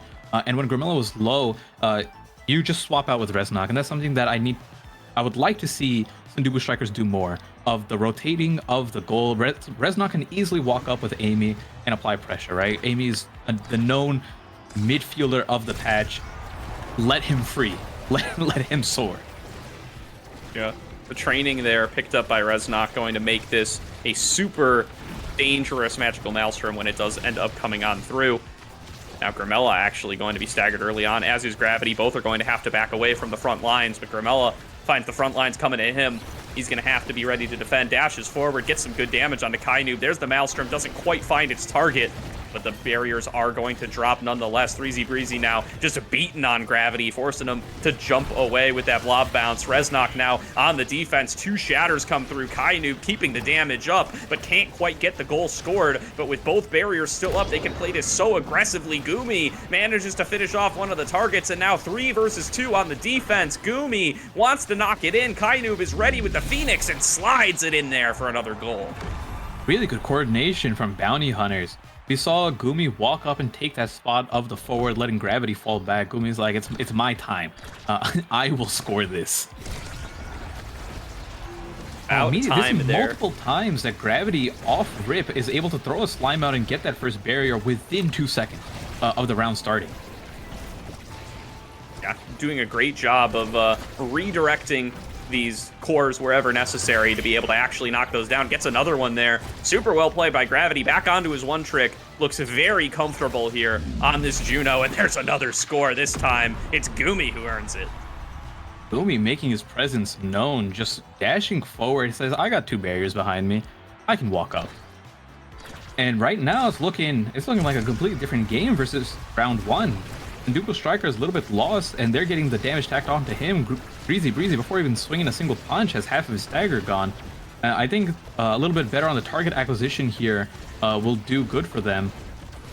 Either going after Gumi or Kainu was probably the case, because Gravity has the elusive on the Juno with the jump, but immediately good pressure from them, getting 2 barriers, trading one barrier back, but they still have that final circle holding them down. Let's see if they can convert this into a score. Yeah, you can see the familiarity here from Bounty Hunters. They're just executing their game plan at a higher level now than they were in the earlier matches. Kainu pushing Reznok away, trying to buy that space. Gumi now has to play defense on an open goal, but is comfortable doing so on the Estelle once he's got those cooldowns up. The damage from 3Z Breezy, though, substantial. Gets a Bell Ringer onto 3. Once he gets that X Maximus, should be able to try to push it the rest of the way in. Is just beaten on Kainu for now, buying space for the team. Grimella looking for the goal, but cannot find an angle to knock it in up against Gumi.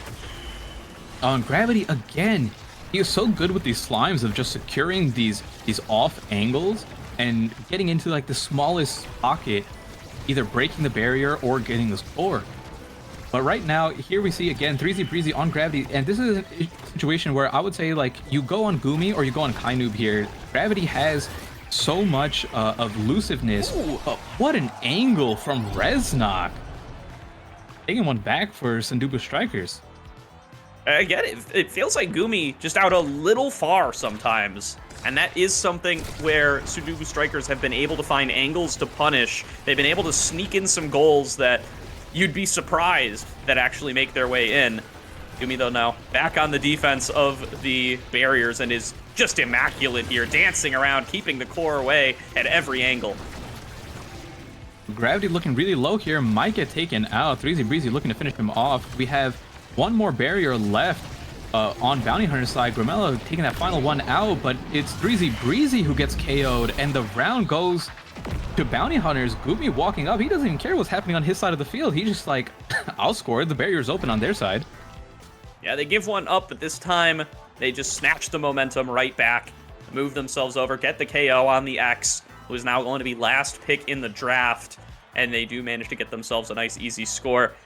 Looking like it's going to be quite a bit to be looking at here. Monumentalist at the infinite slot. Monumentalist is going to be benefiting Era quite a bit here. Just Reznok having the ability to throw out the NATO from spawn, let it charge up all the way. And it's as big as the entire barrier here. And overall, we see Juno with the Stinger, which maybe the Era has to deny there. Juno's Stinger is so powerful. I think if you're Reznok, you actually do have to deny it, because now we'll see how quickly the staggers of Sanduba Strikers disappear. And you can look at Grimella, already pretty much staggered, and there it is, without doing a single thing that round. Oh, another easy knockout there for the Bounty Hunters. Stepping forward, Gravity with the blob bounce, stepping forward, ready to fulfill their goal of getting this goal in there. Kainoob going to get knocked away here, still staggered, but not quite at risk of getting knocked out yet. Has plenty of space to be knocked horizontally across the map. Reznok with a nice save there off of the Bewitching Beam, but now we're getting away from him. Does manage to smack it back out there, but Kainoob's right on top of him, ready to try to take this goalie off of the map and open themselves up for an easy score. Gumi pushing it down on the bottom side. Magical Maelstrom is huge, though. Pushes it back. Gumi now taking quite a bit of damage from Grimella. Going to try to push them back with the Piercing Beam, but now going to be once again on the right side of the map. Sundubu Strikers have to be on the back foot. Grimella knocked incredibly low. 3Z Breezy waiting on their cooldowns. Dash in on to the side of Kainoob. Wants to take out this Juliet, but Juliet's going to take one with her. It's going to be a 2 versus 2 on the map now. 3Z Breezy has some time to try to push it onto this side, but Gumi gets back in time. They do have double core flips up. Maybe they can make something happen here, but immediately, just like 2 abilities, 3Z Breezy staggered already, and he's most likely going to go down within seconds if Kainu can find him. But great catch from Gumi there with his own core flip. 3Z Breezy getting taken out. Garella does drop the Polar Express. Maybe it's enough, and finds the angle going to the top pocket. Great shot from Reznok. Reznok's a sniper with these. That's not the first time this series that we've seen Reznok go for the core flip and snipe it in from across the map. Yeah, he's been doing great with those core flip shots. And right now, it looks like at least I would say Grimella is stepping up a little bit more and getting these barriers while 3Z Breezy has been getting the pressure on people. But the Stinger is putting on so much work. So hopefully they're able to stay alive. Right now, Bounty Hunters is looking low though. 3Z Breezy has his core flip. He pops it early, I think hoping to just either catch the core while it's moving fast or maybe get a KO, but neither happens. They do end up with a KO, and now they can turn this into an advantage. Let's see if they can break those barriers. 3Z found themselves a fantastic position in this game, was knocking on 3 people earlier on, managed to get the KO on a Kainoob, who is now back onto the map, though. Doesn't look like they've actually been able to cash out much for it. Kainoob going to be forced into the elusive once again, going to take out both barriers. Reznok barely saves the goal there, but the pressure is not relenting just yet. Magical Maelstrom to buy a little bit of space, and they actually do manage to get a KO there. That's going to buy them the space they were looking for. Kainoob going to be down for a little while, and 3Z Breezy wants to knock it in along with Grimella. The Bell Ringer doesn't quite find its way out of the core. Grimella is there to catch it at midfield, but it does get cleared back over to Reznok. Yeah, they're just trying to look for a pass to 3Z Breezy to get that core flip, but they find the pass. It wasn't enough, though. Kainoob knowing exactly what to do in that situation to stop it from leading into anything. 3Z Breezy already staggered again. This damage coming out between Kainoob and Gravity with Stinger is so much, and it just ends up with a kill. Gumi coming in with the jump to secure it, and now he gets to walk back. Oh, and the bounces off the top and bottom. A little bit of a demon angle there. Reznok was not able to tying up this round. And Grimella getting a little desperate there, going in for the Cyber Slash, trying to dash forward and knock it in at a miracle angle, but not even really being able to find the core there, let alone the goal. And that is going to just leave Reznok all alone to not really be able to get the save there. As you said, a really tough angle now going to be on the defense once again. 3Z Breezy knocked incredibly low here earlier on. It looks like Kainoob ahead in the brawler matchup, staying right outside the range of 3Z Breezy, looking to see if he can knock this guy into the staggered state. Gravity, though, keeps the pressure on, stepping forward, throwing out the Blobos, wants to be able to open up this goal. Kainoob gets the second one down, and it's an open goal now. No KOs found just yet. Kainoob going to have to back away for a little bit while as they are down on the stagger, but now going to dash in, looking for Grimella. Can't find the kill, but does find the core and nearly is able to score a goal off of it. Now ready to throw out the flurry. Doesn't quite get the angle, but they don't even need it. Gumi has snuck it in there from the other side of the map. Yeah, using the ultimate, and it just touches the core. You saw the way Grimella was walking. She thought that was already clear. She was trying to move up for a pass. Didn't even walk back to try to catch it, and it ended up just slowly walking in. Does have core flip here, so maybe they can make a play happen. They're trading 1 for 1 on the barriers right now. Grimella's looking for an angle on the core flip, but maybe paying attention a little too much to the core. Misses Kainoob walking up, and you can see the adrenaline rush pop. Kainoob walking again at the speed of light. We saw this in the earlier series as well. But once the adrenaline rush pops, it is so hard to keep up with that character. Unstoppable in these numbers advantage situations have been the Bounty Hunters. They get themselves another one onto 3Z Breezy. And, you know, if you can't score the goal, you can at least keep it this way forever. Reznok nowhere nearby. Kainoob flips it in and picks up a 3-1 win for a 2-0 victory on the match. Really good play by Bounty Hunter. We did see Sundubu Strikers kind of get the hang of it in that round 1, but eventually it looks like Bounty Hunters just scaled out of it. I think there was a little bit better target acquisition or positioning that could have happened from Sundubu Strikers. We saw a little bit of ball chasing. We didn't see any rotations from Reznok come up. And overall, while I think Reznok performed really well, I don't think the era pick was particularly that strong. We saw Gumi on the Estelle do much more damage and provide more support to his teammates. And anytime their barrier was open, Gumi actually scored 3 goals that game, right? He was able to just walk up and be a third forward, which is such a big deal on this map. You as an era goalie cannot defend this wide angle or lane against three people trying to score it in, especially when Estelle has all these ranged. Yeah, for sure. Gumi showing up as everything that was promised there, getting so much done in this game, and constantly being able to make the difference, scoring quite a few goals in their own right, and just constantly being able to support, even on the Estelle here. Not a pick that we see Gumi on all the time. Really gets a lot done here, and is going to end up coming away with the win 2-0. Yeah, so really good work from Bounty Hunter starting off week 1 2-0. We'll get to see more of Sanubu strikers in the future. Maybe they can get a little bit of that positioning and coordination tighter. But overall, I didn't think they performed bad. I thought it was a relatively strong performance against what was predicted as the #1 team of the league, right? That's something to keep in mind, that this was an uphill battle for them, and I thought they did pretty well. Next up, though, we have Aesop's Little Pog Champs versus J-Tang team. I don't know if J-Tang, did you name your team just after yourself? Yeah, is it pronounced J-Tangels with a shotgun? I don't know. I was ready to just say Angels with a shotgun and just ignore the J-Tay part, but surely if it's named after him, it's meant to be pronounced, right? Yeah, I've always called him Jang7 in the entirety of beta, not knowing where does the 7 go? A 7 is a T, man. It's like, it's text speak, It's what the kids are up to these days. Yeah, J-Tang, a little bit of a surprise to me as well, but we do have some confirmed pronunciation there, so we'll be calling you J-Tang in the game, even if we don't know exactly what your team is supposed to be called. But for now, we'll go to a quick little break before the next match starts up. And yeah, I guess we'll see you guys soon.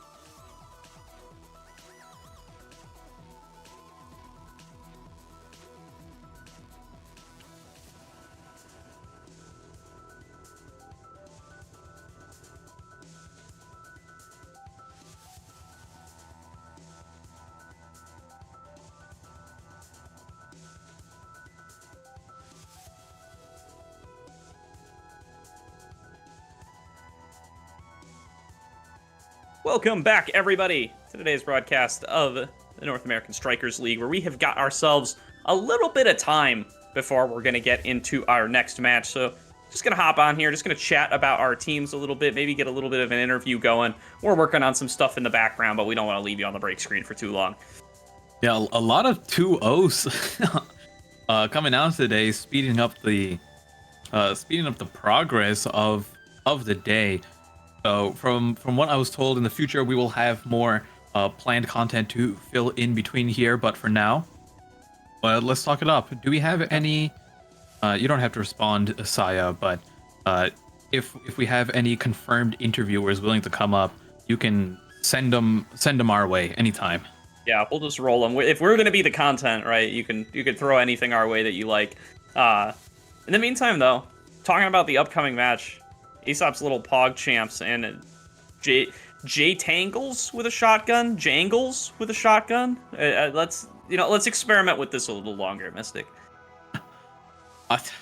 I want to, with all my heart, just call it Jangles 7, and that's it. Jangles 7. I'm down to say Jangles. If you're down to say Jangles. Jangles 7. That's what I'll be referring to it as that. But let's talk about the rosters a little bit of who we had on both sides.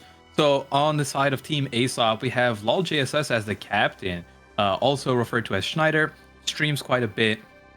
Previous rank 1 during beta, known Julie Monster, or Juliet, just destroyer of forwards. This man is insane. We got Geek as the goalie, also revered as one of the best goalies on the West Coast, and Gunner playing the midfield role.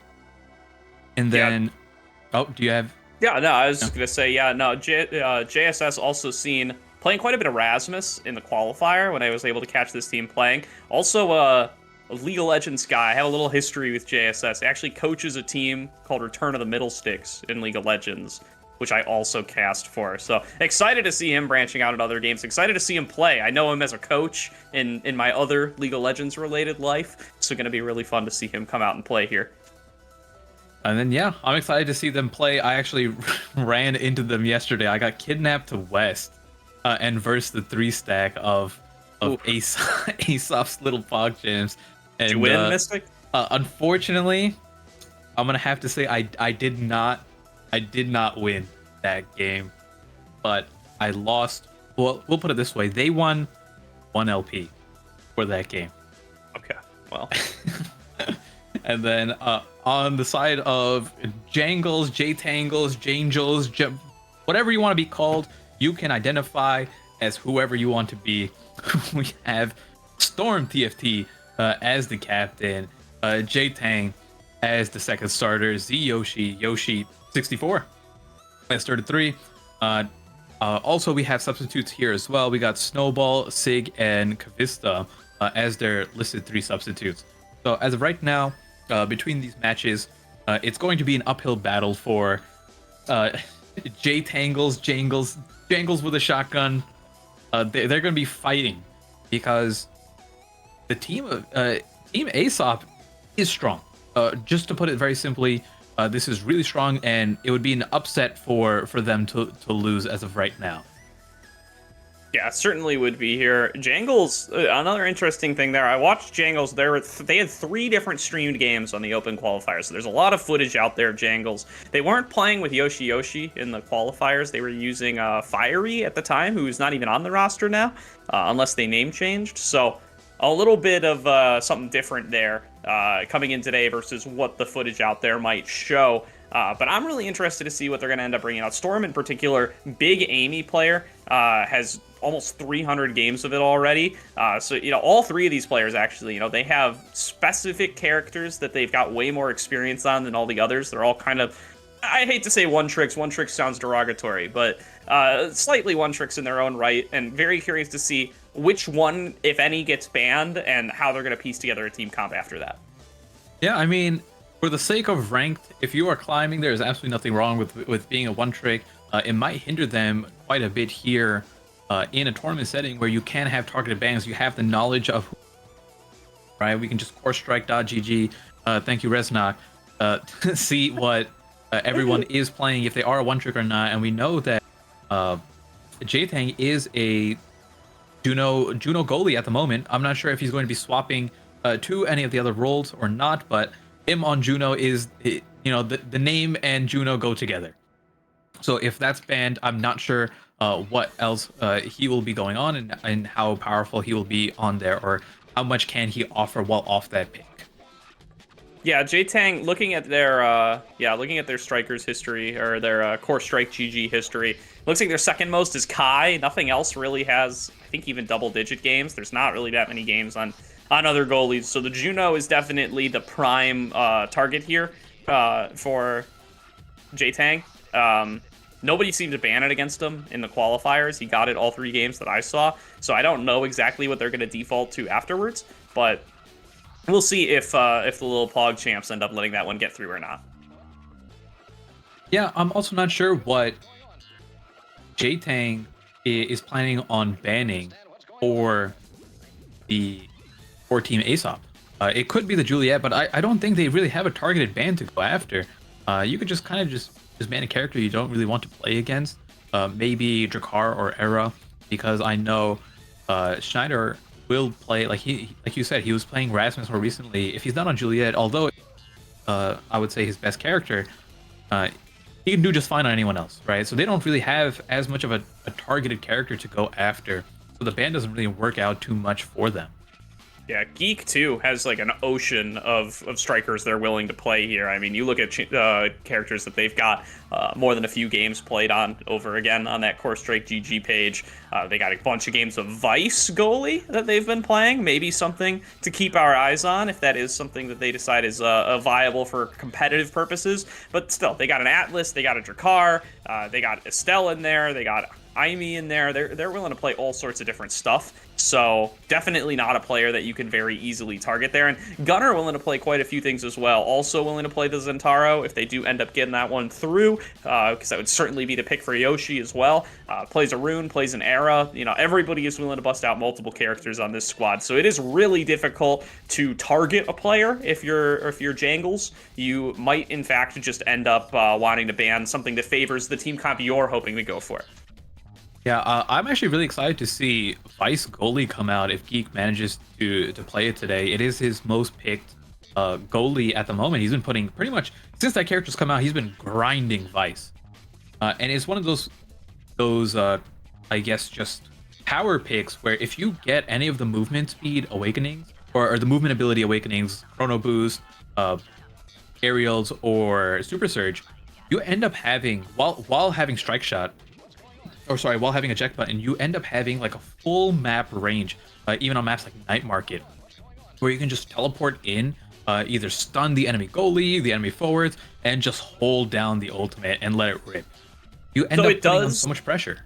If you take eject button, then it lets you blink and then blink back, is the idea. The way the interaction works is your first cast will put down the stun. The eject button only activates once you decide to go in. Okay. Once you actually choose to teleport in, you then start the eject button timer, and then you can come back at any point within the 3.5 seconds or whatever the timer is. Seems strong. I mean, I've heard some naysayers on Vice on this stream back during qualifiers and stuff. People were talking about Vice and Octavia and what role they might have in the meta, and I was hearing a lot of poo-hooing about them. Vice, we've already gotten to see today. It looked pretty good. This is the first I'm hearing of Vice goalie, but it sounds like that could be super interesting to check out as well. I mean, other than seeing that Geek plays it, haven't really gotten to hear anybody who's had experience with it so far. And then, the Octavia disabled today. Thinking about these new characters and their place, do you think Octavia is going to see some more play once she's re-enabled? I don't think Octavia is really going to get much airtime until we get a little bit of a buff on her stagger. So the hotfix or the micro patch, where right immediately after both Octavia and Vice was released, gave a nerf to both of them. But Octavia got hit really, really hard, getting her stagger per level brought down to Zentaro's, who is the lowest stagger character in the entire game. And that pretty much made her so beyond squishy. And Octavia likes to hug the walls a lot, just so that she can do these dribbles and bounces, maintaining her movement speed buff. and just through the nature of that, gets hit by anything and falls over. So I'm hoping to see an Octavia buff. The character itself is interesting. There's a lot of visual kind of clutter going on when you have the ultimate popped or the movement speed pop. It's sometimes hard to see the strike. So I would like to see some of that clarity fixed up a little bit. But outside of that, I think out of the two characters, Vice has been the more well received. And even though Vice got nerfed, I would say she's pretty strong, both in midfield and in goalie, but people just have to put in time as the goalie. Because right now, Amy, Kai, Atlas are like the top dogs. And until people put in the hours into Vice and grind it out, you won't really know how good she is.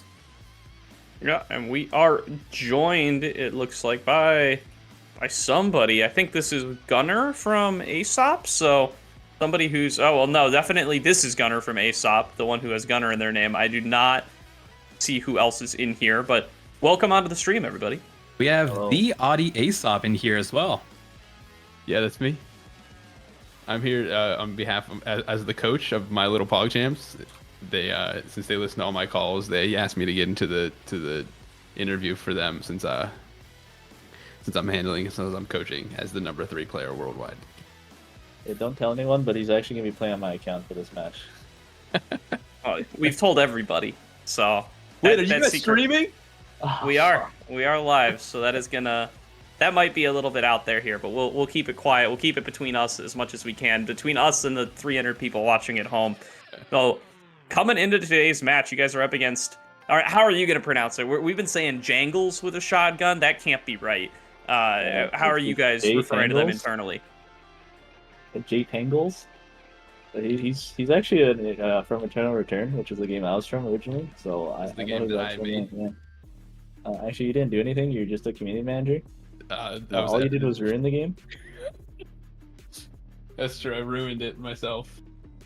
So yeah, J-Tang, it's cool to see J-Tang here and Gunner face off in a different game, as they were always brawling against each other in high elo in the previous game. And so now, video games, they really bring us all together.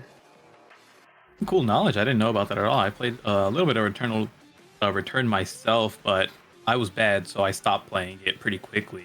I was like, surely I play League of Legends, so this must be an easy swap over. And that was not true at all. Yeah, and the item system hits you with the fucking steel chair. Watch the profanity. You quit the game. Steel chair. Yeah, I remember being asked to download Eternal Return. That's the extent of my experience with it, so did not get too much play over there either. But so how have you guys been prepping for the North American Strikers League though? Want to hear about what you guys have switched up here. You went 5-0 in the Swiss stage over during the qualifier. I guess to start off, was that the expected result? Did you guys think you were going to be able to just kind of slam your way in here and qualify? Yeah, a little bit. Schneider kind of went off for 2 weeks before the tournament and played WoW Hardcore. And then I was playing ARAMs every day. And then I think the first match we played together really was like the day before. But me and Geek and Aso were playing for like a bit just to kidnap people on West Ping so we could get used to it. Yeah, it's okay. A lot of the top tier players I feel like in this game are on East, so we weren't like too worried about the qualifiers themselves. But like, I think the invited teams are like a bit scarier, so we'll see on that. But the qualifiers, definitely, we weren't super worried. Hey, a lot of confidence coming out. I was one of the people I mentioned earlier in stream that got kidnapped by you guys from East Coast for your juicy 1LP wins. So that was nice on my end. Although for some reason I didn't lose a 1LP, I lost 7. So maybe Aesop, you can get some adjustments there for my LP. I don't think that's really fair. Right. I'm pulling up the sliders to make just your account lose 0 and gain 50 no matter the result. Oh, that's awesome. I still probably wouldn't hit Omega, unfortunately, with that. I think that's actually like a thing they added specifically for Omega. If you're like doing with someone that's too far, like I remember this was in the beta as well. You'd literally just like not gain or lose LP, but the other people you played against would still like gain or lose the normal amount of LP, which was really weird. Yeah, this was happening in beta quite a bit because I would play against Vaughn and Bells and sometimes or Vaughn just like on a 3-stack and I would lose like 5 or 6 or 7, and then they would send me a screenshot of like either +0, +1, and I always found that fascinating. But either way, this game has no bugs. Don't talk about that. it has no bugs, and we're getting It's Central perfectly servers soon, balanced. and then I'll gladly be kidnapped to Central. I'm actually about to. I think this coming week I'm going to make a more formal announcement of when the Pro League Invitational that we're hosting, which you guys have probably seen on socials or have seen so many talk about. That our Pro League Invitational cutoff is probably going to be like the end, like in 2 weeks. Top 500 in NA. So if you guys haven't hit top 500, you should probably start grinding. Oh yeah, I'll get right on that. I'm actually curious if you don't mind answering this. For top 500, does this take into account Smurfs or people's alternate? Like if 501, does he qualify? Because there's 3. Like I have 2 accounts in top 500. That's a good question. I didn't really think that far ahead. I don't see why not. I think we probably have a little bit of wiggle room for the top 500. We'd like it to be a hard cutoff, but of course there are Smurfs, and maybe there's people from other regions who like just kind of popped over, played a bunch of games, and then hit top 500, something like that. So I'm sure we'll have a little wiggle room with that. Well, I appreciate you answering. Go ahead. I was gonna say, Gunnar, before the match begins, let us hear it. What do you think is gonna happen this game? Listen, we're gonna ban Juno, and then they're gonna have a lot of fun. Is there any pocket picks or something that we should be looking out for? Anything spicy you guys have been working on? Not really. I can't pick Centauro until this character gets buffed a little bit more, so I'm a bit sad. So I'll just play standard, I guess. Surely, like another 5 seconds off the ultimate will be enough, right? I think if they buff the ult one more time, his ult will be broken, so I don't think they should do that. I think he just needs like a tiny bit off his secondary, probably, is it. Yeah, because his ult is actually really good. If it goes down to 30, I think it'll like just be completely broken. I'm taking notes. I'm getting confirmation from LolJSS Schneider in Twitch chat saying you are free to tell us more of your secret strategies, it seems like. So go ahead, give us all the details of your plans. But I expect it's going to boil down to simply play better, win more. That's the coach brain from Schneider coming through there, by the way. Just tell everybody everything on stream. Yeah, so we're gonna pick Juliet and then something else, unless they ban it. And if they ban Juliet, we're gonna play like X or something. I don't know. I feel like our draft is pretty well known. XDD. No Vice goalie yet? Not coming through? We'll see. I actually don't think Vice is that good anymore after like all the nerfs, personally. I'm not sure. There's like some comps I think she could be good in, especially like a triple stinger start. I think that's like one of the only times I think she's good. But I think people are like kind of coping, especially on Vice Forward. I don't think Vice Forward's that great. I think the siphoning wand with Vice puts in a good amount of work, but especially like you did mention Stinger, right? Like having someone who can use Stinger well is really big. So seeing it off rip on the starting awakenings could just be like, okay, let's pick Vice plus something else. But I don't think she's like, I kind of agree with you there. I don't think she is amazing, but I don't think she's bad at all. At least like playable if you are a midfield player and you are good with her, like you will get success. Yeah, for sure. I think the problem with Vice is that I think in like Stinger starts, both teams generally go like triple or double Stinger, and Vice doesn't really have a way to survive. Like her teleport isn't an actual survival tool unless it's already out, and like you can ult, but that's a really fat cooldown, and you'll still be staggered the whole time. A character like Estelle, for example, like she can at least teleport and try to like dodge something, or even like I don't know, like Drac or something is obviously like more consistent with survival too. Like that's the main problem I see with her in like the Stinger comps is like if you play her forward, it's really hard to live, and if you play her goalie, it's really easy to score on her. Okay, I appreciate the insight, and it looks like it's about time to start up the match, so we will be, I guess, transitioning over soon. So I appreciate both Aesop and Gunnar, you guys hopping in. And one last thing, I know that your team is very, very fond of, or I should say, Schneider is very, very fond of Luna Goalie. So I hope to to see that come out. I know he's been talking it up real big in on his streams. So maybe that comes through. You know, you've inspired me. If he doesn't do it, I'll pick it forward. Trust. Someone PayPal me. Okay, Excited thank to you see guys it. so much. All right, bye bye. Thanks, guys. Let's Yeah. go. Let's go, PogChamps. Fuck James. Thank you guys for tuning in. Mystic, don't start showing favoritism just yet. Not yet. I'm sorry. We're going to get into the game here before too long again. Thank you to the PogChamps for coming on out here and sharing some of their thoughts on the upcoming match. J-Tangles with a shotgun, of course, going to be coming up here soon. I said it differently that time. Maybe it is J-Tangles. That actually didn't sound that bad. If you say it quick, maybe it rolls off the tongue a little bit more now. Mm-hmm. For sure.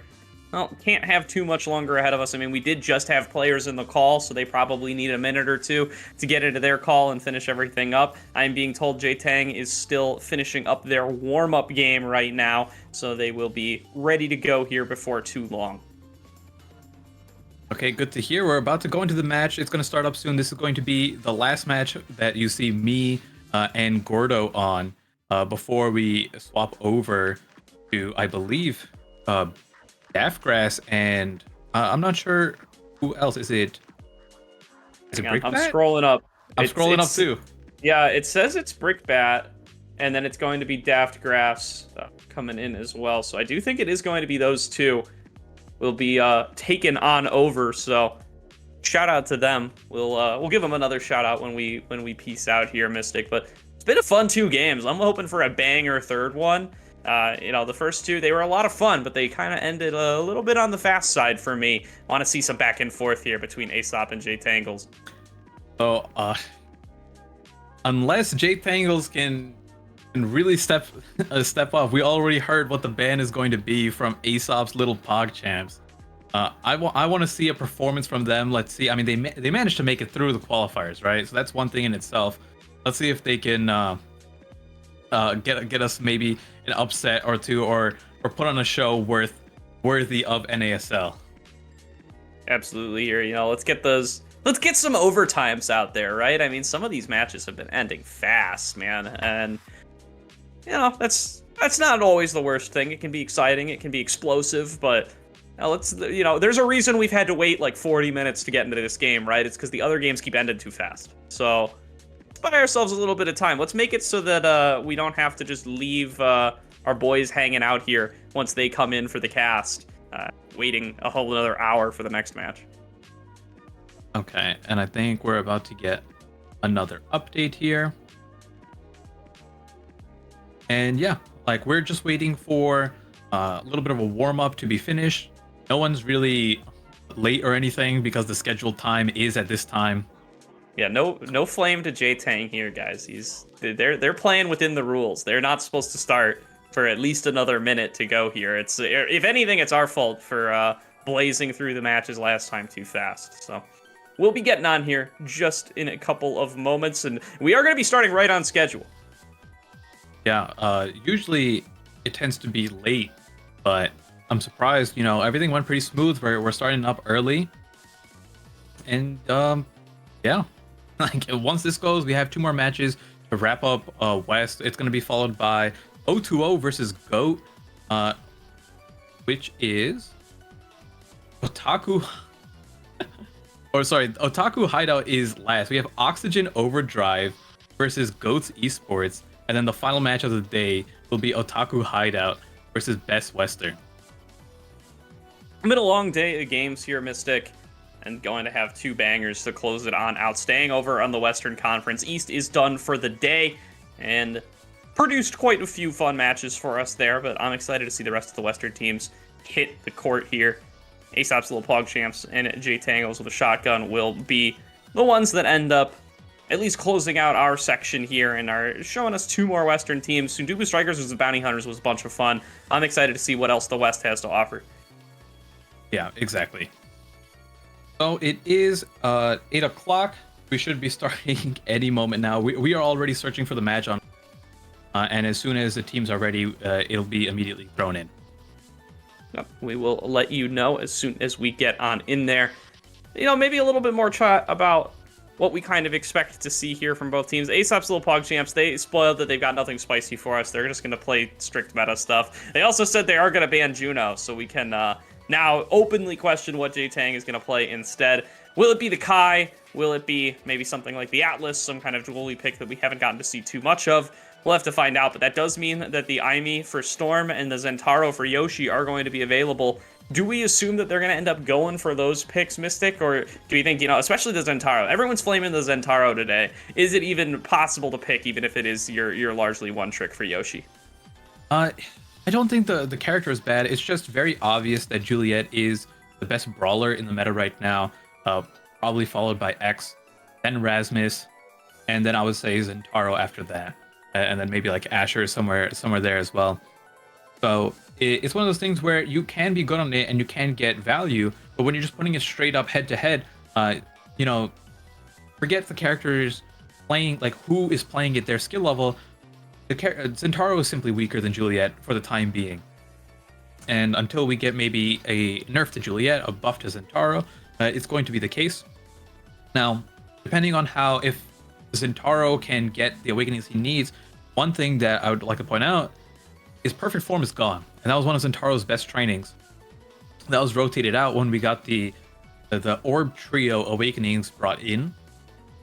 So I'd personally stray away from the Zentaro, but if you don't play the Juliet, and that is what you play, then you're going to have to make it work. Yeah, I mean, perhaps something to be called out here for J-Tangles is at least based on, their solo queue stats. Not really a Juliet player among them here. Yoshi is generally their brawler and is generally on the Zentaro, plays a little bit of X as well, but Juliet kind of the odd one out there. When they had Fiery subbing in during the qualifier, they were playing Juliet, but, if assuming that they're running the roster of Storm, J-Tang, and Yoshi, maybe not going to be a Juliet player among them.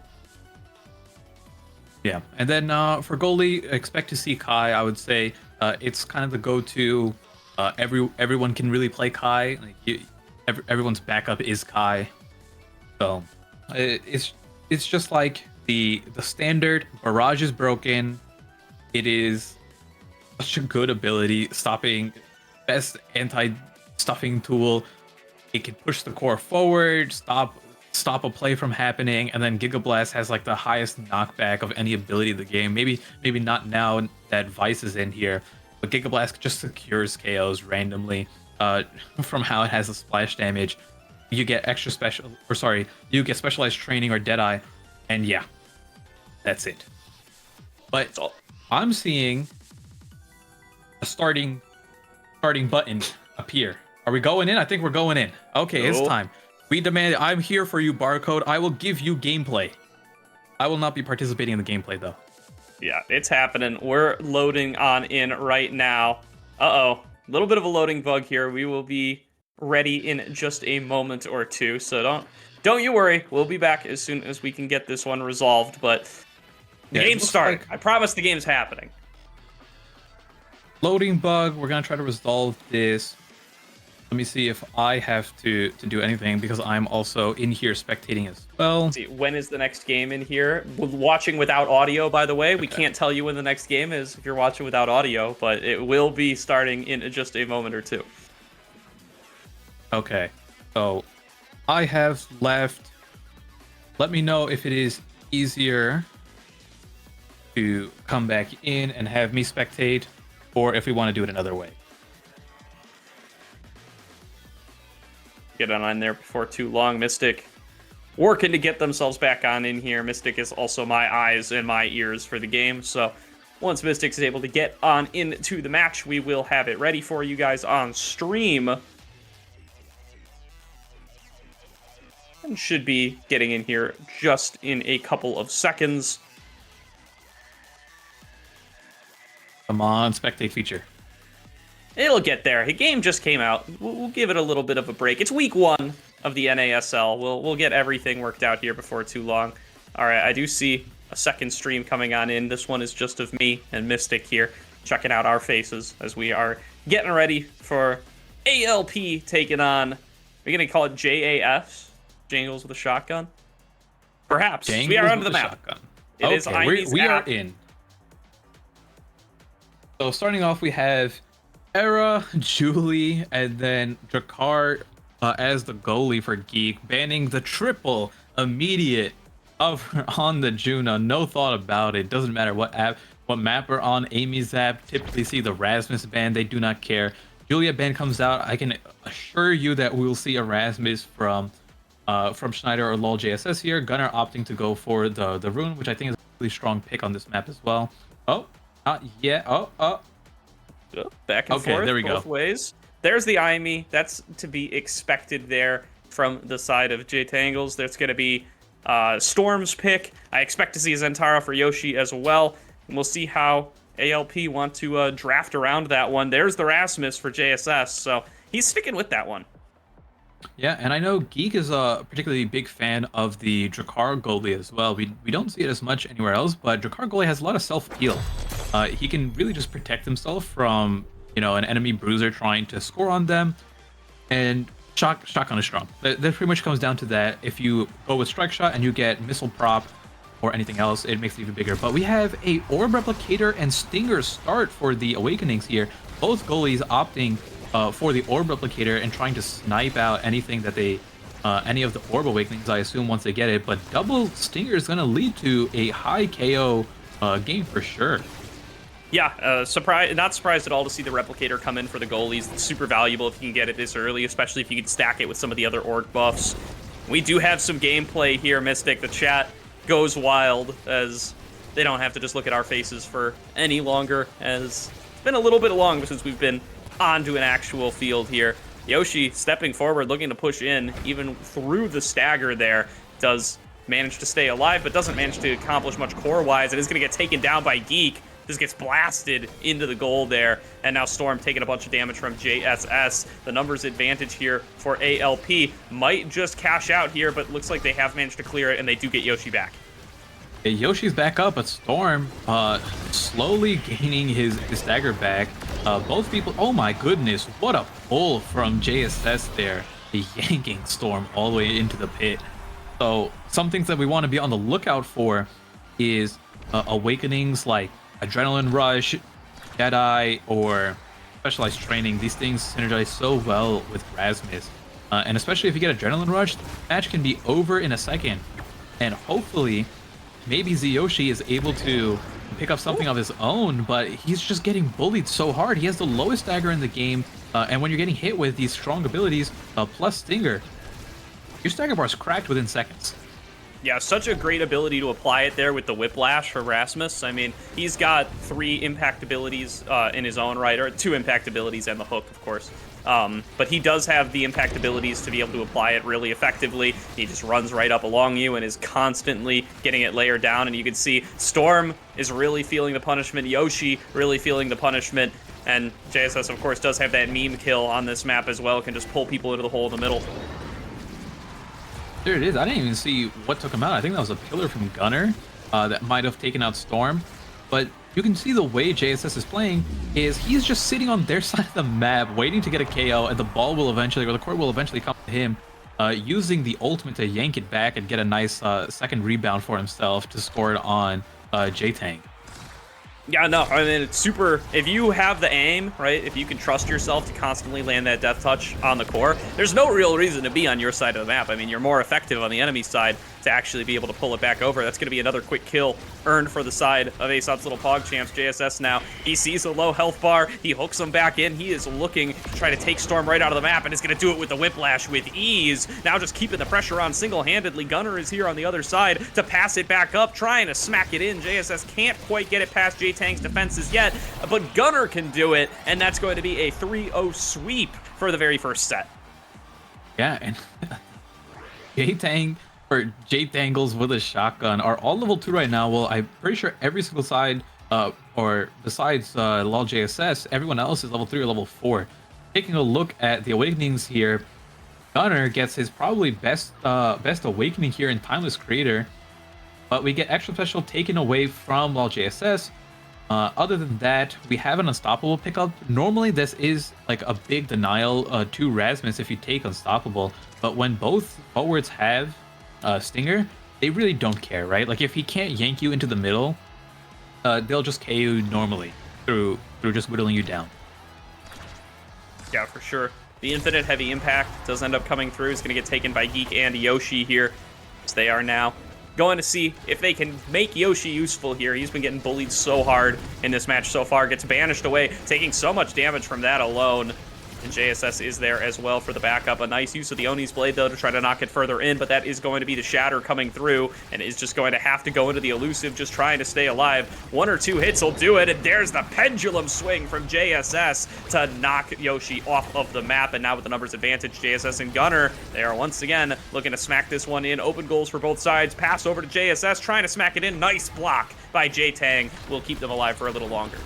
The Storm trying to do the best what he can with his remaining life and apply some pressure and see, he's like, okay, maybe I can get a KO before, or score before I get taken out, but they're just immediately a man down, if not 2 man down the entire time, and trying to just like pass between them to bait out some abilities. Eventually Gunner gets the final touch on the top side. Yeah, it looks like Yoshi maybe lagged there a little bit or something, was just standing still while banished, and ended up coming back right on top of an unstable anomaly. Got deleted by it, one-shot by it instantly. Still stuck on level 2, Gunner on level 5. The damage here from that combo going to feel quite harsh up against the Zentaro, who again still is just not able to get any XP, is not even able to touch the core, is just fighting for their life here. Geek, the goalie, chasing him across the map, and JSS gonna take him out with a whiplash. So now the numbers advantage once again. There's the banish. It is going to be basically just J-Tang to defend on their own. Storm TFT has come back on out and is looking to try to fend off JSS. There is going to be the Molten Bolt onto the core, trying to get it in there, trying to speed it up. There's the unstable anomaly. There's the flip, and JSS smacks it in. They are doing their hardest to speed run this game as much as they can, and it feels so bad from J-Tangles. They are simply running. That is like all they're able to do this game, and they can't really put on much attacks. They do manage to get the barrier there, so let's see if they can convert this into a score. Law JSS looking really low. If there's so much catch-up EXP in this game, if Yoshi can get the KO on JSS, it'll end up being like 3 levels back for him. Anomaly nearly spelling the end there, and JSS is going to finish the job. Now, using the pendulum swing, pushing back J-Tang, knocking the core into the barrier, but Yoshi finds an angle up against Geek on the top side and will knock it in for a score.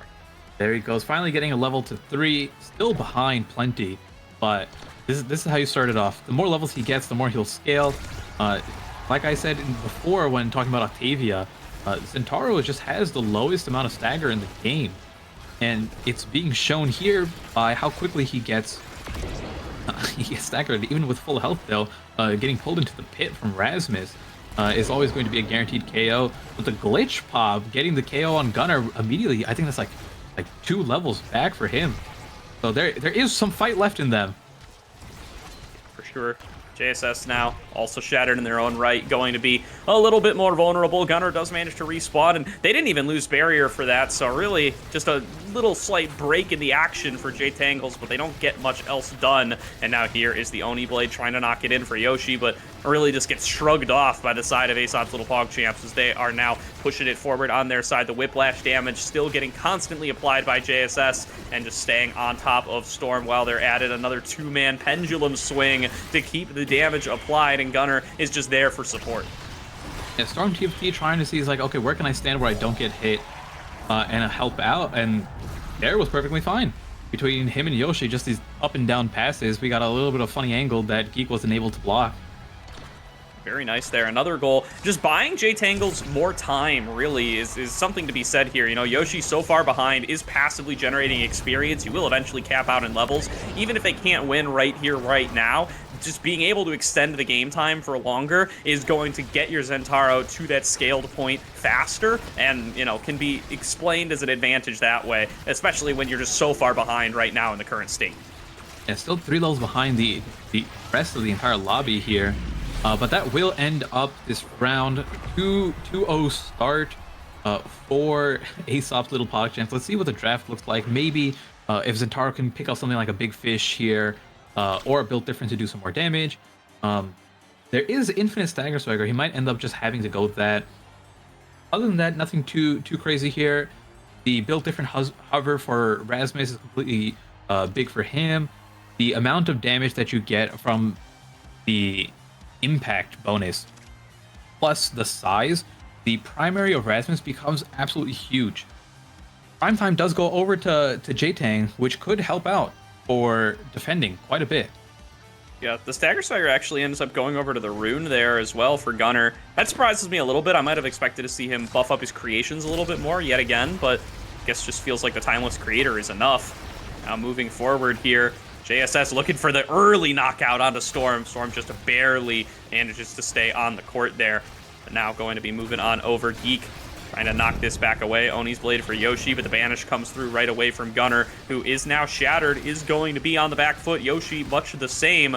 JSS now basically in a 1v1 up against Storm while the others are on the other side. A knockback away, Ricochet off the center, and this is going to be a knockout for J-Tangles. They managed to get the goal opened up, and Yoshi now wants to try to smack it in. There's going to be the IMU ultimate, trying to just buy some space, trying to give a way to get the core back into the goal. The respawn has come through, but the pressure is still on for J-Tangles with a shotgun. They want to knock it in. J-Tang stepping up. That's going to be another knock-up. Yoshi, though, can't quite get it. It gets cleared back over to the right side. 5 seconds to go on this Drakkar. Storm dashing forward. J-Tang still continuing to throw out the blasts. Wants to knock it in, but the defense from Geek is impeccable.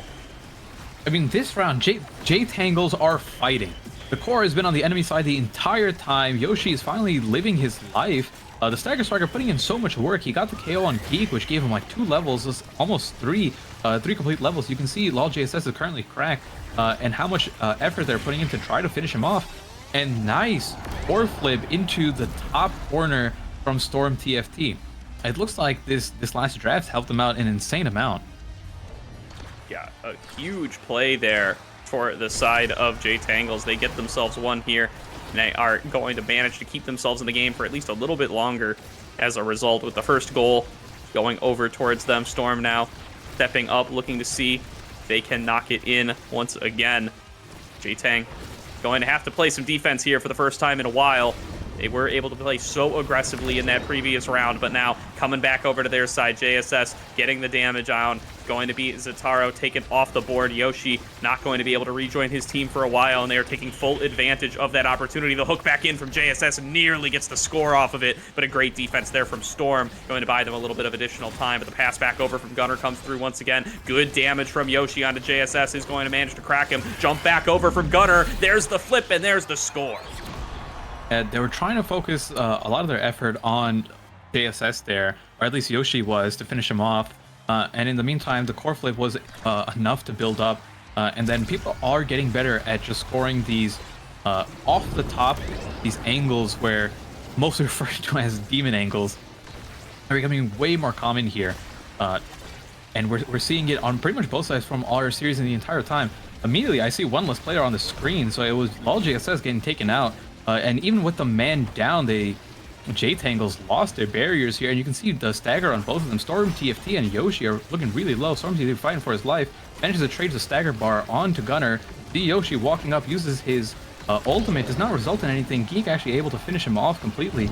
And now here comes the banish. Pillar guaranteed to get the KO there. They are up 2 people with a core flip here, don't even need to use it. But J-Tang with a good defense right now. Yeah, we thought they didn't need to use it. Maybe they did, but no. It will come back over to JSS right as Yoshi respawns, and that will be match point here for the side of Aesop's Little Pog Champs. Just one more goal will close out game number 1 for them in this best of 2. J-Tangles with a shotgun. They've done so much work to get themselves to a much closer to even state than where they were previously. Can they hold on? Can they keep this match going? It's going to all fall down to at least this round, and that's just going to be the start of it. Storm TFT looking to knock it forward, looking for the cyber dash, but can't quite find it. And now going to throwing out these glitch pops, throwing out these cyber swipes, getting banished, nearly going to get taken down as a result. Nice interrupt there onto Gunnar, but still the goal is open. J-Tang is low, pendulum swing off the map, and JSS scores the goal and takes game number 1. Game number 1 going to Aesop's Little Pog Champs. They were looking really strong. Almost at no point was it looking like they were struggling. There was like the one, I guess, early point in the previous round where J-Tangles were putting on that pressure. But again, the double stinger combo, there's just so much damage coming out. I don't know how they're planning to defend themselves. And the Zatara wasn't able to confirm into too many kills. We see here that in total, Yoshi had 1 KO compared to, or their team in general, 4 KOs to, it looks like 20 KOs on the side of Team Aesop there.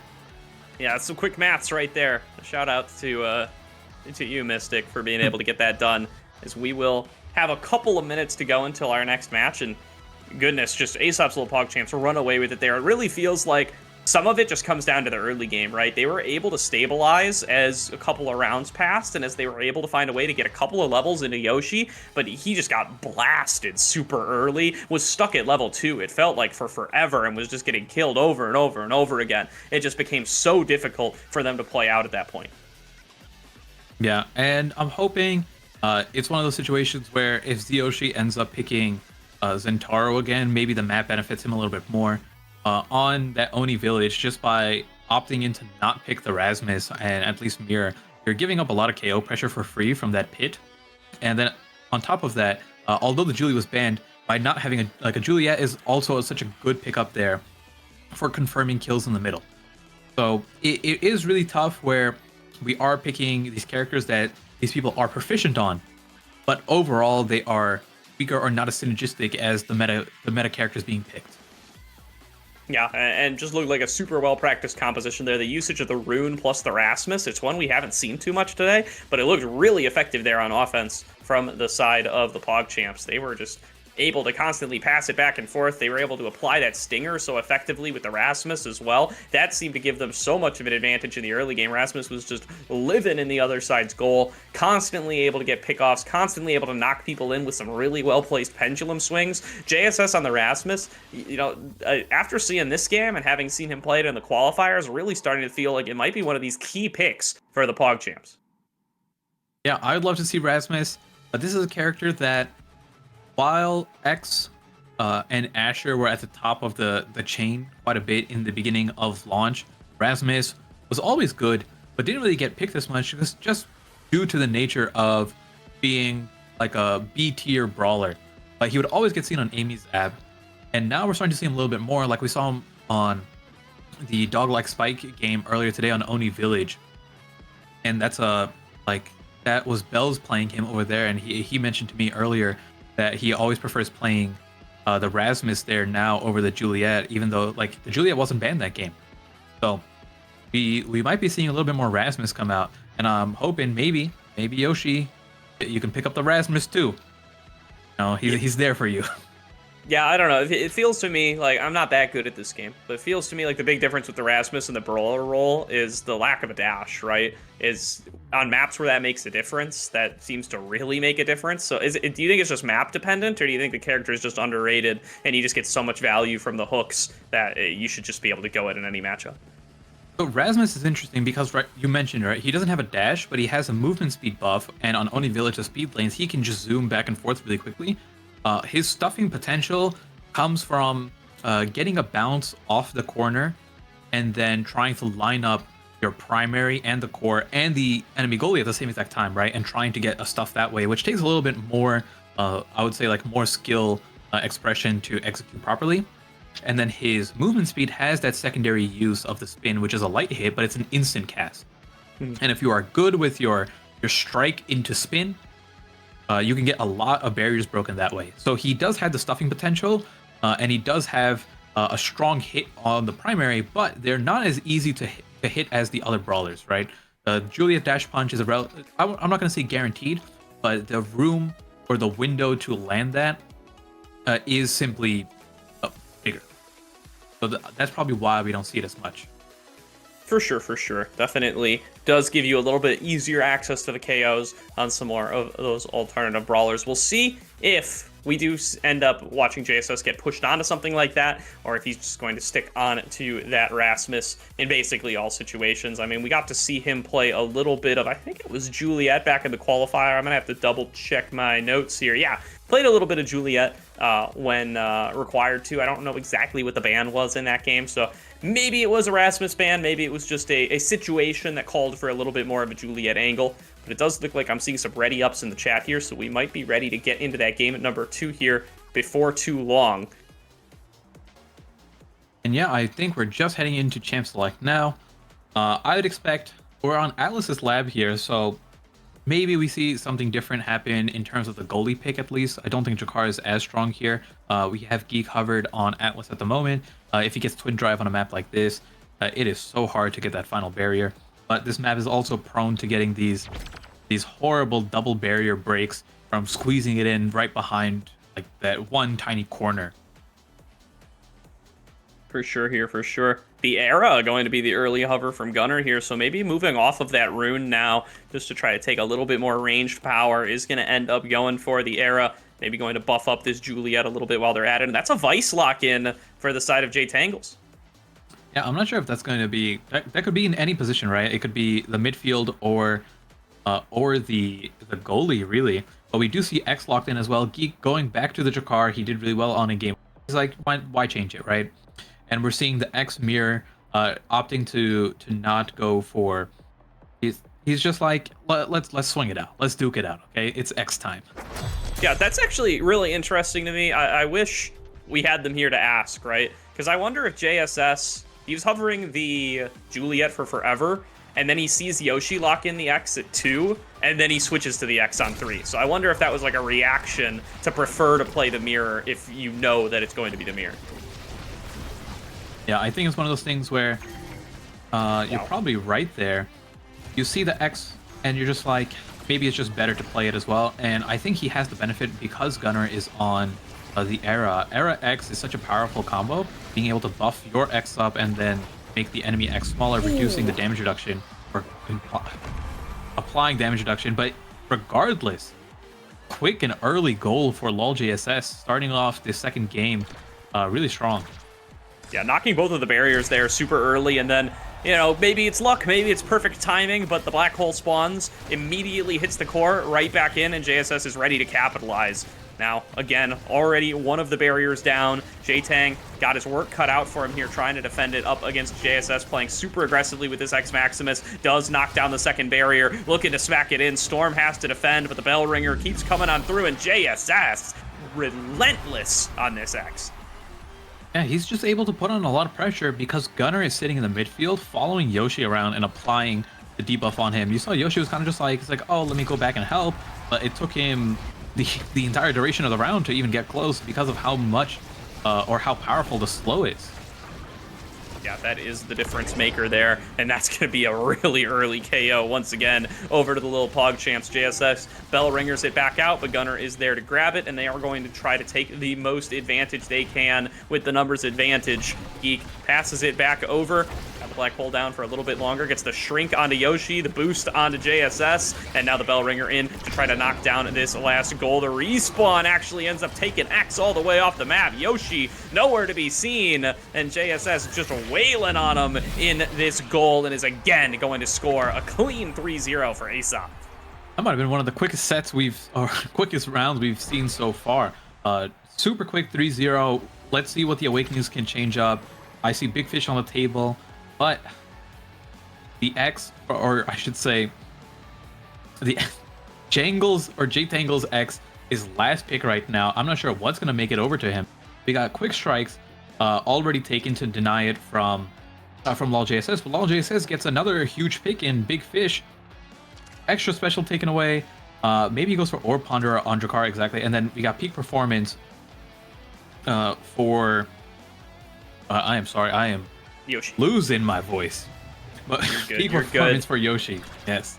Yeah, no, I like the peak performance there. I mean, you kind of got to cross your fingers that you're going to end up getting some more stagger later on, but it's probably the best that Yoshi could get with last pick there. Is Storm looking to play aggressively here on the Vice, but again, off the center, Storm loses half of their stagger immediately. Yoshi, though, a little bit of an angle here with the X Maximus popped, does manage to take out one of the barriers. JSS going to do much the same on the other side, and they managed to keep it in his hands. Going to use the Bell Ringer, going to use the Bull Rush just to keep J-Tang on the back foot, and it gets pushed back by the magical Maelstrom. That's a nice knockout earned for Gunnar, and now no goalie available for J-Tangles with a shotgun. Can they even defend without him? Looks like they can keep it cleared for at least a little bit longer, and J-Tang will manage to respawn. Match will go on. It's going to be open goals for both sides. Storm TFT throwing out the power cords, trying to keep it on towards the left side of the map. But JSS now, again, with control, knocks the other X out and is looking to just try to keep this goal potentially open. Doesn't want to give an angle for it to be stunned up by the Vice. Gets a second knockout and is going to close it out pretty easy. My goodness, what a dominant performance from JSS there. The Big Fish increase in size is absolutely massive, right?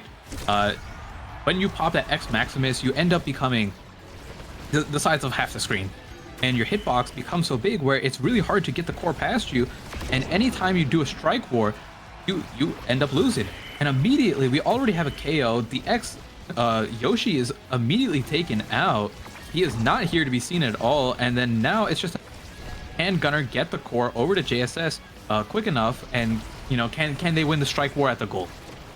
Yeah, and again, it's similar to game one, right? The XP lead really showing itself here. Gunner and JSS out-leveling their counterparts by at least 2 levels apiece, and it results in these explosive early games. They get both barriers, they get a knockout, and they can just close it out from there. 2-0 lead in the second set now to Aesop's Little Pog Champs, running away with it in this series.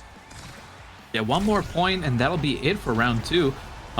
Really good coordination between Gunner and JSS. And again, we see exactly right there, Gunner using his primary to buff up JSS because JSS popped that X Maximus. And my god, the dash to secure the kill through the back end of the goal.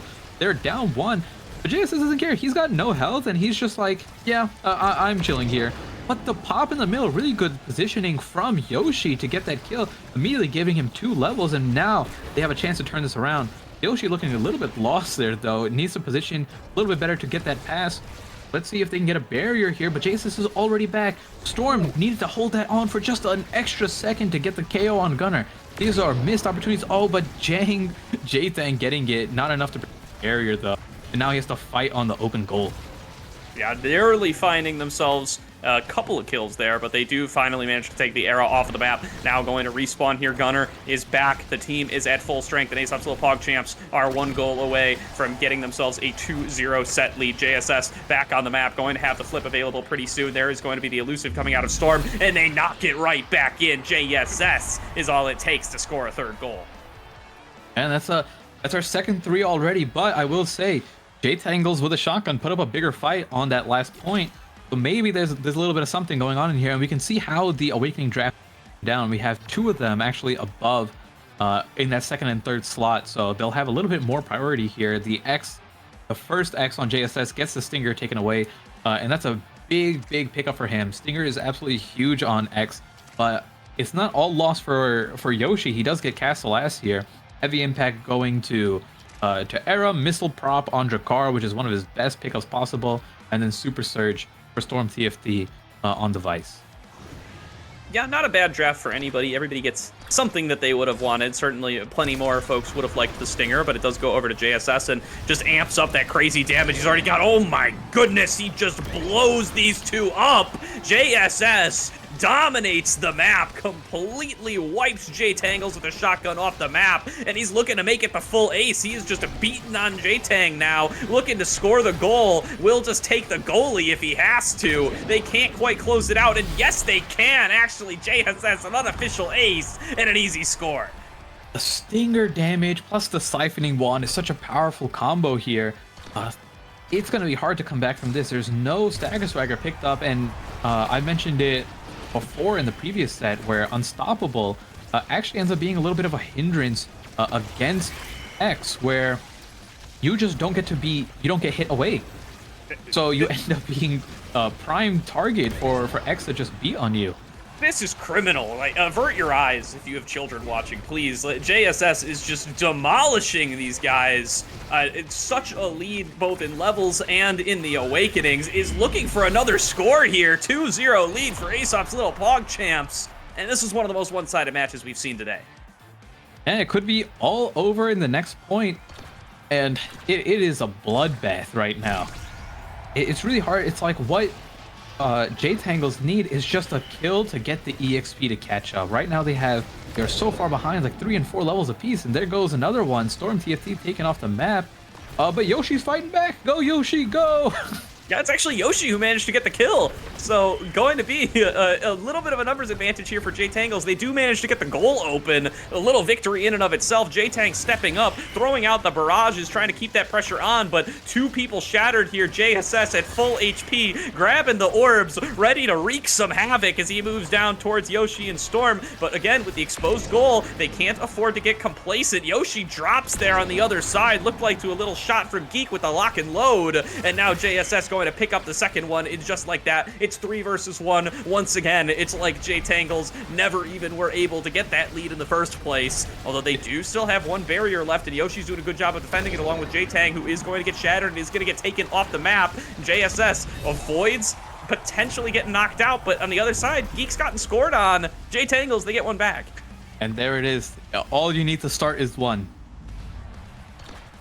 It's not over yet.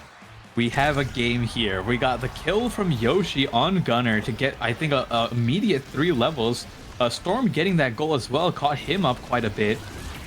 We could see something happen here, although the double demon angle there, bouncing between both of the barriers, already opening up within 10 seconds of the round. And they're trying their best, but Storm TFT taken off immediately.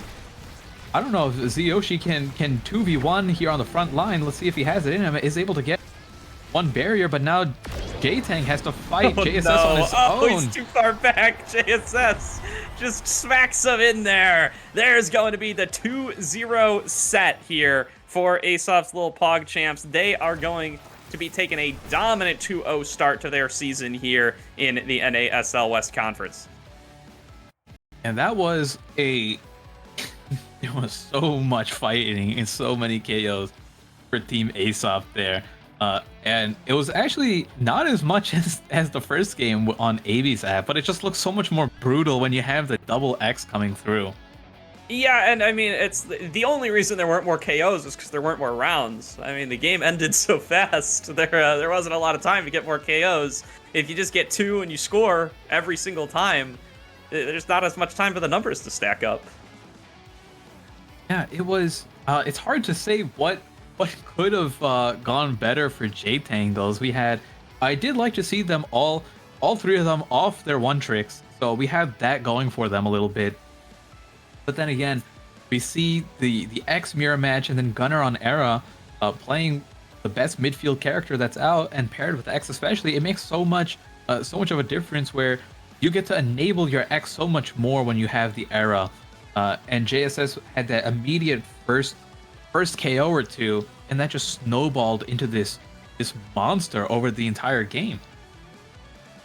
Yeah, I mean, a great snowballing performance there from the side of Aesop's little Pog champs. We called out in game number 1, right? They were snowballing really effectively at the start. They were keeping the Zataro down at level 2, and they kind of let it go a little bit. They gave over a KO, they gave some levels back, and it let J-Tangles with a shotgun come back just a little bit farther.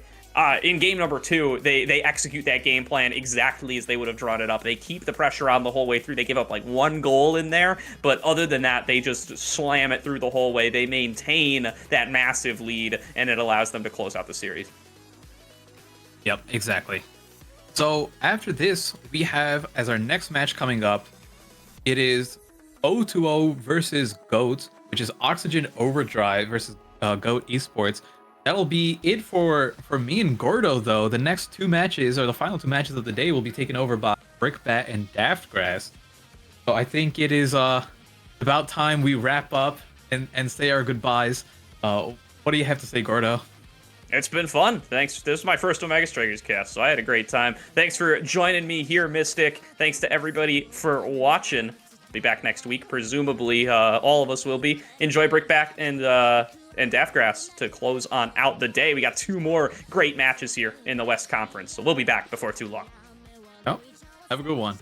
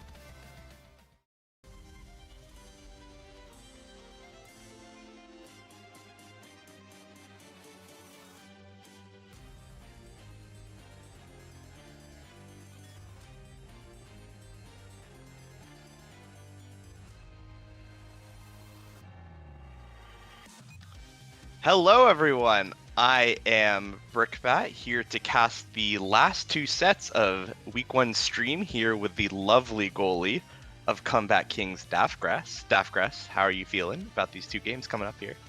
I'm feeling wonderful, Brickbat. And you know what? Thank you for introducing me. I'm glad to be here, back with some more Omega Strikers gameplay. Now, we have Oxygen Overdrive versus Goat Esports. I'm pretty excited. I've known one of the players on Goat Esports, Fudgy Waffles. I've known him for a very long time, so I'm sure that this is going to be a very close match. Yeah, absolutely. And I'm actually super interested to see how Goat Esports will match up against the goalie of Oxygen Overdrive's Kilius. Knew him a bit around in beta, but I've seen him improve so much after release, especially now that his signature picture card goalie actually is coming out and becoming a meta pick. Being able to see that in action against a lot of the top players, such as like Palmy and Fudgy Waffles, I'm excited to see that. Hopefully Palmy and Fudgy Waffles will be able to get some interesting scores in. I really hope we don't see like another 3-0 stomp, but we'll see. We'll see coming into our first game here. Yeah, and I'm sure that we will be able to get into it very shortly. Because I think we're all set. I think we've basically gone over really what we need to, and now all we need to look forward to is this type of draft. You got Fudgy Waffles. From what I remember, he plays a lot of Estelle. We might even see some Rune Goalie coming out from Blue Flu. I remember seeing him play some of that in back in beta. I don't know if he still plays it. I could be completely wrong, but you know what? I think we'll get to witness, hopefully, not another 2-0, and maybe looking towards some 1-1s, something like that. Yeah, and hopefully we'll be getting into game in just a second here, as we've got a Demon Days map, something that we've actually seen quite a bit of here. Bit of a mosh pit in the center. Always love to see it, especially with a lot of these players coming out picking their brawler picks. Yeah, and looking at Demon Dice as a whole, it is considered honestly the brawl map, right? You pick the brawl characters and you beat the other team up, and whoever does it best wins, right? So definitely looking towards seeing some sort of kill comp from the drafts. Yeah, and actually an interesting ban that maybe I want to talk about, the Rune. I think that's targeting Kilius, who's kind of been picking up the Rune goalie recently, following Gumi as another Western goalie to play the pick. What are your thoughts about it on this map?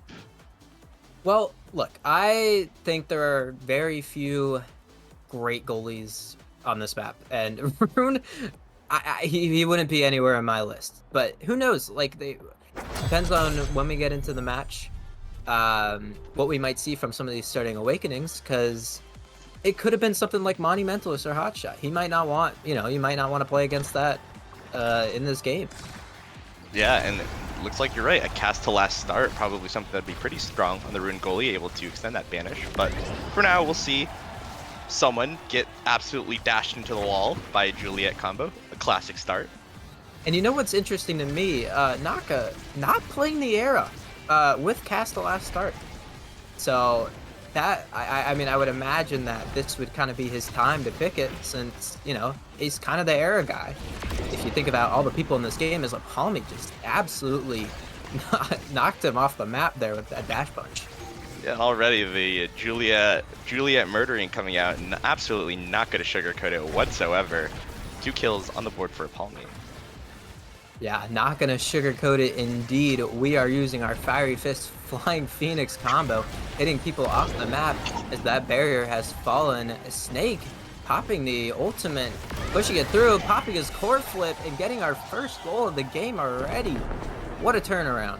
Yeah, and we mentioned it earlier, but it is a mosh pit. We've got 4 KOs, about 1 KO every 15 seconds, meaning there's about 3 seconds where everyone's actually alive. So looking to see a bit more action coming out from these two teams. Yeah, and Fudgy Waffles throwing that Magic Maelstrom forward. just trying to get some sort of value out of it as Snake now cracked, getting hit with a Bewitching Beam into the Fiery Fist combo. Apalme tack it up +1 to that total as the Naka fighting here in the midfield as Apalme once again showing why Julius, a very fun and interactive character, he's got that barrier. Achilles fighting for his life here. Snake popping the ultimate just to try and get the core forward as Fudgy Waffles hits it bottom shelf, and hey, 1-1. I feel like everything so far has just been a blur. I've just been watching the health bars of both teams go up and down really quickly. Oh man. Health bars go up and down indeed, but you know what? Kilius has the advantage with that Celestial Intervention that he does have. I don't even know if I've seen it pop yet. I could be completely wrong as Blueflu playing behind his net passes it up to Naka. Somehow, I don't know why we'd hit it directly into him, but you know what? Fudgy Waffles popping the core flip, getting their barrier and his own as Kilius dropping the Celestial Intervention, saving Snake from getting Flame Fury off the map. As Snake now in the center here, playing, perma-small gameplay as you do against Aram when they do have Castellas, as Blueflu hits it down to Apalme. Apalme using that evasive, dodging the Bell Ringer from Snake as Kilius gets us forward with the strike shot. Has a lot of room and space here as, oh my god, Snake managing to get a kill on Apalme and core flips it from Kilius' core flip into that top shelf. Blueflu not able to get there in time with that barrage. Yeah, a really nice passing play between the two forwards here of Auction Overdrive. Able to get it before Blueflu could really react. That panic barrage really the only thing that he was able to do. Unfortunately, not enough. And yeah, going back to the era pick coming up from Fudgy Waffles, I am really curious as to why Naka chose to avoid it. Do you think it's because Demon Days being like a really kill-heavy map, you actually want a bit more damage? But I think that Castellas kind of negates it a bit. Yeah, it's really interesting, right? Because Snake obviously picking the X because you do have that Castellas as Fudgy Waffles. Bit of a miscommunication from Kilius and Naka, both playing the same side of the net there as he shoves it up to the top of the map. But you think about it, right? You think about what Snake has to offer with that Castellas.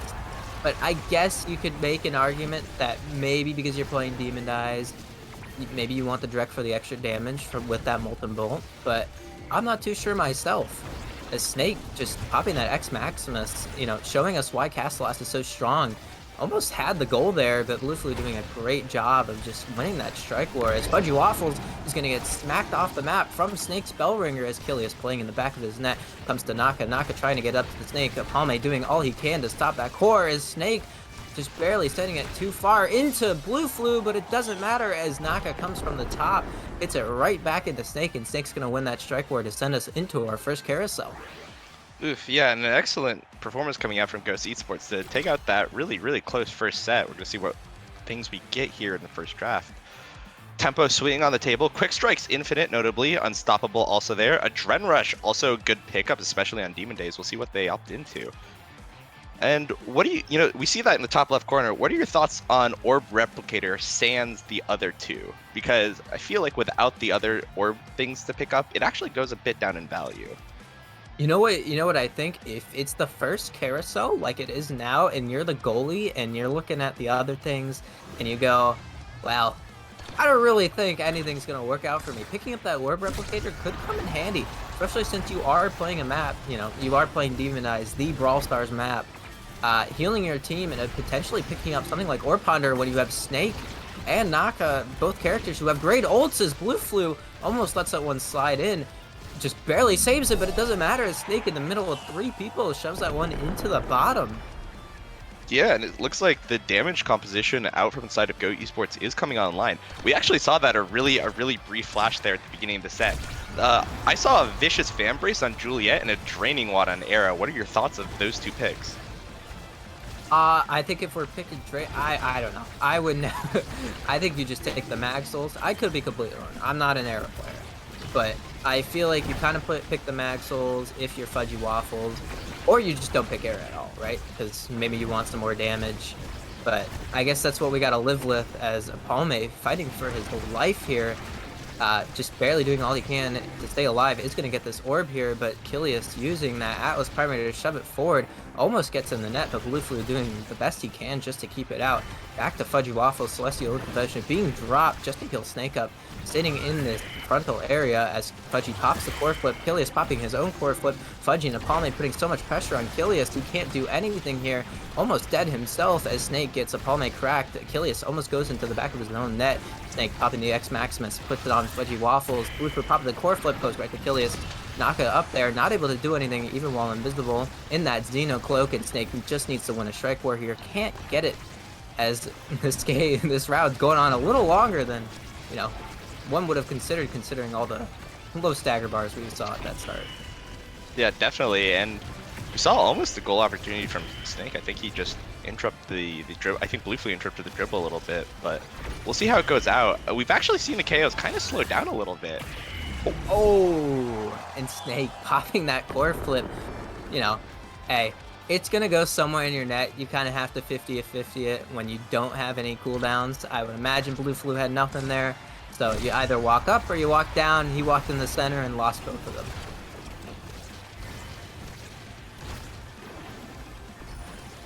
You know, as Fudgy Waffles here on this bottom side, go back to BlueFlu. BlueFlu pushing it forward. Apalme cracked already. Does have a bunch of bars though. Able to work with, you know, a lot of his evasive here. Picks up the core flip. Snake probably gonna get him to pop it.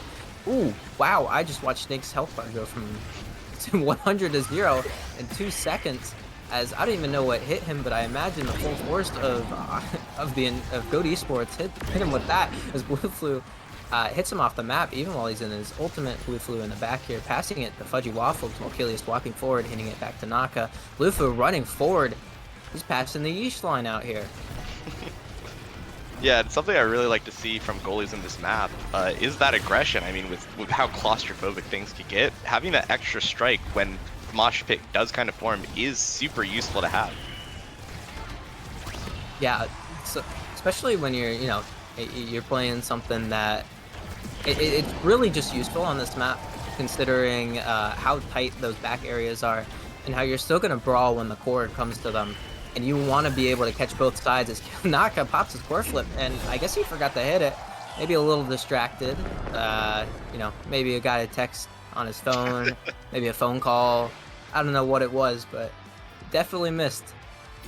Yeah, I think he was stopping to smell the roses, maybe enjoy the music out from Demon Days as we get into our second draft here. And Big Fish built different extra special all on the table. Snake opts for the chrono boost, actually. Interesting. Now, one thing that can come from that chrono boost is he already has cast.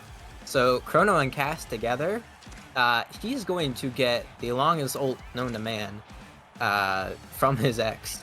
And right. That's definitely going to get him some barriers. He's got quick strikes too, doesn't he? I feel like he's going to be punching a lot of people very, very soon. He's gonna do what X do best. He's gonna do what X do best. He's gonna start punching some people. Breaking down that stagger bar. Look at him go. He's just running through the field. He's not even focusing one person. He's just hitting anyone he could see. He is gone. His vision's gone completely red, and nothing. Head empty, thoughts empty. Only thing he knows is the punch, but punch he can't as Fudgy Waffles using that magic maelstrom, taking Kilius off the map. I don't know, maybe he forgot to press the Q button on his keyboard as BlueFlu runs forward past the yeesh line, hits that one bottom shelf, and picks up a point for his team in, you know, a situation where they need some points as they're down 2 sets already. Yeah, and at this point, I feel like getting a kill onto Kilius is a pretty good way to kind of get these Hail Mary puts. You're not getting through this X. As we see again, he punches all right off cooldown and just starts sweet. BlueFlu probably gonna end this match with a bit of a black eye and a bloody broken ribcage. Yeah, Snake walking forward, popping that X Maximus. Every time he has it up, that's all he's doing. Look at him. He is not even playing back. He does not care what's going on behind him. He has full trust in his teammates just to get the core to him, but oh my god, he almost died there, saved by the bell as BlueFlu. I'm not sure if he walked too far to the left and that barrage didn't connect, but whatever it was, you know, Divine Intervention comes out, saves them as Fudgy Waffles is getting X Maximus off the edge. X go punch. and he is on the receiving end of that. The Palme has core flip here and hits it right into Kilius. Could have aimed for the top shelf, but you know what? It's okay. Kilius popping his own core flip there, getting a little nervous in his net. And you know what? Nervous I would be too. That one looked like it might go past him as Naka popping his own core flip. And once again, stopping to smell the roses a little bit. But you know what? It's okay because, my God, it's not okay. As the core comes back and Apalme down to Fudgy Waffles and Kilius not able to get that expanse up. And that goes into the bottom of the map. Yeah, and even though Oxygen Overdrive are down 2-0, it's still very comebackable. I like the mentality that Snake had. Back when he barely got saved by the Divine Intervention, no hesitation, just came back and cast in an ability trying to kill it. And look at that! Murder, murder, death, blood. Snake is on a roll right now. Yeah, and Snake taking Demon Dice very literally, becoming the demon himself on the field here as he is on a rampage. Anything in his sight is going to get smacked as Blue Flu has absolutely nothing to work with here. No evades, but is going to try and run forward, and Fudgy Waffles losing that 50-50 to Snake. Snake just a little bigger, you know, because he's X, and smacks that into the top of the net, picks up another point for his team. Yeah, excellent work from Snake, doing exactly what X does best, sitting right in front of the net and dealing all that damage. Blue Flu having to like play really scared just to even give Snake the respect that his his awakenings make him deserve. Fudgy Waffles using that Bewitching Beam, smalling Snake, but Snake doesn't care. He's gonna sit on Blue Flu this entire game as Kilius in the back here, but Apalme is saying, hey, we want to win a set, as he manages to get both barriers by himself. Fudgy Waffles sitting here in the center trying to get something going. Small Snake, but Snake gonna run behind, grab Blue Flu's orb, but Blue Flu says, hey, that one's mine, and it barrages him off the map. Naka does have core flip here, is gonna use to get both barriers. Back to Kilius. Kilius dribbling in his own net, up to Naka. Naka using the multiple to keep it forward, and oh my God, Kilius almost stole that one with his primary. Doesn't get through though, as Palme has the Adrenaline Rush, which I don't even remember him picking up. Core flips after getting the kill on Snake. It shows it right past Kilius. Kilius not able to get that expanse out fast enough. And they have won a set. Whoa. That's pretty big. Yeah, just in a flash, I mean, that Adrenaline Rush providing so much value, especially to Juliet, who, that cooldown refresh means that she could just go and kill you again. It's really crazy, earning Apalme the MVP here, and I'm interested to see what he picks up here. Oh, and it's Twin Drive Infinite. Oh, that's unlucky. Yeah, we're a bit more. I think our casting duo has been spared a little bit. We luckily didn't roll the twin drives on Oni Village. Demon Days able to accelerate the game maybe a little bit, especially with the specialized training coming out from Palmy. Maybe he'll be able to force a lot of respect from Kilius coming into this fourth set. Yeah, and Palme having actually a pretty good, well-rounded Julie build right now. He has Glass Cannon built different, Adrenaline Rush, and that Specialized now. So his ult's going to do a lot of damage, and if he gets one of those kills, he's going to able to keep it going as Blue Flu hitting it back to Palme. And look how far forward Blue Flu is playing. He is on a mission, but Palme off the map from Snake. Maybe he committed a little too hard to that mission, as now Snake sitting in front with this core flip is gonna, he doesn't even need it. Naka stealing the goal with his Molten Bolt as Snake hit that one into the top shelf. Yeah, and as we get into these later rounds with more damage trainings coming out, we're definitely going to see Chaos being capitalized a little bit harder. Hopefully Snake will be able to find something, but if Apalme finds something, it's basically at least one guaranteed barrier down with that man advantage and the Adrenaline Rush. Yeah, and even while being down, they're still getting these barriers, as both barriers gone from the side of Oxygen Overdrive, as Blue Flu missing the Giga, as Naka sitting here in this top shelf is going to get healed a little bit by that Celestial Intervention. Fudgy Waffles with the ball all by himself, has a lot of room here to work with, don't know if he has speed. Oh my God, the Blue Flu and Apalme, excellent job taking down Snake with their abilities. Fudgy Waffles using that Bewitching Beam on the invisible Teemo, as Apalme uses that Flame Fury to shove that one into the top of the net. Yeah, excellent coordination from the side of Goats Esports, able to coordinate that kill and use that mana advantage. I mean, we saw how far Blue Flu was playing up. In something like Demon Days, where something like that is just super effective, I'm wondering if Oxygen Overdrive will actually be able to deal with this. Yeah, and Snake right now sitting on top of Blue Flu, he is owning the map. It's Naka now having core flip has a lot to work with here. Fudgy having his own though, so is gonna pop it here. Gonna go right back to Kiliath, knocking popping his. Fudgy Waffles winning that 50 in front of him. Blue Flu with a lot of health, and Snake once again very low as Apalme using that Flame Flurry to push that one. Fudgy Waffles almost has it. Kiliath having to pop that core flip.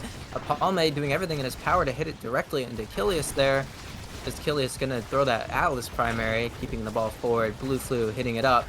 Naka invisible says, hey, I'm here to catch it, as they now have an advantage as Apalme once again off the map. Ooh, Blue Flu almost stole that one with a Giga. Back to Naka. Naka using that lock and load, pushing it past Blue Flu and picking up one more point to make it match point. Yeah, and we see again Apalme spawning back in after the goal has been sent in. The conversion off of getting a KO very, very high in this game.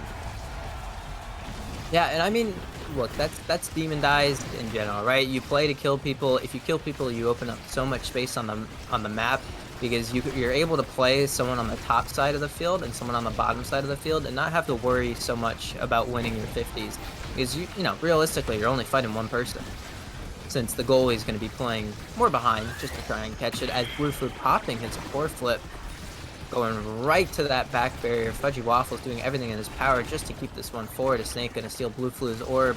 Kind of hungry for it as Naka lock and loads Apalme off the map. Naka then going to pop his core flip as this Atlas primary comes through. Not gonna get anything out of it as Blue Flu and Fudgy Waffles doing such a great job right now, keeping their barrier intact. And Fudgy Waffles popping that evasive earlier, but Whoa. Snake too big for the game, as he forces his way to getting both of those barrier down, and now this net is open. Match point.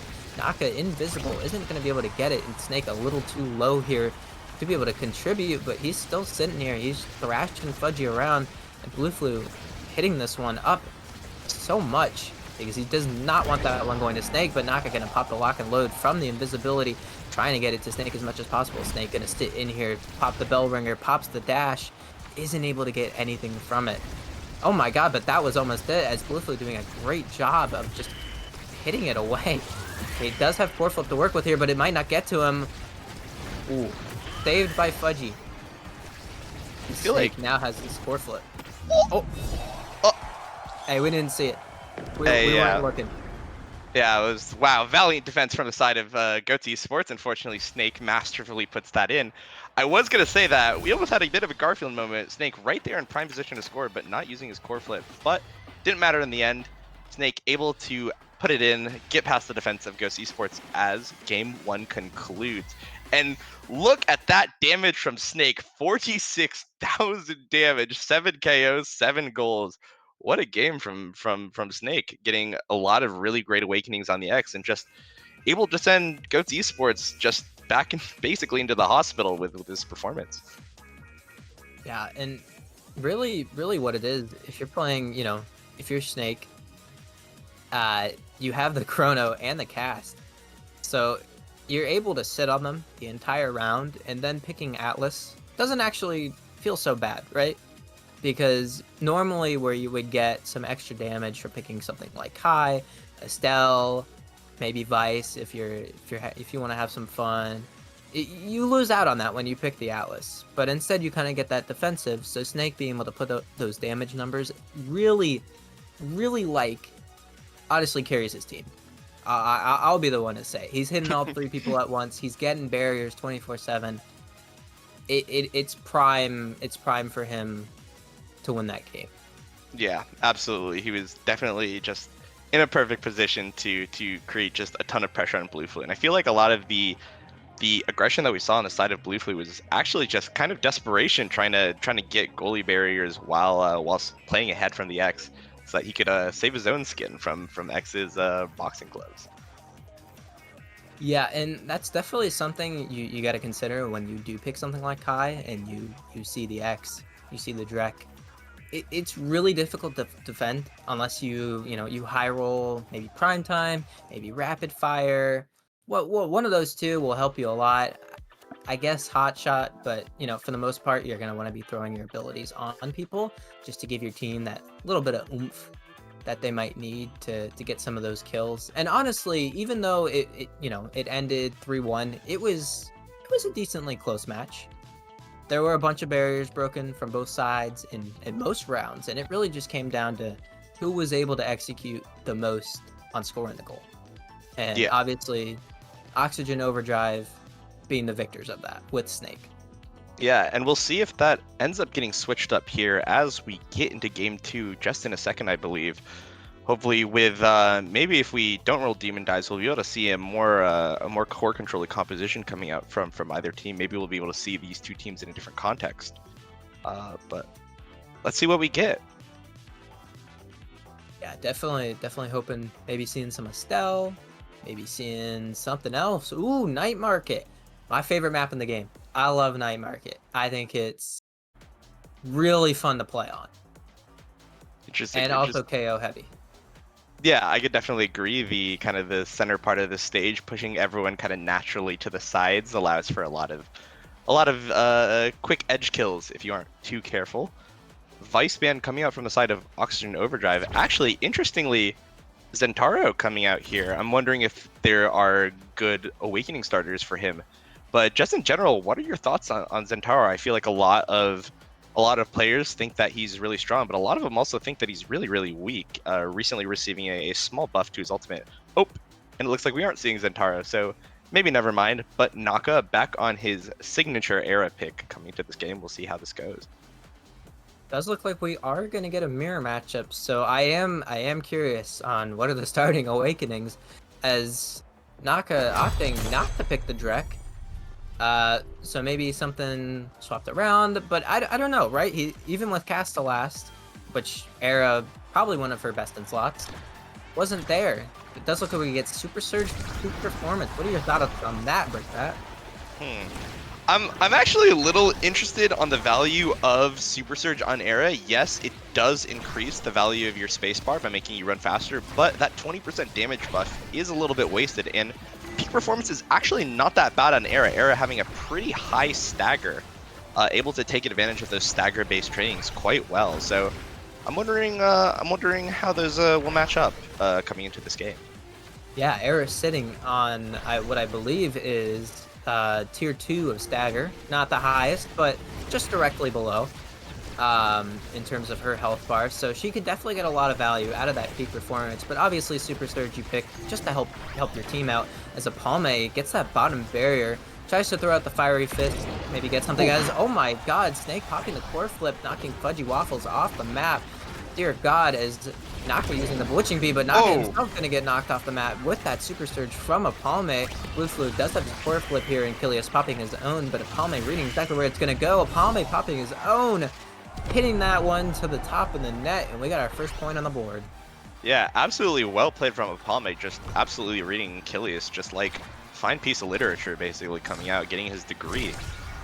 Absolutely well played from him as we get into this second set. Blue Flu with core flip notably.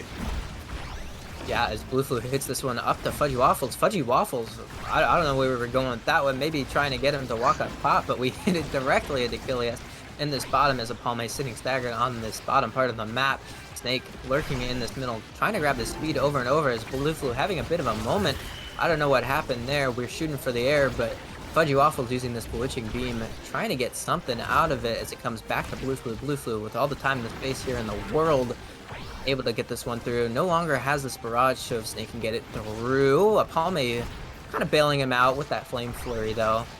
Able to get this one in check as Apalme gets another kill racked up on the board, but they lose the barrier in the process as Fudgy Waffles needs to get this one past Kilius. Kilius popping the barrage, popping the core flip, and oh my god, I didn't even know where that one's going. I get a tornado warning as a result of that. Yeah, I don't know where that core flip was going, but I know where this one is. Snake firing fisting it right into the net. Picking up one more first team. Yeah, and I'm wondering actually, did I don't know, I wasn't able to tell just from the dash punches alone. Did Snake go Super Surge? I don't know if he did. I wonder if he went in. From what I have seen, yeah, that's definitely, I think that's Super Surge. It might not be. I'm pretty sure it's Super Surge though. I think both Julies have, yeah, both Julies have Super Surge. So yeah. we are sitting in a in a Super Surge stocks environment, as both Julie is able to kill from, the middle of the map, as Snake almost proving me right. Just barely not able to get a Palme there, as Naka getting smalled from the result of Fudgy, as Snake coming through. Snake absolutely eating that barrage, saying it's time for breakfast, maybe dinner actually, considering it's, 6 o'clock where they are playing. And Snake, seeing the value of Super Surge, he was a little too raring to go, as the Palme tells him, sit down, big man. Puts him in his place, which is off the map. Man, yeah, I feel like talking about breakfast, Fury's trying to cook for his team, but burnt a little bit, costing him the point. Speaking of burnt things, 3 members of Oxygen Esports in their own net. None of them able to get the ball, though, as Go Esports pick up another point here.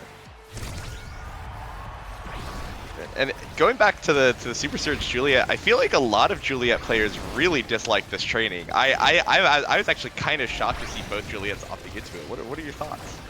So I've played a decent amount of Juliet with the new Super Surge, and for me, it messes up your kills when you're close to the edge, because for whatever reason the punch doesn't really like to come out often. And sometimes it does like a weird interaction where it kind of doesn't really hit them far and whatnot. So I wouldn't have taken it. I like peak performance. I like the speed. But you know what? I'm not the one playing. And clearly they're getting some value out of his Snake. Throws his core flip, but makes up for it using that Julie dash punch combo to shove him off the map there, as Fudgy Waffle dead again in this game. You know what? As Blue hitting this one to the bottom, gonna get gigged by Kilius. Gigged it back up to the top side, right into a Palme, as Naka gonna try and sit in this midfield with these mag souls, as a Palme gonna get smalled, and he's small for a while. Wow. Era Beam is something else, as a Palme getting gigged away.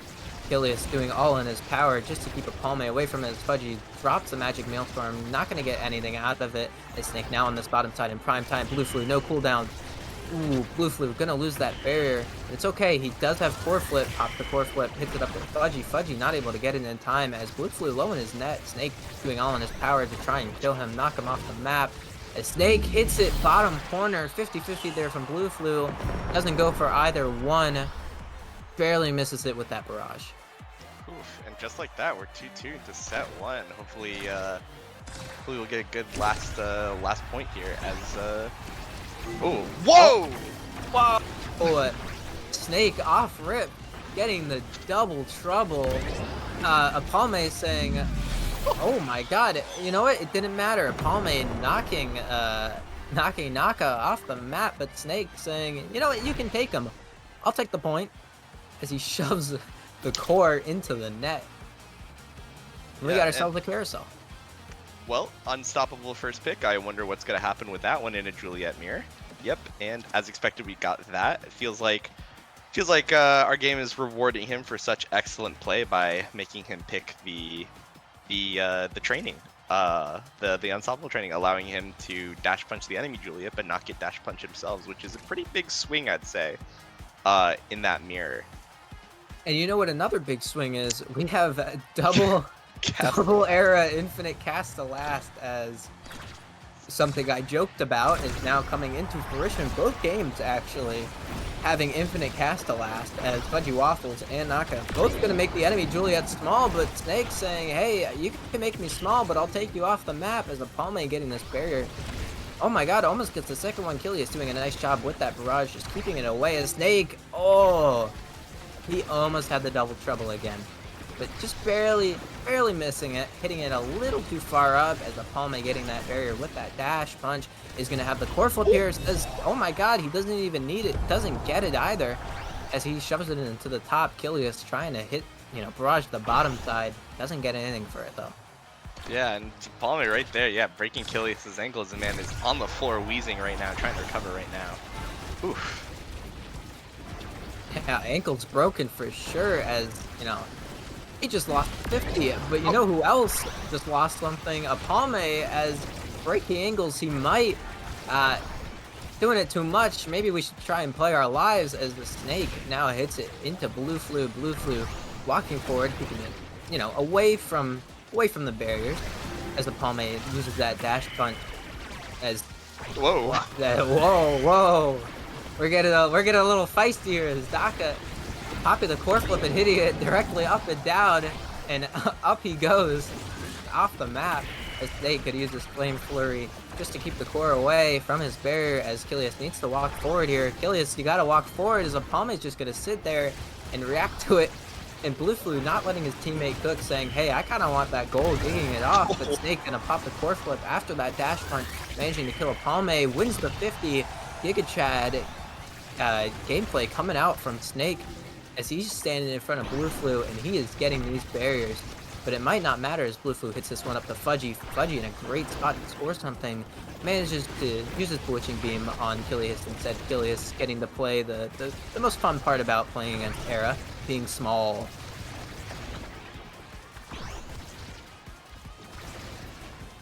As this one does come back to Blue Flu, and Blue Flu hitting it up to Fudgy. Coming to Apalme. Back to Snake. Snake gonna work this one forward to Blue Flu, and once again coming back to Apalme, but Apalme not able to get it past, as that Magic Maelstrom comes in from Naka. Not really able to do anything with it, as Fudgy almost hits it past Kilius before he's able to get a strike back up, but Blue Flu walking past the yeesh line, making it the new Blue Flu line, which is the enemy's goal box, and gets a point for his team. Yeah, I mean, being the red Kai, the enemy goalie gate is a bit blue, I'd say, so absolutely perfect positioning, I'd say, for Blue Flu going back to his home turf. I need that one to never pop up again. I try my best. I try my best around here. You know what? They're punishing you for the sins. Yep, the double sins goalie have been gate. punished, as both gates are knocked down.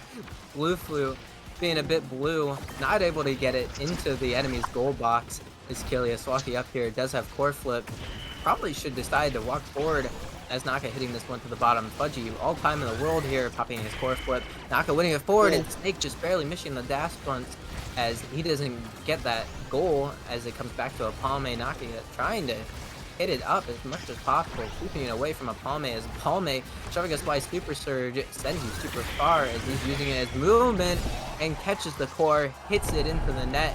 Kilius, we gotta clear it away from him. Yeah, and you know what? You know what happens when you get your core flip energy? Turns the meter blue. That's my analysis, folks. That's it. Yep. Former Omega here, just able to show Stagger Swagger on the board, stacks on stacks, opted into from Blue Flu here, taking the Stagger Swagger. Other Kai taking the Stagger Swagger away from the other forwards. Chrono Boost coming out now. That Castellas Chrono Boost. Oh, yeah. Let's talk about that. The Stinger Juliet. Whoa. I guess they feel like the glass cannon isn't gonna do too much value. Juliet can't take advantage of Deadeye whatsoever, and I guess like you pick aerials. I mean, it's a bit of a Shaolin Shocker, showdown, but it might be a bit too much to handle. So I guess that's why they opted into it. A bit interesting, yeah. Juliet not a super great Stinger user.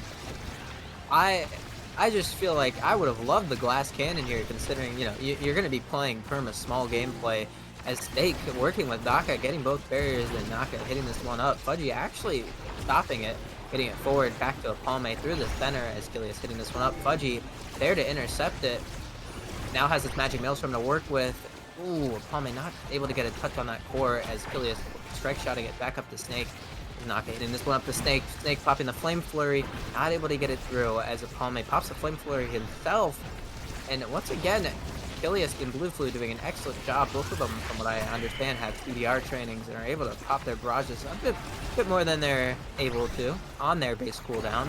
Fudgy Waffles uses that Bewitching Beam on Naka. Blue Flu throwing the Giga forward, and Apalme with the absolute ankle breaker. Does have the core flip, pops it out just a bit too early, but has the twin drive in Flying Phoenix. I don't even remember.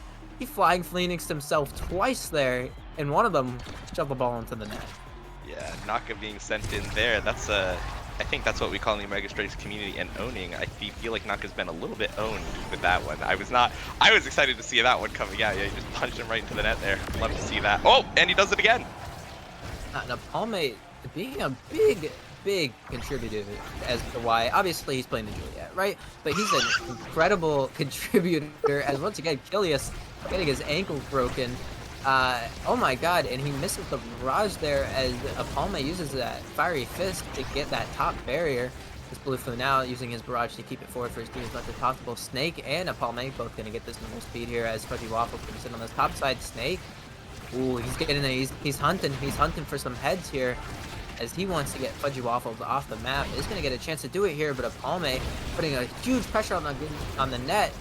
Not able to get anything out of it, but the Magic Maelstrom going to force Kilius to walk downwards as Naka stagger here. Is going to get his dagger back.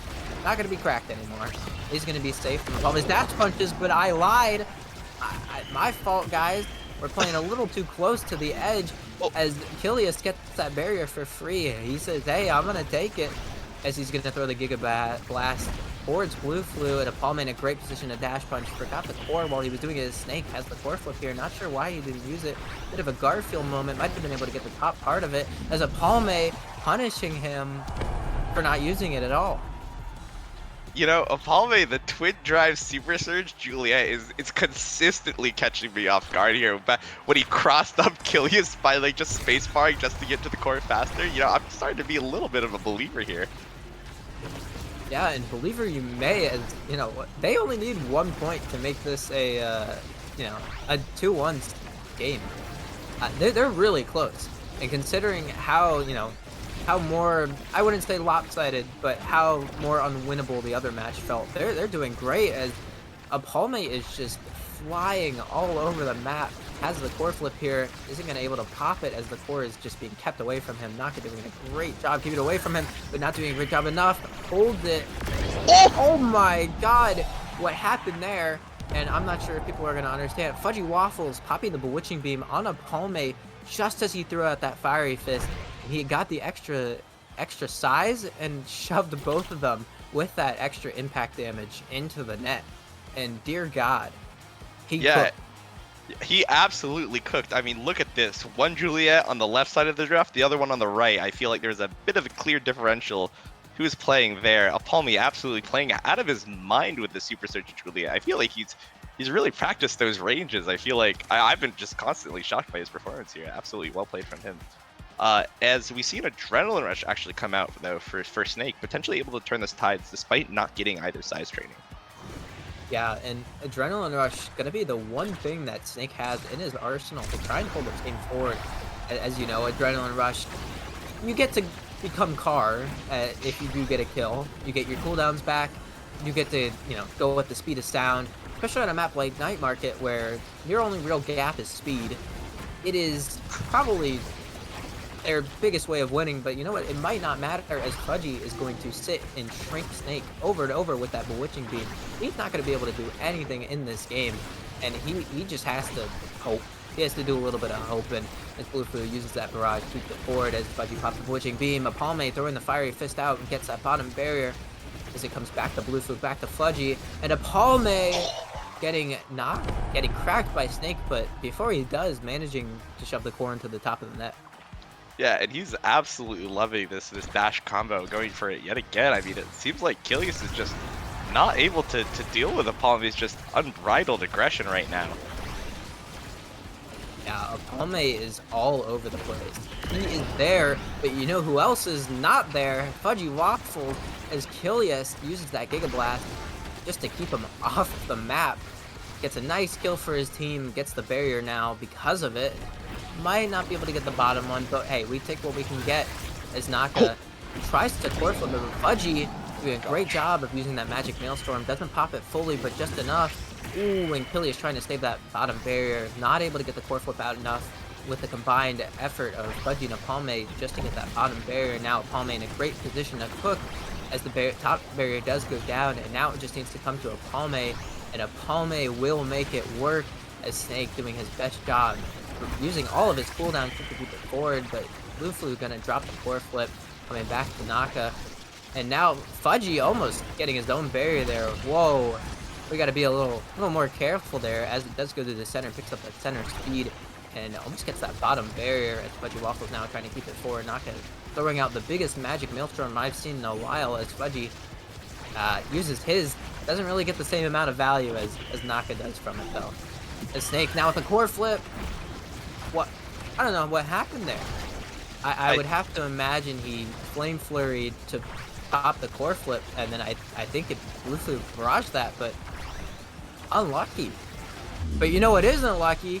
That pass from Naka to Snake for him to shove it into the top of the net.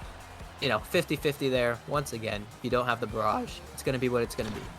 Yeah, and I think what happened was that he caught the core with his flaming flurry, and which stunned the core right in the location, so it means that the extra speed from the core trip really didn't do anything. I think that's what happened. Yeah, a little bit unlucky. From my understanding, I do believe that he caught it and then blue flew popped his. Sorry, I had to think for a moment as I watched two members of Oxygen Overdrive use their core flip on air, and a Palme using the air to his advantage flies from the middle of the field into the net, really living up to his name, I guess. Yeah. Palme. I don't know where I was going with that one.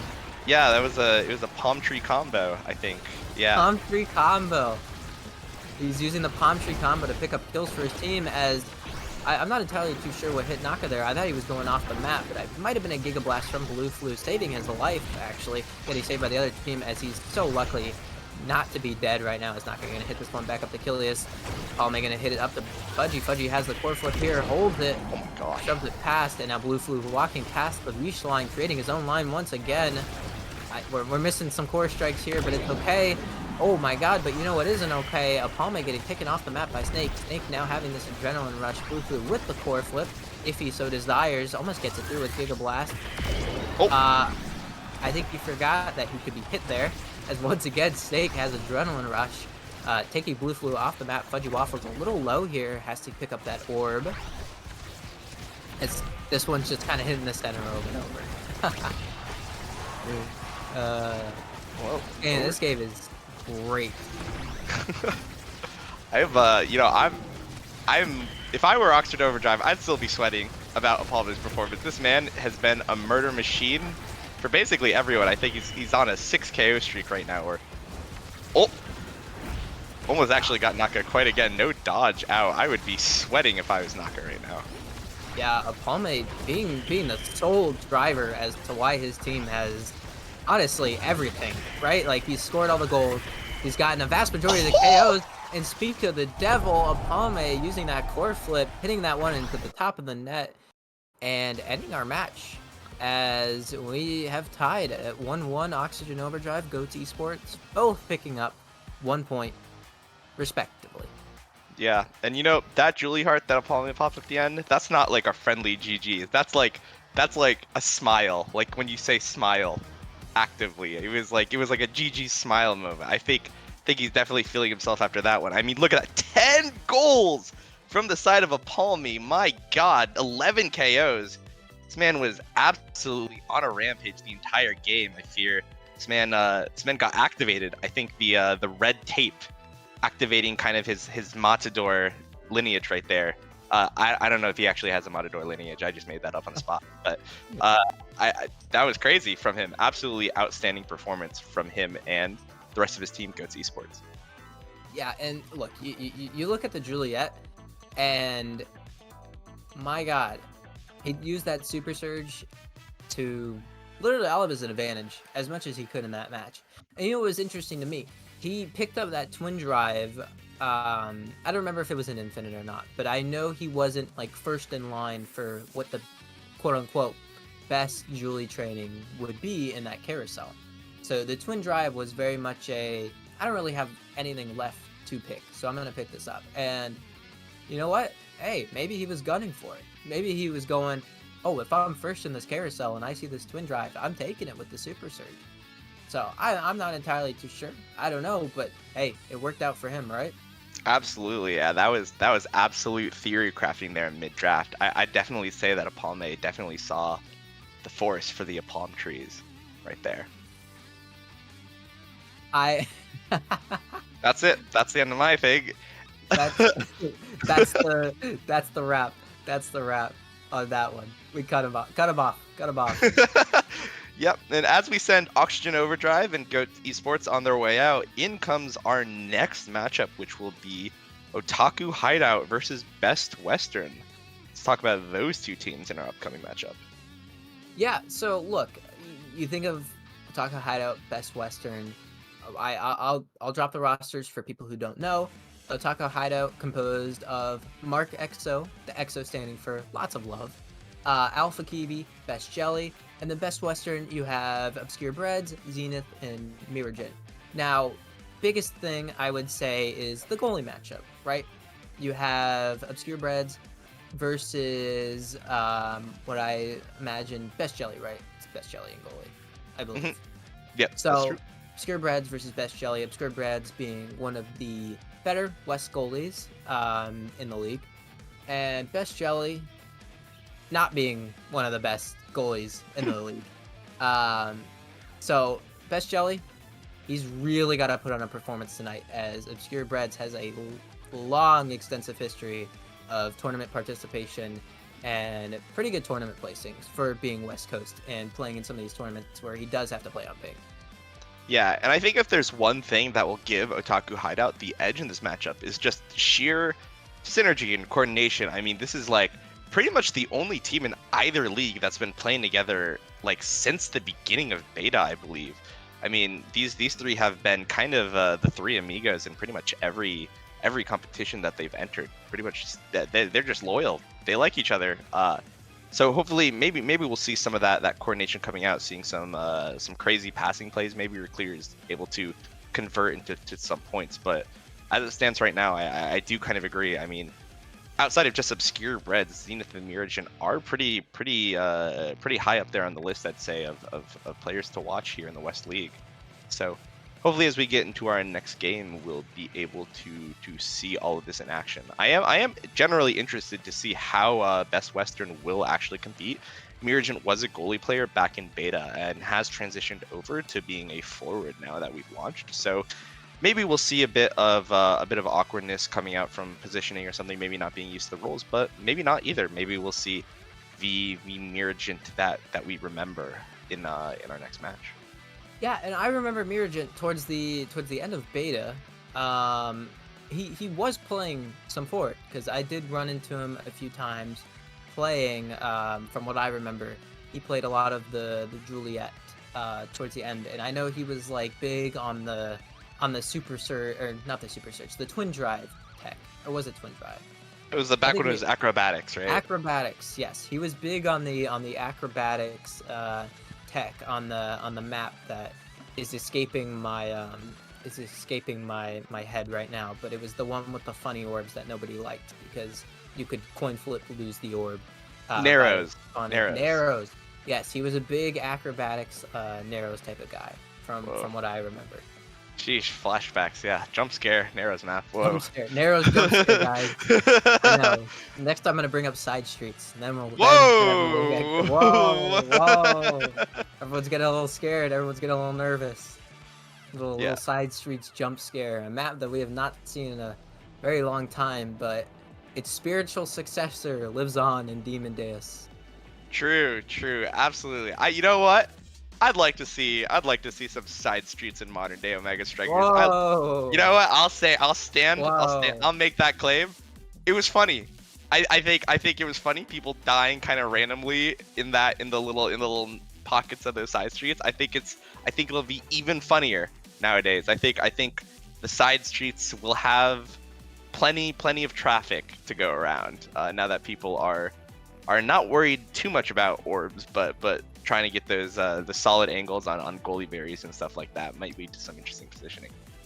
But yeah, and that's really funny because remember how everyone complained about side streets, right? Imagine side streets with the awakenings that we have now, that Stinger siphoning one, that will do your entire health in 2 seconds. So I wouldn't even want to think about it, right? We already have Demon Deus. I wouldn't even want to touch that with a 10-foot pole. But you know what? If you are new to the stream, if you want to participate in all the events that we do here in competitive Omega Strikers, you can do exclamation point Discord in the chat. It'll bring you to the server. So if you do want to, join on some of the open tournaments that we'll do in the future, there's your ticket right there. Once again, exclamation Discord in the chat. And Mr. Brickbat, we have some stuff to talk about. Do we? We do. I'm sure. Do you have any particular topics on your mind right now? You know what? I do actually, and Whoa. I know this one might rile up some people, but let's talk Zentaro, because we were going to in the draft, and then we never got around to it because obviously he wasn't picked. But what are your thoughts on Zentaro right now in terms of, does he need a buff? Is he healthy, or do we need to clock him down a little bit? What do you think? I'm not entirely sure. I definitely don't think he needs a nerf. I think that I definitely in a lot of situations, I think we saw it in one of the games earlier, I believe on Jane Tangle's team, when you have that low of a stagger as you do on Zentaro, you're a brawler that isn't super great into kill compositions unless you play really well or maybe even run the draining wand. So I would definitely say that his weaknesses are there, and definitely in a competitive matchup where you're in comms, really easy to exploit. I feel like maybe a little bit less so in solo queue when you're not really as coordinated with your teammates. But even then, I mean, if you have someone like an Amy or a Juno and they roll like a damage trainer, it could be really hard for Zentaro to play. So I think my assessment on the character is, especially when you put him in contention with other characters that might be in his role, the Juliet, the X, I feel like he's a little bit of an underperformer overall. For me personally, I honestly think he's pretty good. I think, now if you had asked me this last week, I would have told you I think Zentaro was bad. But now he has Siphoning Wand. He got that buff to his ultimate. While he did lose perfect form, he still has a lot of other awakenings that he can work with, and a lot of other awakenings that he's able to high roll and just kind of start running through the map. Because you think about it, right? You think about Super Surge, Twin Drive, Adrenaline Rush. Granted, obviously the brawler will take Adrenaline Rush, but Super Surge and Twin Drive, you don't have a lot of characters who like taking those awakenings. So he's really able to get sort of the type of stuff that you want. Obviously, if you're in a coordinated environment, you would want to take those away from the Zentaro, right? You don't want to give him his BestieInSlot trainings, because that would be bad. But I think for solo queue, he's honestly in a pretty good spot, especially on a map like Demon Deus, where he is able to use that Siphoning Wand, maybe roll Stinger, who knows? But especially with Adrenaline Rush, he becomes unstoppable. I played a lot of matches earlier, and I kept running into Pengui, and it got to the point where I had to ban Zentaro because I could not deal with the character anymore, and it was pretty frustrating, all things considered. Yo, this Penguin guy and Adrenaline Rush, apparently kind of a superstar combo. That guy was a little bit crazy, I think, in Prodigy's qualification games. If you look at the VODs, I mean, absolutely able to do so much work with the Adrenaline Rush on Juliet. But what do you think? I don't know if you saw those games, but what do you think Penguin does with Adrenaline Rush that makes him such a huge threat generally? I think that, obviously, bit of a Prodigy stan myself generally. But what are your general thoughts on sort of the kind of new up and coming brawlers? I think, I mean, between Penguin, Palme, and those type of players. What do you think about them? How do you think they're gonna match up? Well, in terms of Penguin, I've played against him decent amount solo queue. He did hit Omega today. Whoa! So I know, right? Whoa! I was unfortunately on the other end of 2 of those games, so I helped him a little bit. My fault, guys. But granted, he did turn around. He made a full reverse sweep because Zentaro got Adrenaline Rush on Demon Deus, and I'm sure you could tell the story from there. But I think Pangui is definitely who I would compare him to the most is Borg. Borg is very much a overall very kill-oriented player. From my point of view, as to where he is very good at finding these pockets and spaces where people put themselves into, and he capitalizes on it. And especially if he's playing on the Zentaro, he's also very good at managing his dashes and abilities to get barriers for his team. But along with that, he just kills people. And he's really good at landing Zentaro abilities. It is hard. It is very hard to escape him when he has set his mind to sit on you from minute 1. Yeah, definitely agreed. Borg and Pangui, 2 players, definitely keep your eye out for if you want to find an example of a type of playstyle that sends players to the hospital. Set up a clinic and an entire operation room. Just as we put it here in the Omega Strikers community, punch him in the face repeatedly till they go off screen. Smack him around a little bit. Yeah, just absolutely. Hit him with the 1-2. Yep, the bell ringer, the pop and lock. That's a dance move. That's not. That's not it.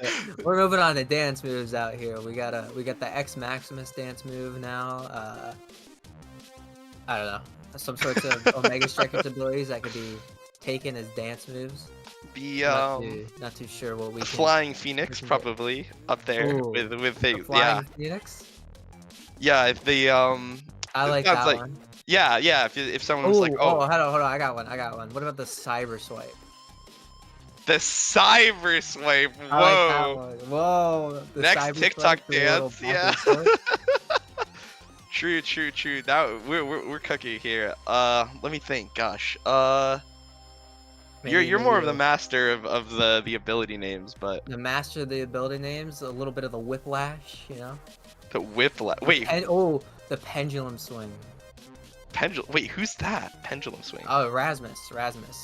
Pendulum swing would be his primary. Whiplash would be his secondary. Whoa. So we've got right? a bit of a schmoover with the ability names. A bit of a schmoover. We've lost it. We've hit the point where we have delved so far into stupidity that we have started talking about dance moves. Hey, you know what? While I'm here, I'm gonna take full advantage of this. All right, you've heard me say it and thing. The BOGO bundle and the Bozo bundle. Thoughts? I'm just saying. It's to me, it slides off the tongue. I just think we could say double barrier and call it at that. You know.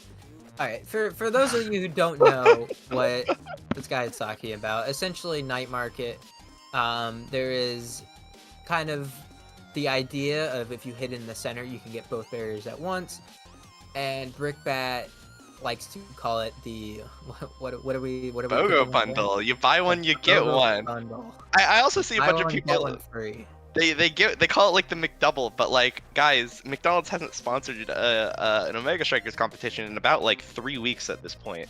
So like, it's a bit late to the party to call it a McDouble. Maybe we can call it a wick double. A wick double. Flip a wick double. Flip the M upside down. Like just like John Wick or a wicker chair. Those are two. Those are two things. Can we get Keanu Reeves on the mic? Maybe see if he wants to cast some Omega Strikers. True. I think gotta get our networking pants on and just ask famous people to just commentate randomly. No, I think it would be better if they didn't have any knowledge too. I think that'd be better. They'd just be like, oh whoa, the girl with the ponytail just killed 18 people. That was crazy. Am I casting Omega? Is he casted Omega Strikers? Are we talking about a story, a movie? What's murder mystery? I'm not too sure with that. With girl in a ponytail just killed 18 people. Yeah, 18 people. Yo, just like John Wick, just like that John Wick character from the movie John Wick and John Wick 2 and John Wick 3 and John Wick 4. I think that's all of them. Wait, is there? I've never seen a jump. I actually haven't seen one either. I just I was confident you seemed like you had seen one. So I was perfectly like, I was ready to go. I was ready to be behind whatever you said. I was like, this Brickbat guy, he knows what he's talking about. I feel like I've been lied to. I fear I have just been lying. This is true. I feel like but you know who isn't lying? I lied again. I don't know who isn't lying, actually. I'm Never mind. waiting. Where's the transition going? We're hitting down deep.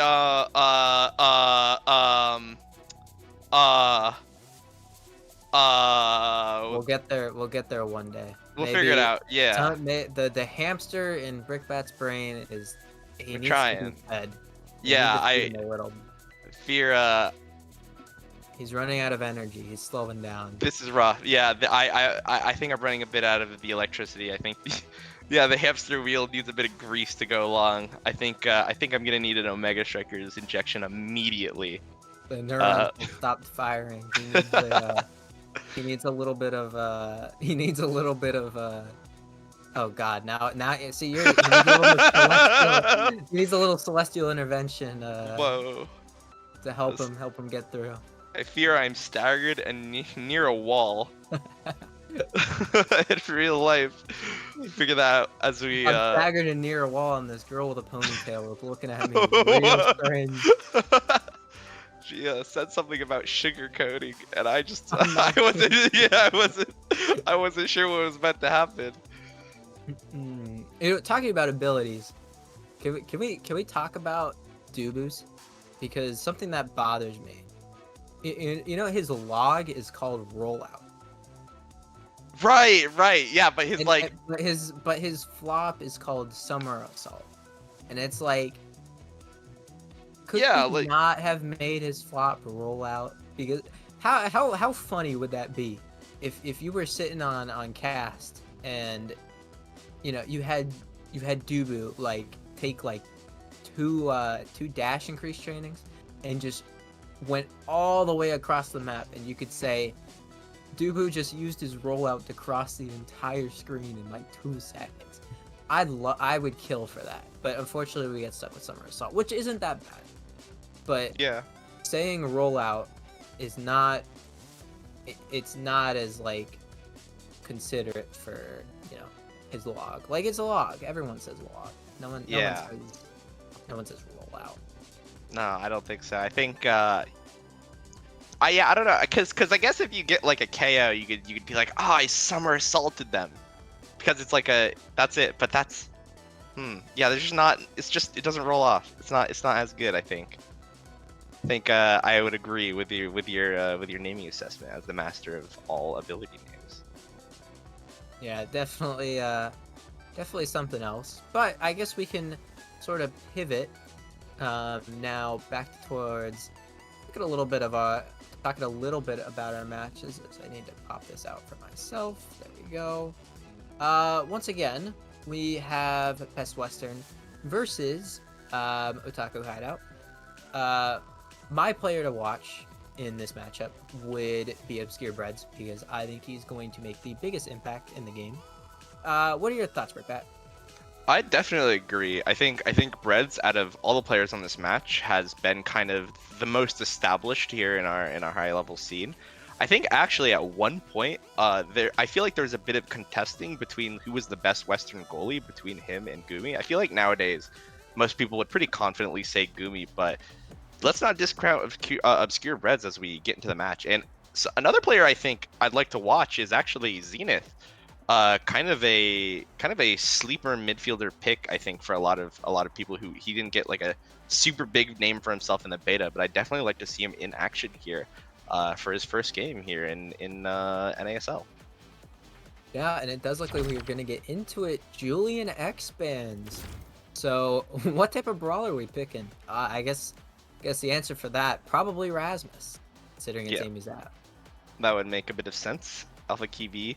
Electing into the Estelle, I actually wonder what his character pool is looking like nowadays. I know that every time I saw him in ladder, he was always using Amy, so I'm wondering what he has cooking nowadays. as we do get our whoa era jump scare. I'm looking at Best Western and I'm seeing a not so, normal goalie. Drakkar, I know people say he's good, but on Amy's app, is that the map you pick him on, Brickbat? I'm not too sure. I feel like even picks like Rune that like kind of naturally synergize with a goalie barrier would be pretty good. But yeah, I'm definitely not.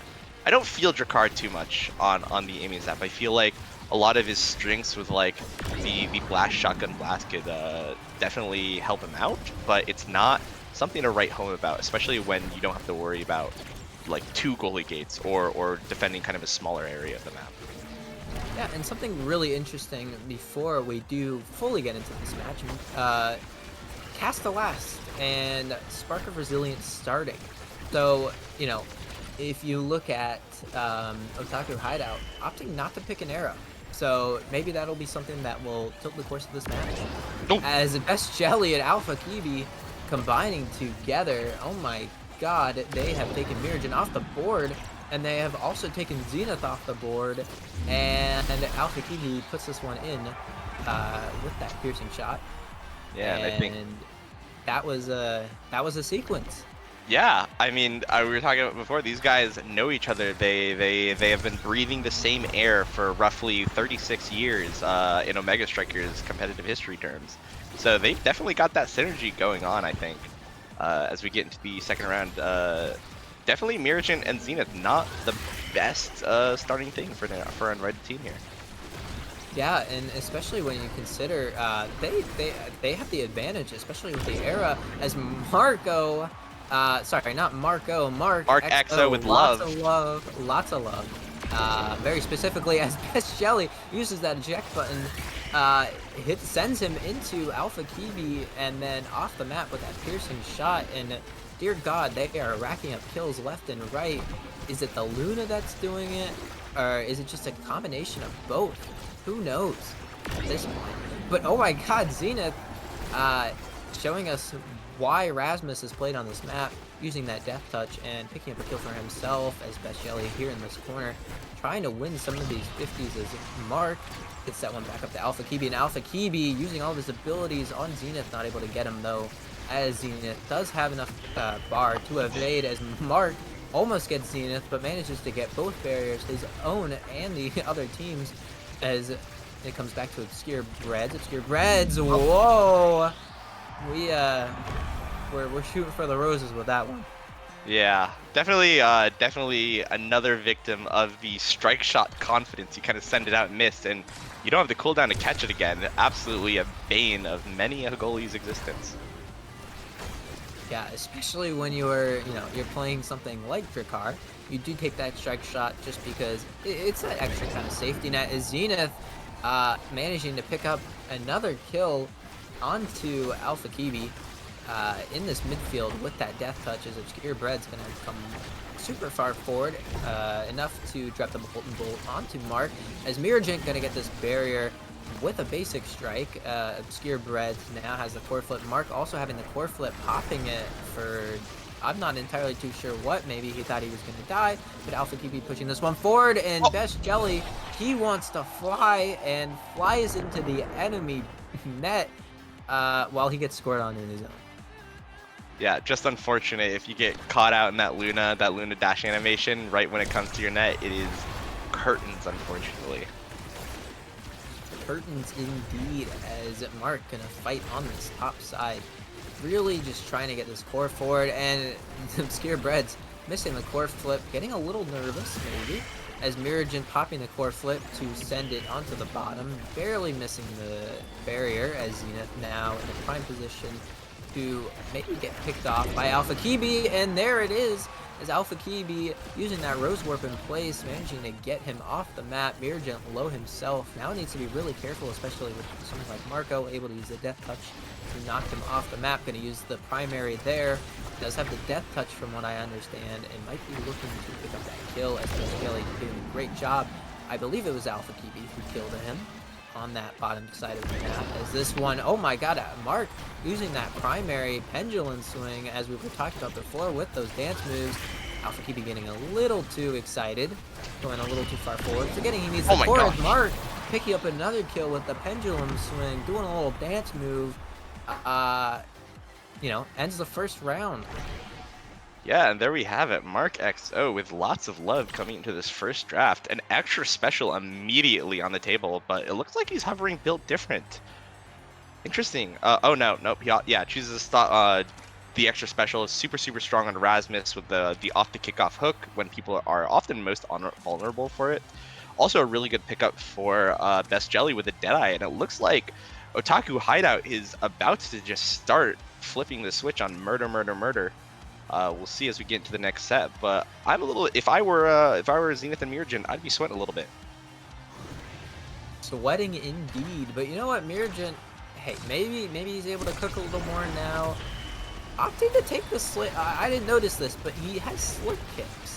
What are your thoughts on that, Brickbat? Okay, I am obviously a bit in the minority, but I'm a huge slit kicks proponent, especially on Era. I think that you could do so much, especially in. I will say it's weaker in a competitive environment where people are coordinated and you have to worry about rotations more. But if you're playing Era and solo queue and you want to hang near like the goalie line, slit kicks will help you a lot. It won't help you if you get punted into the apple like that, but I think it's super useful. I find it personally very fun.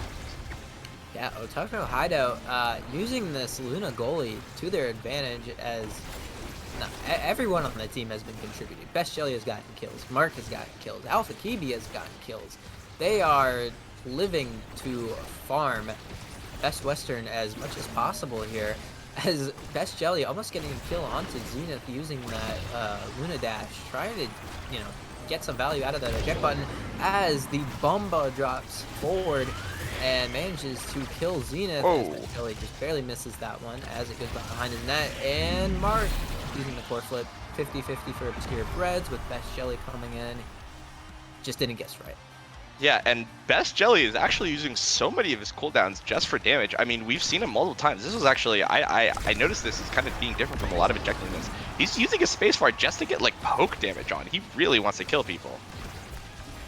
Yeah, he is really just fiending to get this damage, and look at that. He pops, you know, he pops the eject button, and oh my god, Alpha Kibi using the Rose Warp in place, and then the Crystal Thorns to essentially lock Obscure Breads down.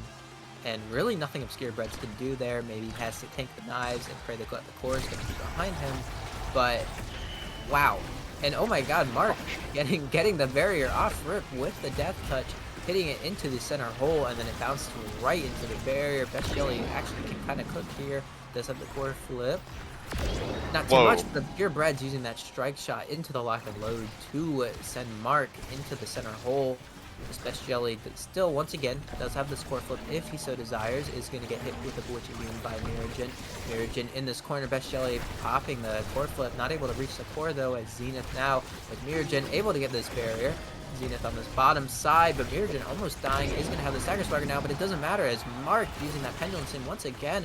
I can't even begin to imagine how many kills Mark and Alpha Kibi have so far in this match combined, as I feel like I have seen one of the best Western, as speak of the devil, Mark picking up another one with this death touch.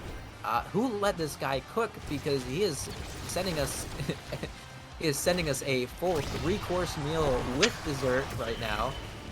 Using that death touch once again to try and get this core forward and just shove it past while he can. Obscure Breads does have the core flip here, as Best Jelly using the whammy over and over, and Mirajin ankle breaker, bottom of the net. Big point for his team, and hopefully the start of some sort of comeback. Yeah, and we saw there a little bit, actually the power of slick kicks back when Mirajin literally just basically stood in Best Jelly's goal net and dribbled around for a little bit, using the move speed of slick kicks to get like really nice positions to strike it from.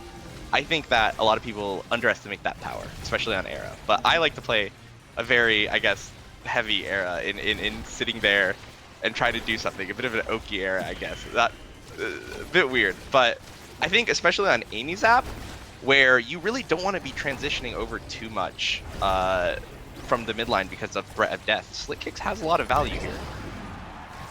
Well, slick kicks can get you value, but oh my god, speaking of slick kicks value, Irrigen able to get far enough with the addition of Stagger Swagger. Bewitching Beam that core right past Best Jelly, and even though they're picking up the kills, this round is currently tied.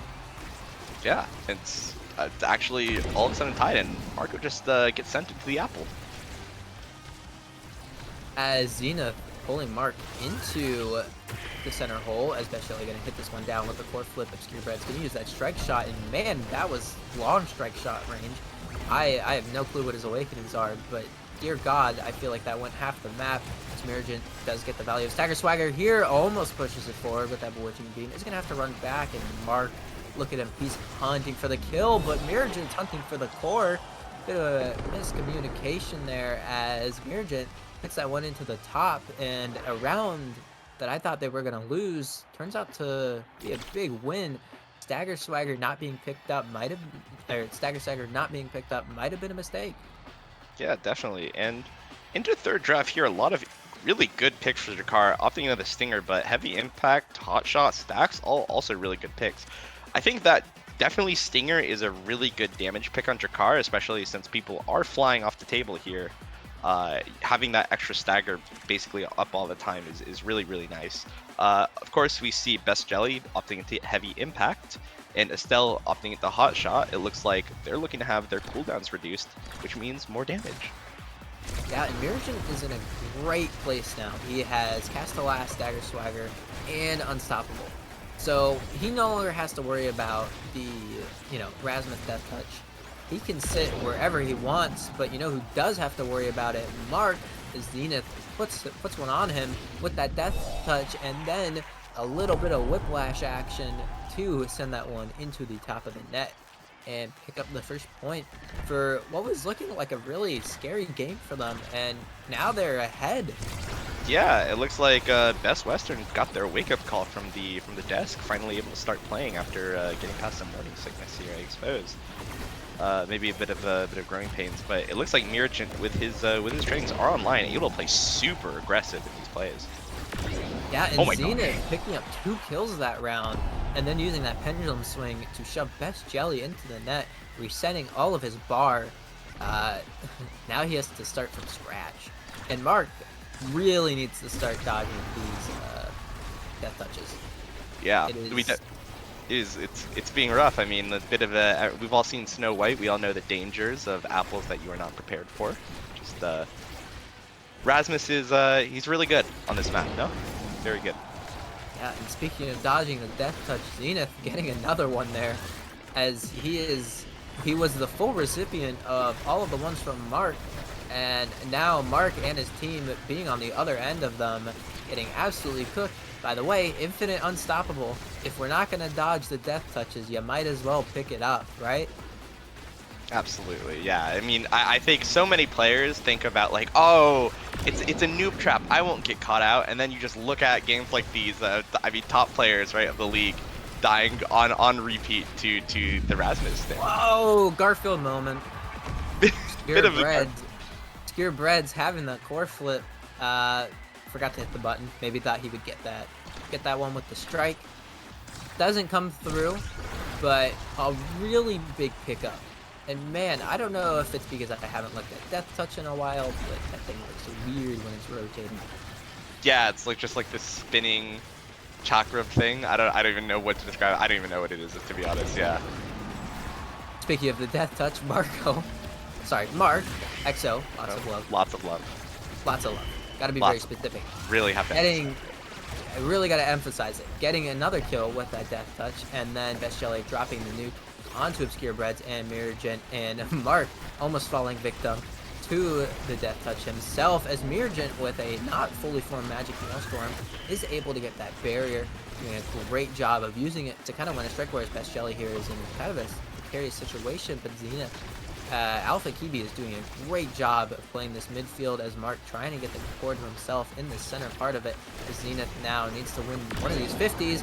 Doesn't matter, as he's gonna actually shove Mark into the hole once again. And now they have this huge advantage here, as Zenith hit it directly into Best Jelly. Best Jelly gotta get smalled And Miragent with that Bewitching Beam is going to hit that one into the back of the net.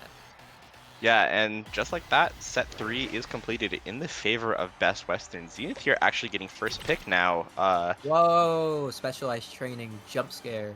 Jump scare, as for those who are unaware, it does increase the knockback, which means that Rasmus Pull can basically yoink you from so many places, so many more places. You could be hugging the wall, and it will probably it won't get you if you're hugging the wall, but if you're hugging the wall, you've got other problems. So it definitely creates a lot more pressure, especially because Marco and Alpha Kiwi did not opt into that unstoppable from earlier, so it's coming around to bite them a little bit. Yeah, unfortunately, no Deadeye left up as Best Jelly did pick it up earlier. Mark, once again, EXO, lots of love, opting instead to pick up that extra special, and I believe there was a Bomba Zenith going into that center hole. Best Jelly almost loses his barrier as Obscure Bread's throwing that Molten Bolt, trying just to, get something through, stall for time as Zenith now back on the board, and my god, these death touches are really getting cooked, but you know who's getting cooked on the other end? Best Jelly Miragent with the slick kicks is really showing why it could be a thing on Era. It is now losing to Mark. Mark doing a great job of winning these 50s in this midfield. Does have the pressure here on Obscure Breads. Best Jelly. Oh my god! Whoa! That Molten Bolt was from his net, and it went all the way over to the other side. What was that?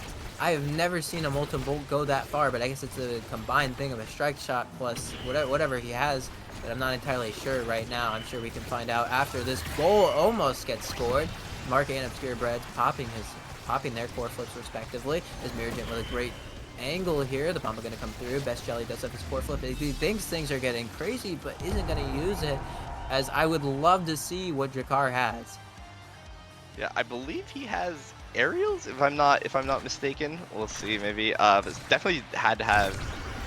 Oh, missile propulsion and aerials. I see. Yeah, that thing. He's got some ICBMs packing in his shotgun right now with the length of these shots. Jesus. That missile propulsion aerials plus strike shot. Oh, I looked away, and all of a sudden the entire team of Otaku Hideout is dead. Miragent and Zenith now in a great position. Miragent just missing the pass a little bit, and Zenith hitting it back into Mark. We got it here, and Zenith pendulum swings that one into the bottom of the net. And my god, Obscure Breads, his lock and load has to go like way too far. He definitely probably has like almost best in slot for Drek now in this goaltender position. Yeah, absolutely. He's traded in his video game shotgun for just realistic, accurate 100 meters shot, real shotgun. My god, look at that. It actually, like, it's half the field in his right click. Jesus. Yeah, and especially when you're playing the Jakar, as Zenith in the middle of everyone ends the game. Whoa. That was crazy.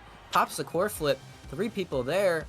No one catches it and hits it off the top part of the net, and it bounces back into it. And we got ourselves our first game in one that I thought Otaku Hideout had a great start, but man, look at these KOs.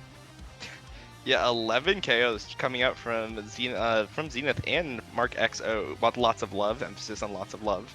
I mean, yeah, Rasmus on Amy's app. If you're not ready for it, if you don't pick that unstoppable, if you don't get those defenses up and running, he will take over the game, and it comes down to kind of who could play around it better. And it was definitely Mark at the beginning of the game, but definitely Zenith woke up essentially, and him and Miragent were able to secure a lot of goals. I think again, before we move on to the next game, I do want to emphasize the use of slick kicks here on Amy's app. I believe that Miragent made a lot of plays with that extra movement speed to be able to keep that pressure up without having to cross the midfield line, and I think that's super, super important here.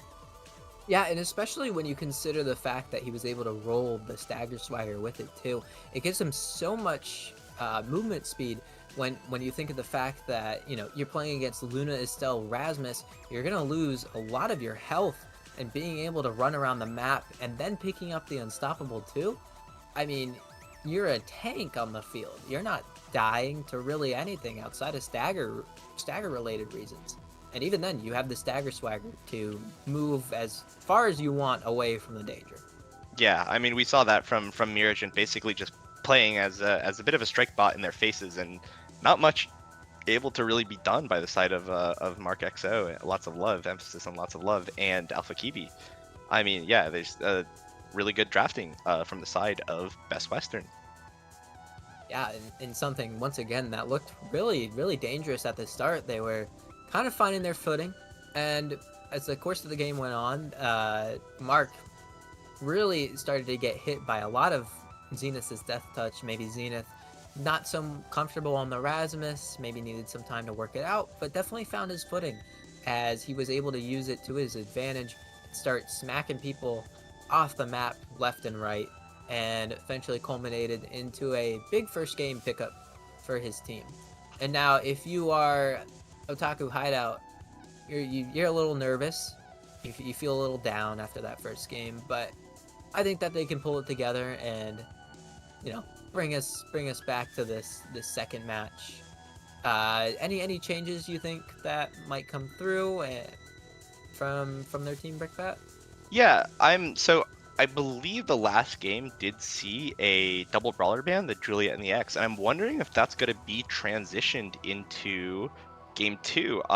One thing that I think we all thought was that Miragent was going to be the forward kind of brawler player, but we actually saw him pick up the era there with Zenith actually playing that kind of scorer role on Rasmus.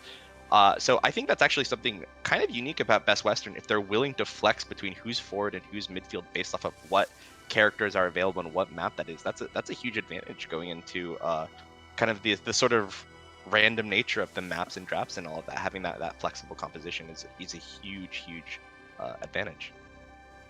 Yeah, and being flexible is especially huge in a competitive environment where you're able to pick kind of really whatever you see fit, especially when you think about the fact that we are rolling RNG awakenings for starting infinites, all of the above. So being able to pick a great starting team comp off of the starting awakening and having people who play the characters who might get value out of it is heavily important. Yeah. For the league. Yeah, absolutely. Completely agreed. And I'm wondering if we will see the continuation of the 2 brawler bans going into game 2, or if we'll get to see Mark XO, lots of love, emphasis on lots of love, on his signature Juliet, one of the few people that actually played that admittedly kind of troll speed Juliet build at the beta with the stacks of stacks crossover unstoppable, one of the few people who kind of held down on it. So he's got, I would say, kind of a signature Juliet pick that maybe Best Western might have been a little worried about. I'm not sure. I can't remember if Otaku Hideout was the one to ban Juliet or not. But hopefully we'll be able to get to see the Miragent Mark XO, lots of love, emphasis on lots of love matchup going into game 2. Yeah, it really will be our kind of idea of what to watch on how the match will play out, and it will definitely start from the ban phase, and maybe even from the map phase. Maybe you don't want to play Luna on something like Demon Deus. I don't know Best Jelly. I haven't played against him, and from what I understand, a decently long time. So he could have 20 million picks. I don't know. They might have some crazy, ridiculous comp that they could pull out, depending on what map it is. But who knows? Maybe we'll just coin flip into Amy Zap again. Yeah, maybe. And I'd definitely say that the Estelle Rasmus and the Era Rasmus is something that is a lot less strong off of Amy Zap, so maybe either team will choose not to select it if we don't roll it. But if we do roll Demon Days again, I would be interested in seeing maybe a Pauldrons pick. I believe the Asher Pauldrons, the X Pauldrons is only really viable on Demon Days, but when it does come out, I think it could actually be really strong. X being kind of overall a bad goalie, but being an interesting counter pick into a lot of the brawler stuffers that we might see.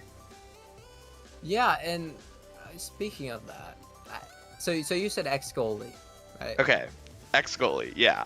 On Demon Deus specifically? Specifically on Demon Deus, nothing else. I ran into KFC playing that earlier.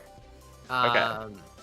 It was interesting because what happened is he was able to get built different and big fish, and combined with Pauldrons, he was the size of If you think of Demon Deus in your head, you have the barrier, and then you have that space between the bottom and the barrier. He was the size of that space, so trying to shove it past him and hit the barrier was a little daunting considering how big he was. That is the first match I have seen an X been played on Demon Deus, but I could just be in the minority of seeing it. So Yeah, I think the power of it comes kind of from like, well, like you described, from being as big as the goalie barriers, which makes kind of defending it pretty easy as long as you're winning your strike wars. But also the fact that having that extended size means you're actually poking the mosh pit while defending your barriers in the midfield, and that extra damage, of course, on such a murdery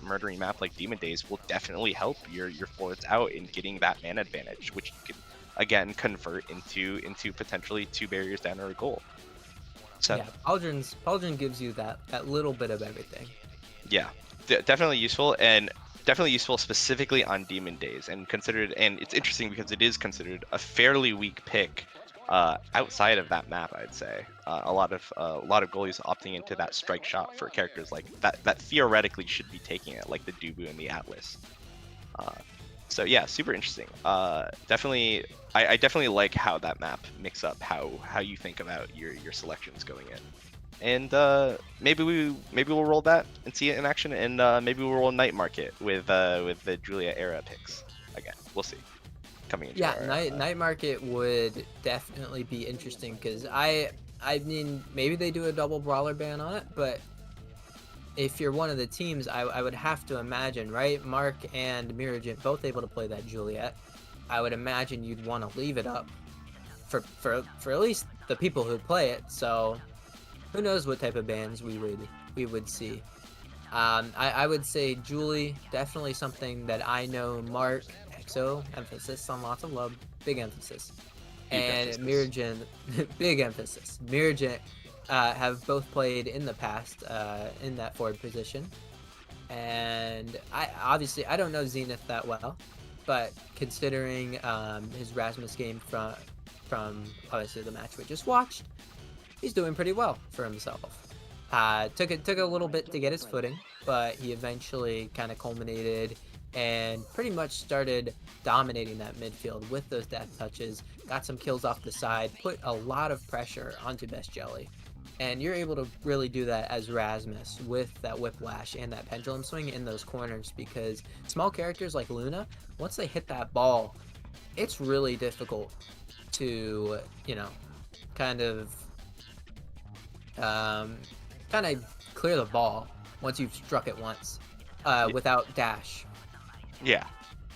And I would say, of course, like the murder fest that just happened is like definitely caused by Rasmus, but I also want to talk about the Stell midfield pick coming out from Alpha Kiwi, I think contributing to a lot of the secures in there.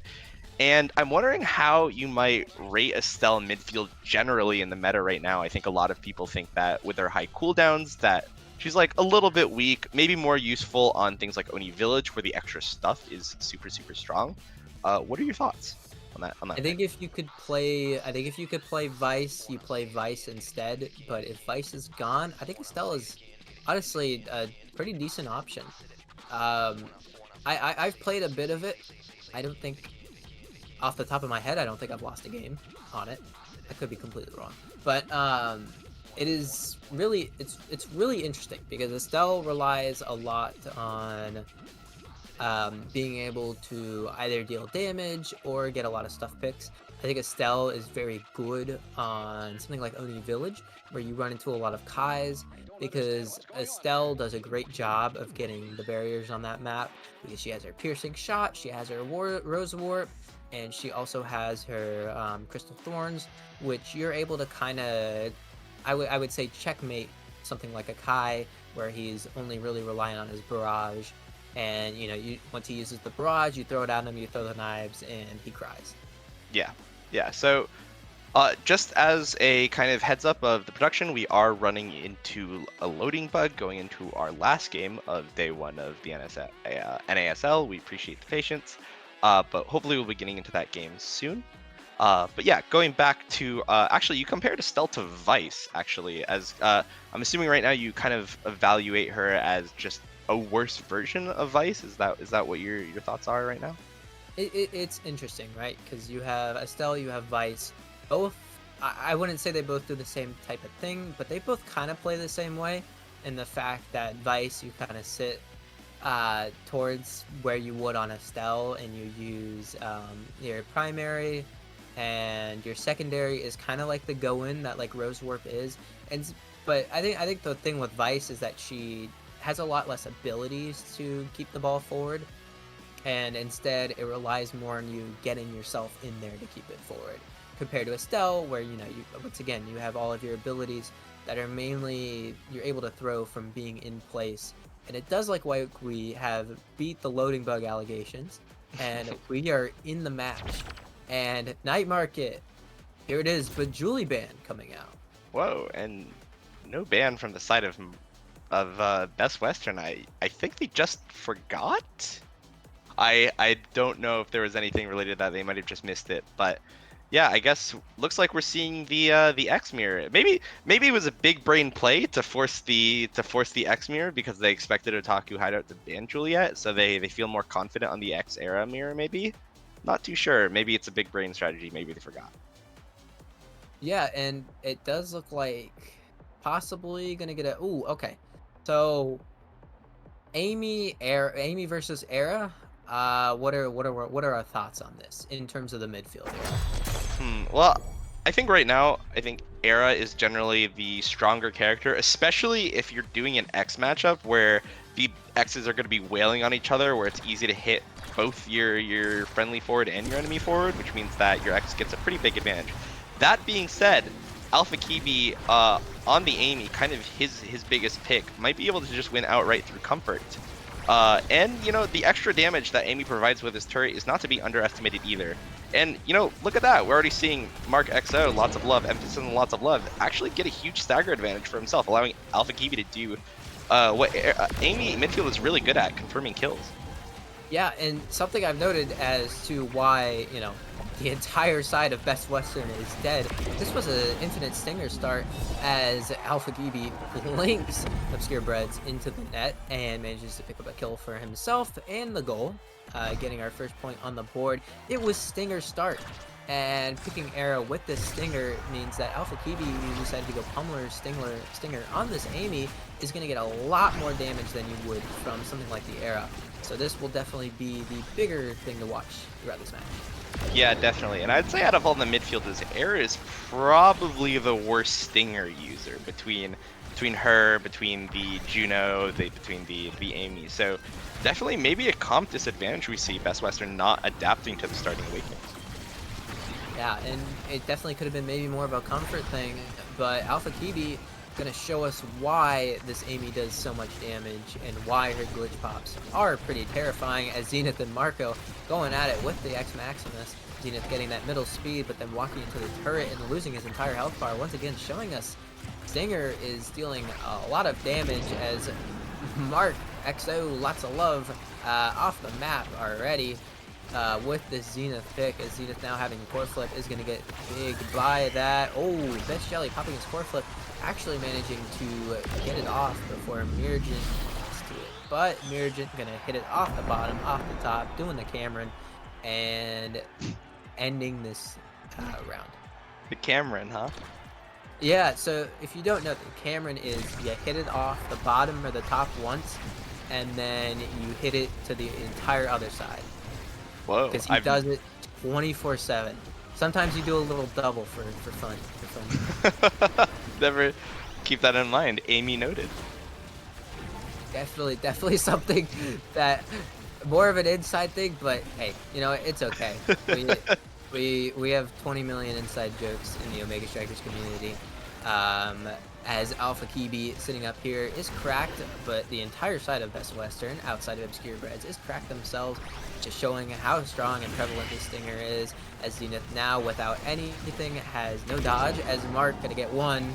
He's hunting this 2 down, and core flips We got a home run right there, sending him right into the net. Gonna get the 1 barrier. Hopefully gonna pick up the 2 here. Obscure Bread's doing the best he can, but it's just him by himself as he loses both of his barriers.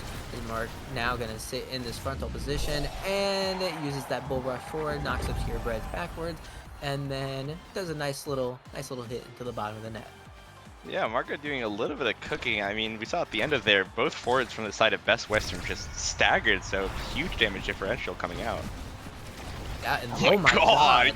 Whoa! Speaking of big damage, almost everyone in this game outside of the goalies are both cracked as every single ability comes out as Obscure Breads is going to pick himself up the first one of the game.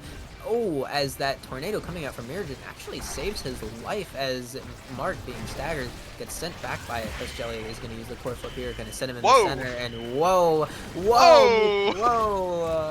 We got a BOGO bundle jump scare as Obscure Breads gets both of those barriers with that center part, but now has to fight against Mark sitting in between all 3 of his teammates, including himself, as Best Jelly now going to hit this one forward, misses the Giga Blast, he's going to rocket forward, and Obscure Bread saying, hey, what are you doing in my net, is going to core flip him off the map, and now Mirajin and Zenith able to cook here.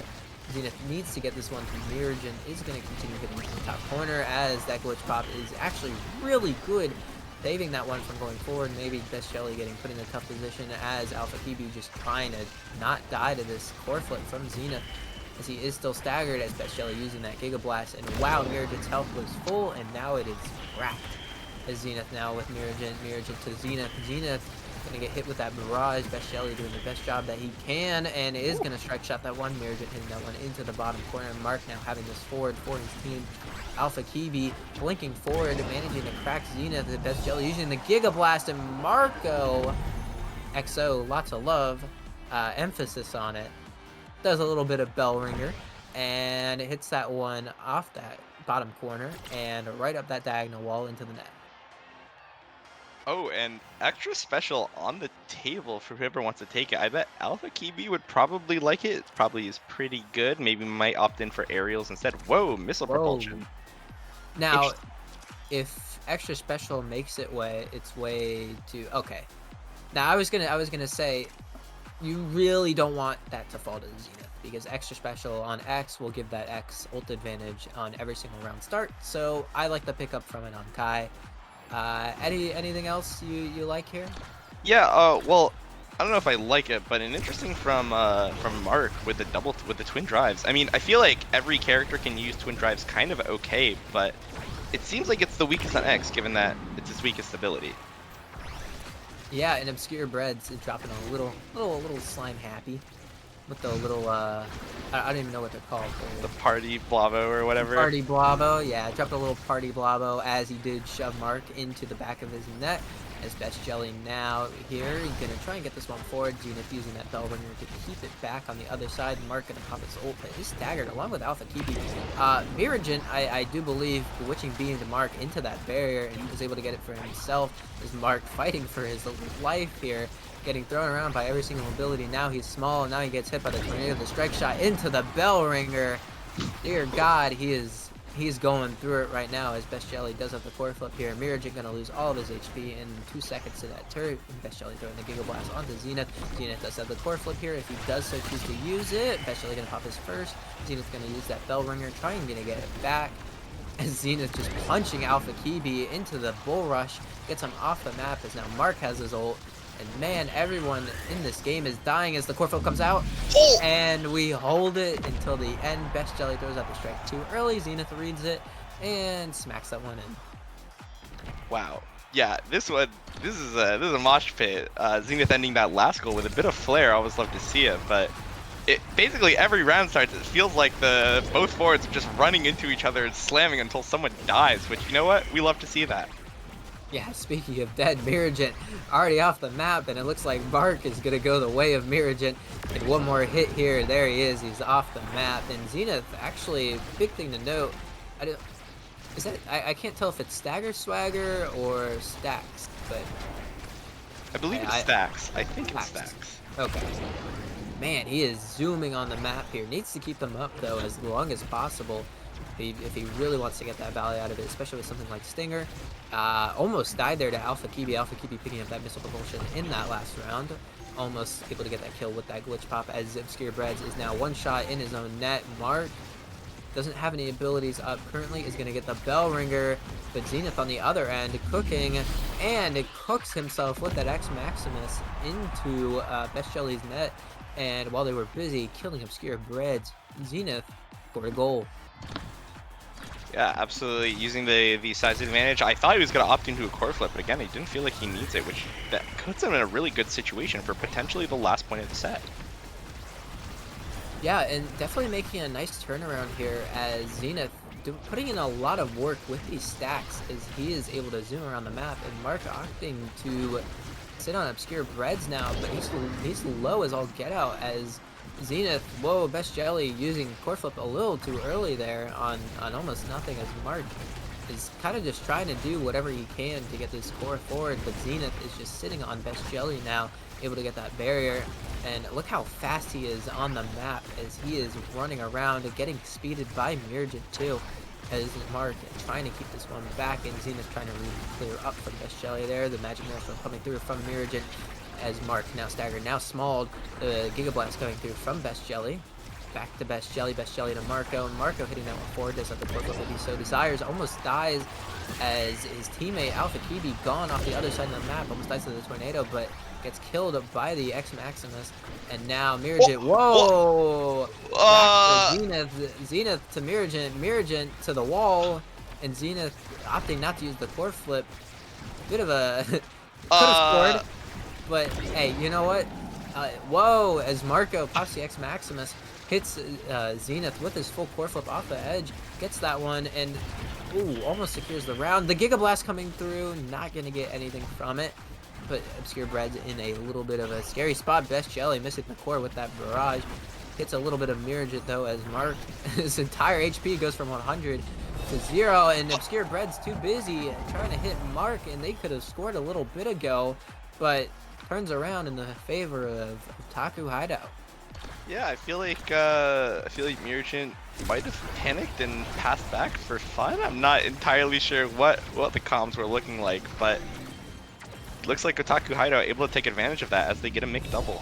Oh my god! They get a McDouble into getting a goal as Mark, with the help of Alpha Kibi, pops his X Maximus and just, you know, size strike war win against Obscure Breads. Yeah, and just like that, we have a set point yet again. Yeah, and Mirjit is taking so much damage. Look at him, he's already dead! Gosh. He was full HP, got hit with everything pretty much in the game as Alpha Kibi with this missile propulsion is doing so much damage. Mark probably gonna have to pop his core flip, doesn't use it. Instead, Zenith sends him off the map, punishing him for not choosing to evade, as Alpha Kibi low as well now, and Zenith, oh my, you lose so much health from the Stinger, and he got hit with just the core flip, is gonna manage to get one barrier before he gets taken off the map from Mark and Alpha Kibi combined, as Mark now wanting to sit on Obscure Breads. Doesn't really have the speed to do it, does have two bull rushes, uses both of them on Obscure Bread. Obscure Breads are a little bit low, does have the core flip here, is going to be able to grab this orb, but no! Alpha Kibi dropping the Firewall Sentry, hitting Obscure Breads into his own net for sitting on top of that orb, as Mark is dropping the Bell Ringer. Manages to get that barrier and shoves it through, and this set could have been ended with one strike from Best Western. Yeah, I'm not too sure what was happening with their passing plays, but you know what is happening is that it looks like Adrenaline Rush is the infinite training of the evening. Whoa. And we'll see who opts into it. I mean, Quick Strikes is up for the X. Ooh, Mark XO, lots of love, emphasis on lots of love, opting into the specialized training over Quick Strikes, actually. Bit interesting of a pick, but it looks like there's surprisingly few Adrenaline Rushes. Maybe the era taking Unstoppable or Bulk Up potentially even. As we go into our final set, Quick Strike's actually happening. Okay, and so it looks like we do have one Adrenaline Rush from Zenith coming out, and that guy is going to schmoove with his stacks if he ever does proc it. Yeah, and what's interesting to me is Zenith opting not to take heavy impact, even though I feel like he is hitting people multiple times. But you know what? He might get value out of that Adrenaline Rush with that stacks. As Miragen getting that bottom barrier. Mark managing to pick off Miragen is going to go super zoom. Not from Adrenaline Rush, but just from the middle speed. As Mark now staggered. Alpha BB dropping that Firewall Sentry is going to not be able to get that top barrier. Ooh, but Obscure Breads fighting for his life here. As Zenith is going to pop that Adrenaline Rush. Here he is. He is speed. Misses the Bell Ringer as Mark trying to live here. And Miragen getting a free Strike War win on Best Jelly and picking up a win. Yeah, I mean, yeah, we saw there the power of Adrenaline Rush, especially in a matchup where people are kind of flying off the shelves and able to proc that pretty easily. And a help coming out from Miragen. I wonder what's going on in their oh my god! And Mark picking up 2 kills instantly off that round start with a little bit of help from Alpha Kiwi, but especially help from the specialized training that he picked up in that last carousel. As Obscure Breads now low, has to fight off an entire army by himself. Best Jelly has everything in his kit here now, as Obscure Breads is cracked. Mark, all he needs to do is really just wait for his ult cooldown. Might not have it right now though. He's going to try and use the Bell Ringer. Obscure Breads is going to be unstaggered, but if Mark gets his ultimate, it's going to be really precarious for Obscure Breads. As Zenith actually pops his, almost gets Alpha Kiwi off the map, and manages to do it as Mark manages to kill Miragen. And now Zenith with this Adrenaline Rush is going to get 1 barrier, not able to get the other, but does have the core flip here, pops it. Best Jelly strikes a little too early, Zenith able to get that one. Best Jelly throws the Giga Blast into Alpha Kiwi Cyber Swipe, as now Best Jelly with the strike shot back to Alpha Kiwi, and Zenith doing a great job here in the forefront as Mark pops his core flip right to Obscure Breads. And oh my god, Best Jelly saves Mark from dying, but it's not enough, as Zenith now with the full Adrenaline Rush is going to just sit in front of them. But the core is going so fast, and the big Bull Rush comes through and even sends him into the net with it. Yeah, and absolutely good coordination between Miragen and Zenith, actually getting the bigger hitbox for Zenith so that he hits harder and is more likely to hit the core with it. Good coordination. We actually saw that I believe from Corey and Leo Leon a lot in CCC land. They've practiced that matchup quite a bit, but it's really, really interesting to see here coming up from Best Western. Yeah, now Market with the Bell Ringer with this Firewall Sentry holds it, and Obscure Breads thinking he's going to hit it towards the bottom. Instead opts otherwise, as Miragen off the map once again due to this Amy.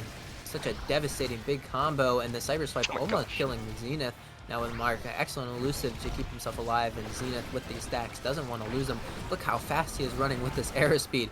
He doesn't even have an Adrenaline Rush. Imagine if he did, especially throws the Giga Blast, and now Mark in a really dangerous situation. But Miragen's the one in a dangerous situation, especially sends him from the middle of the field all the way to the other, and Zenith now with the core flip wants to get something done.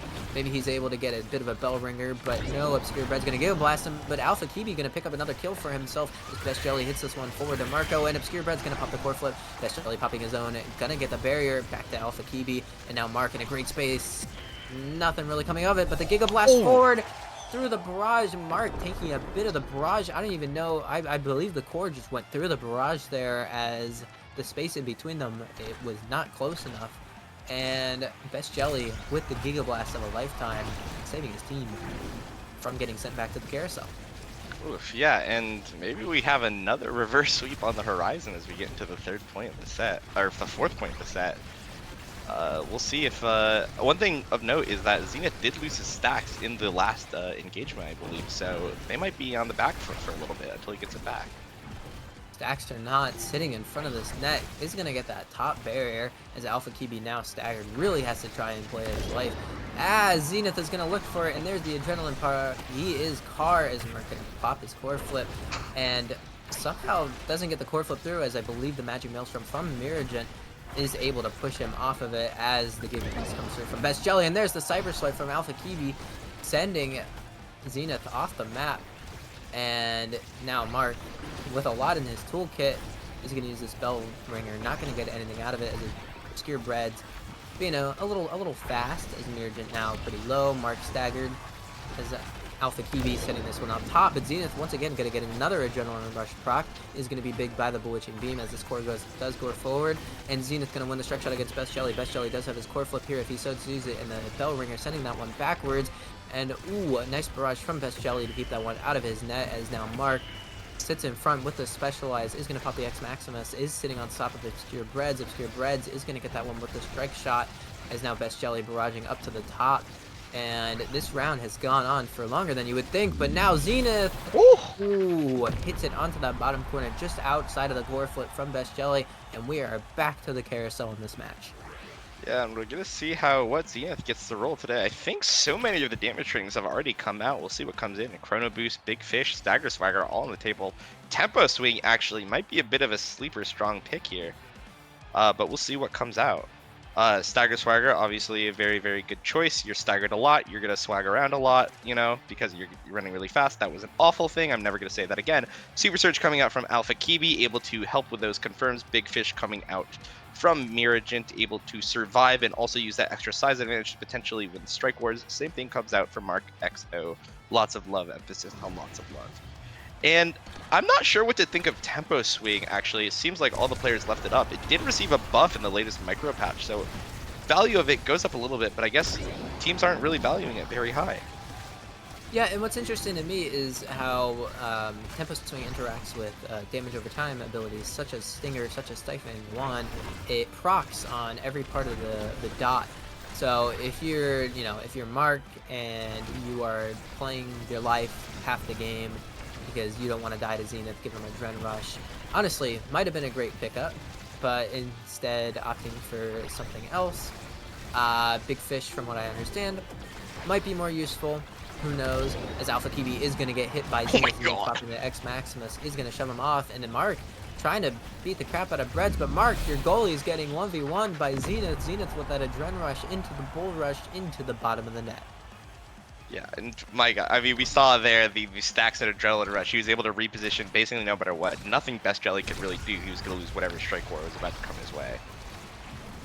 Yeah, and that stacks plus Stagger Swagger plus Adrenaline Rush. My God, is he moving. And he gets to soak up all the damage in the game, all he wants. It is ridiculous. Look how fast he's moving. Plus he has an arrow to give him speed and make him bigger. I can't imagine anything like more you would want as an X in this situation. Maybe if you had gotten Specialized, but that one went to Mark. Mark showing us why he is Specialized is going to pick up a kill on Obscure Breads, but Zenith once again with the Adrenaline Rush, the stacks, he is moving the entire map in 2 seconds. I don't even know if he's playing Omega Strikers at this point. He might be playing some sort of racing game, and we are all on the wrong side of this.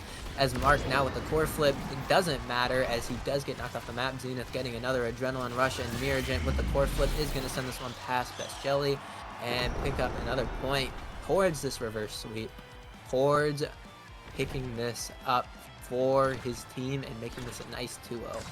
Yeah, I mean, yeah, I definitely smell a reverse sweep coming. That just the speed from Zenith, able to just be everywhere at once while breaking everyone's kneecaps with the punches. I mean, how do you beat that? You pray. Yeah. You do a little bit of praying that you can kill him, because look how fast he is. That's not even with airspeed. He's so fast on this map. I don't even know. I mean, the guy's just playing a racing game. We're out here playing Omega Strikers. This guy's playing Forza Horizons. I guess I signed up for the wrong event, as Zenith once again showing us why he is moving.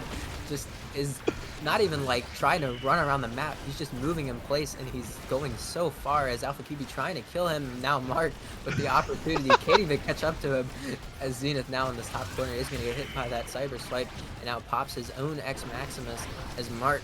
Oh my God! And, and now he has the Adrenaline Rush from that kill on Mark, and he is just ridiculously fast. I can't even comprehend how fast he is.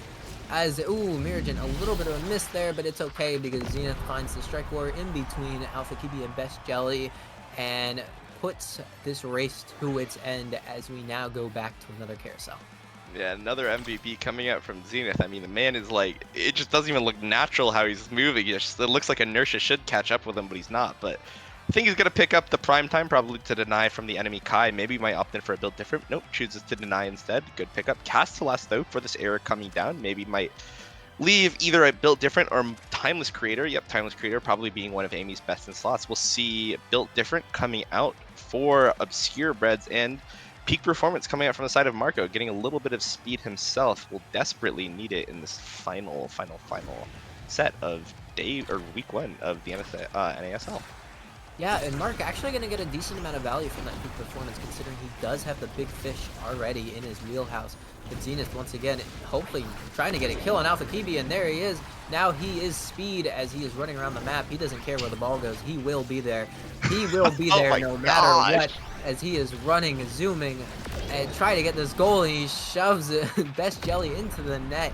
He is there no matter what. You run from him. I mean, you can't do anything.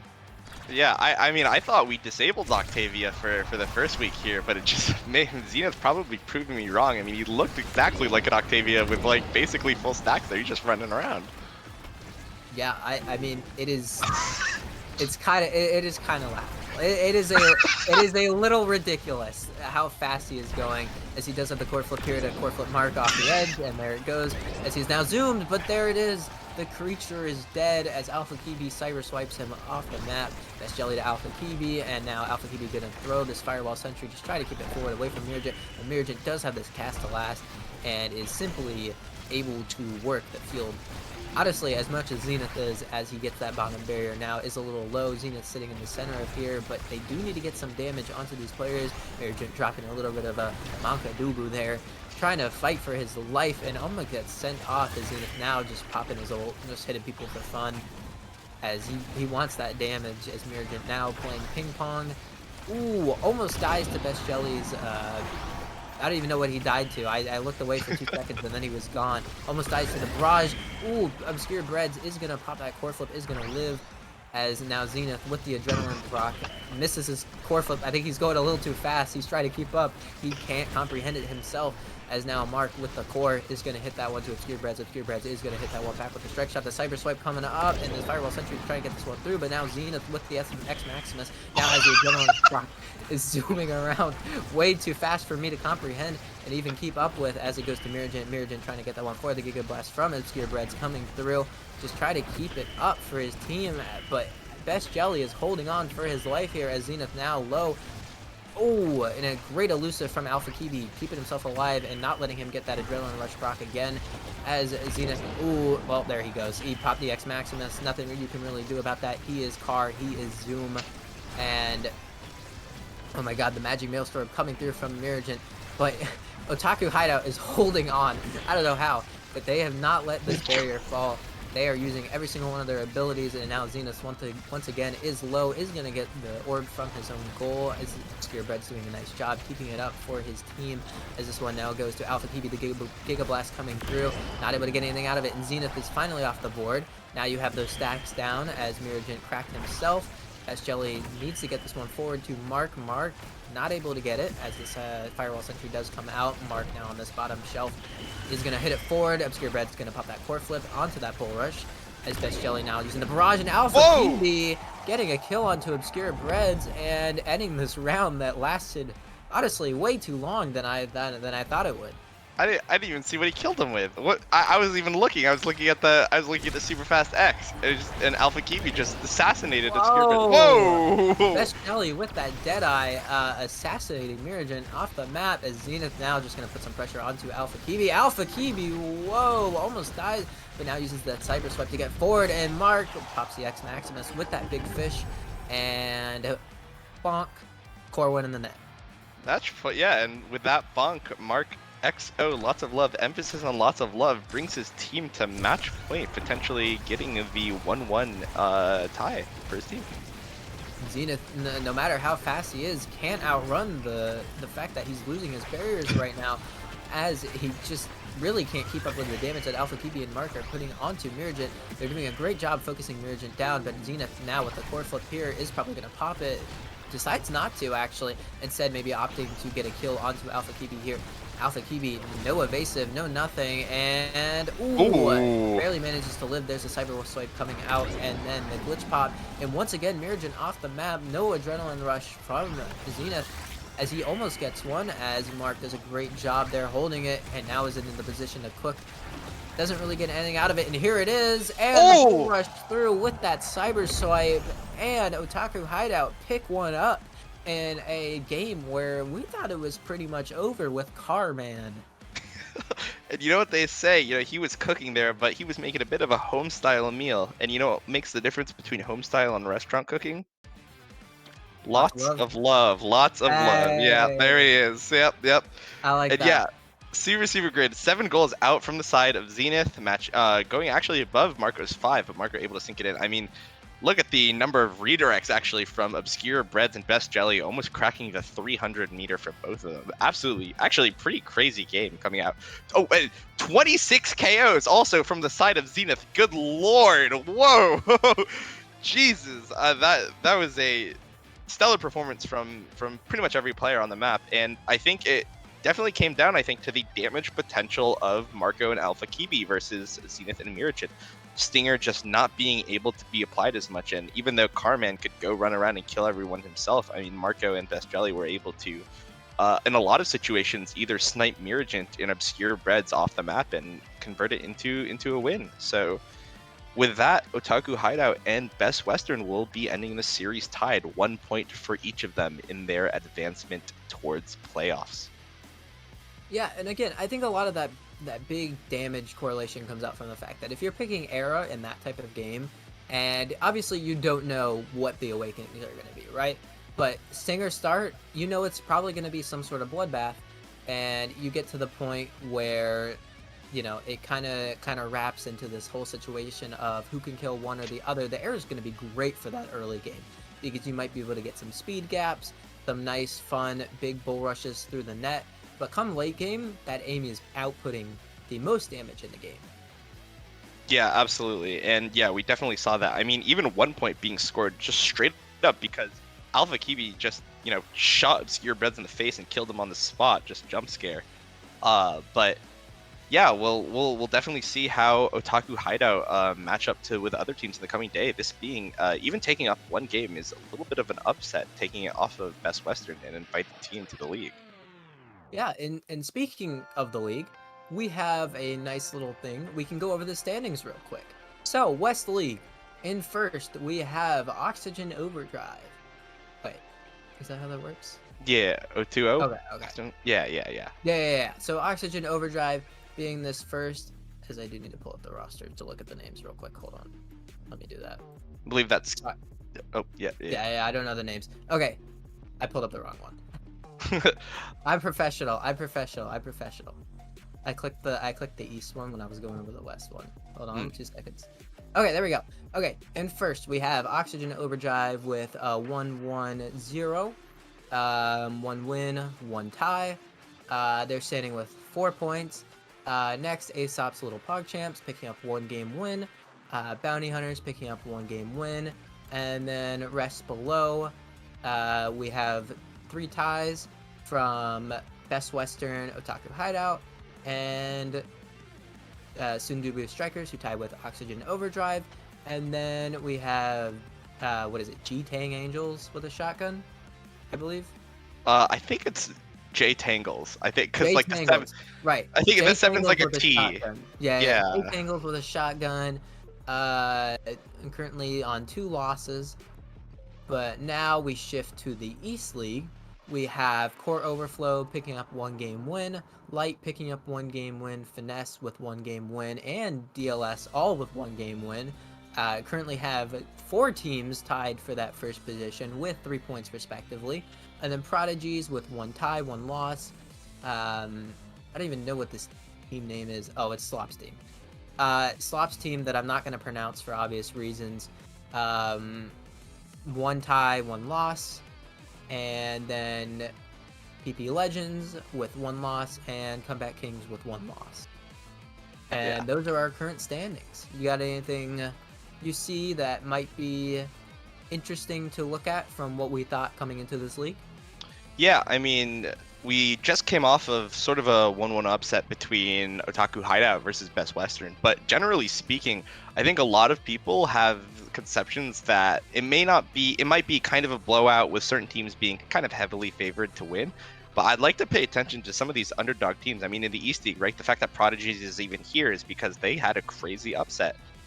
So I think that a lot of the teams that we see on the bottom half of the league today might end up being on the top half with, just a few games taken off of a team that's standing above them right now. So definitely excited to see a lot of these games coming into week 2 and week 3 of NASL. Yeah, and it's kind of interesting to look at, East standings compared to West standings, because East standings currently has 4 teams tied for that first position, while the West standings has a lot of teams really in that middle running, with 2 teams tied for second, 3 teams tied for fourth, and they're kind of in the thick of it. Definitely looking a lot more like there really could be anyone who takes this West League and qualifies for this playoffs. But you know what? We're only in the first week. We have plenty of games to watch, plenty of games to talk about as we push on with this league. Yeah, and super excited to see everything come out in the coming weeks between both the East and West League. Hopefully we'll be able to see some amazing games like we've seen today come out as we see kind of the meta evolve maybe as we go throughout the season.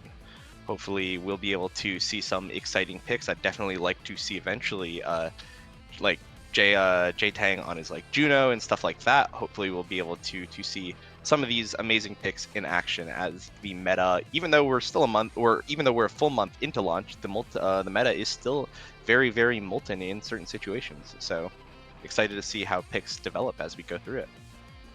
Yeah, and it's definitely something that we will see change regarding patches and whatnot. But once again, my name is Daftgrass. I'm here with my lovely friend Brickbat. Thank you guys all for watching today. Once again, though, if you want to be involved in stuff like this, !Discord, you can join the Costco server, competitive Omega Strikers Discord server, where all of our tournaments under this name will be held. Don't forget to drop a follow. We will probably go ahead and raid someone, drop them the viewers, maybe drop them a follow too. Actually, do drop them a follow, whoever we do decide to raid. And Brickbat, you got any closing words for us? I think it's called the Apple. I think I'd like to put, also it's called the Court. I'm gonna stand by that too. Also, Slit Kicks is pretty good. I'm just throwing things out here. I just thought y'all should know for the 3rd time, so wanted to put that out there. What he said. Yeah. Yeah, everything I said. I do. Hey, we appreciate you guys coming out, watching some of those matches today. We will have plenty more next Saturday, and some other things we will also have in the works. Stay tuned. No leakers. But it does look like we will be raiding in a moment, so stick around. Whoever we raid, drop them a follow, and of course, !Discord if you want to be involved with other stuff like this. So it does look like we are going to be raiding Slot. So go give Mr. Slopperson a follow. Tell him hi, because he's probably tilting in a ranked game. Knowing him, he's probably spam picking his teammates, and classic Slop things. Everyone knows. Well, but he is part of the league. We love Mr. Slopperson.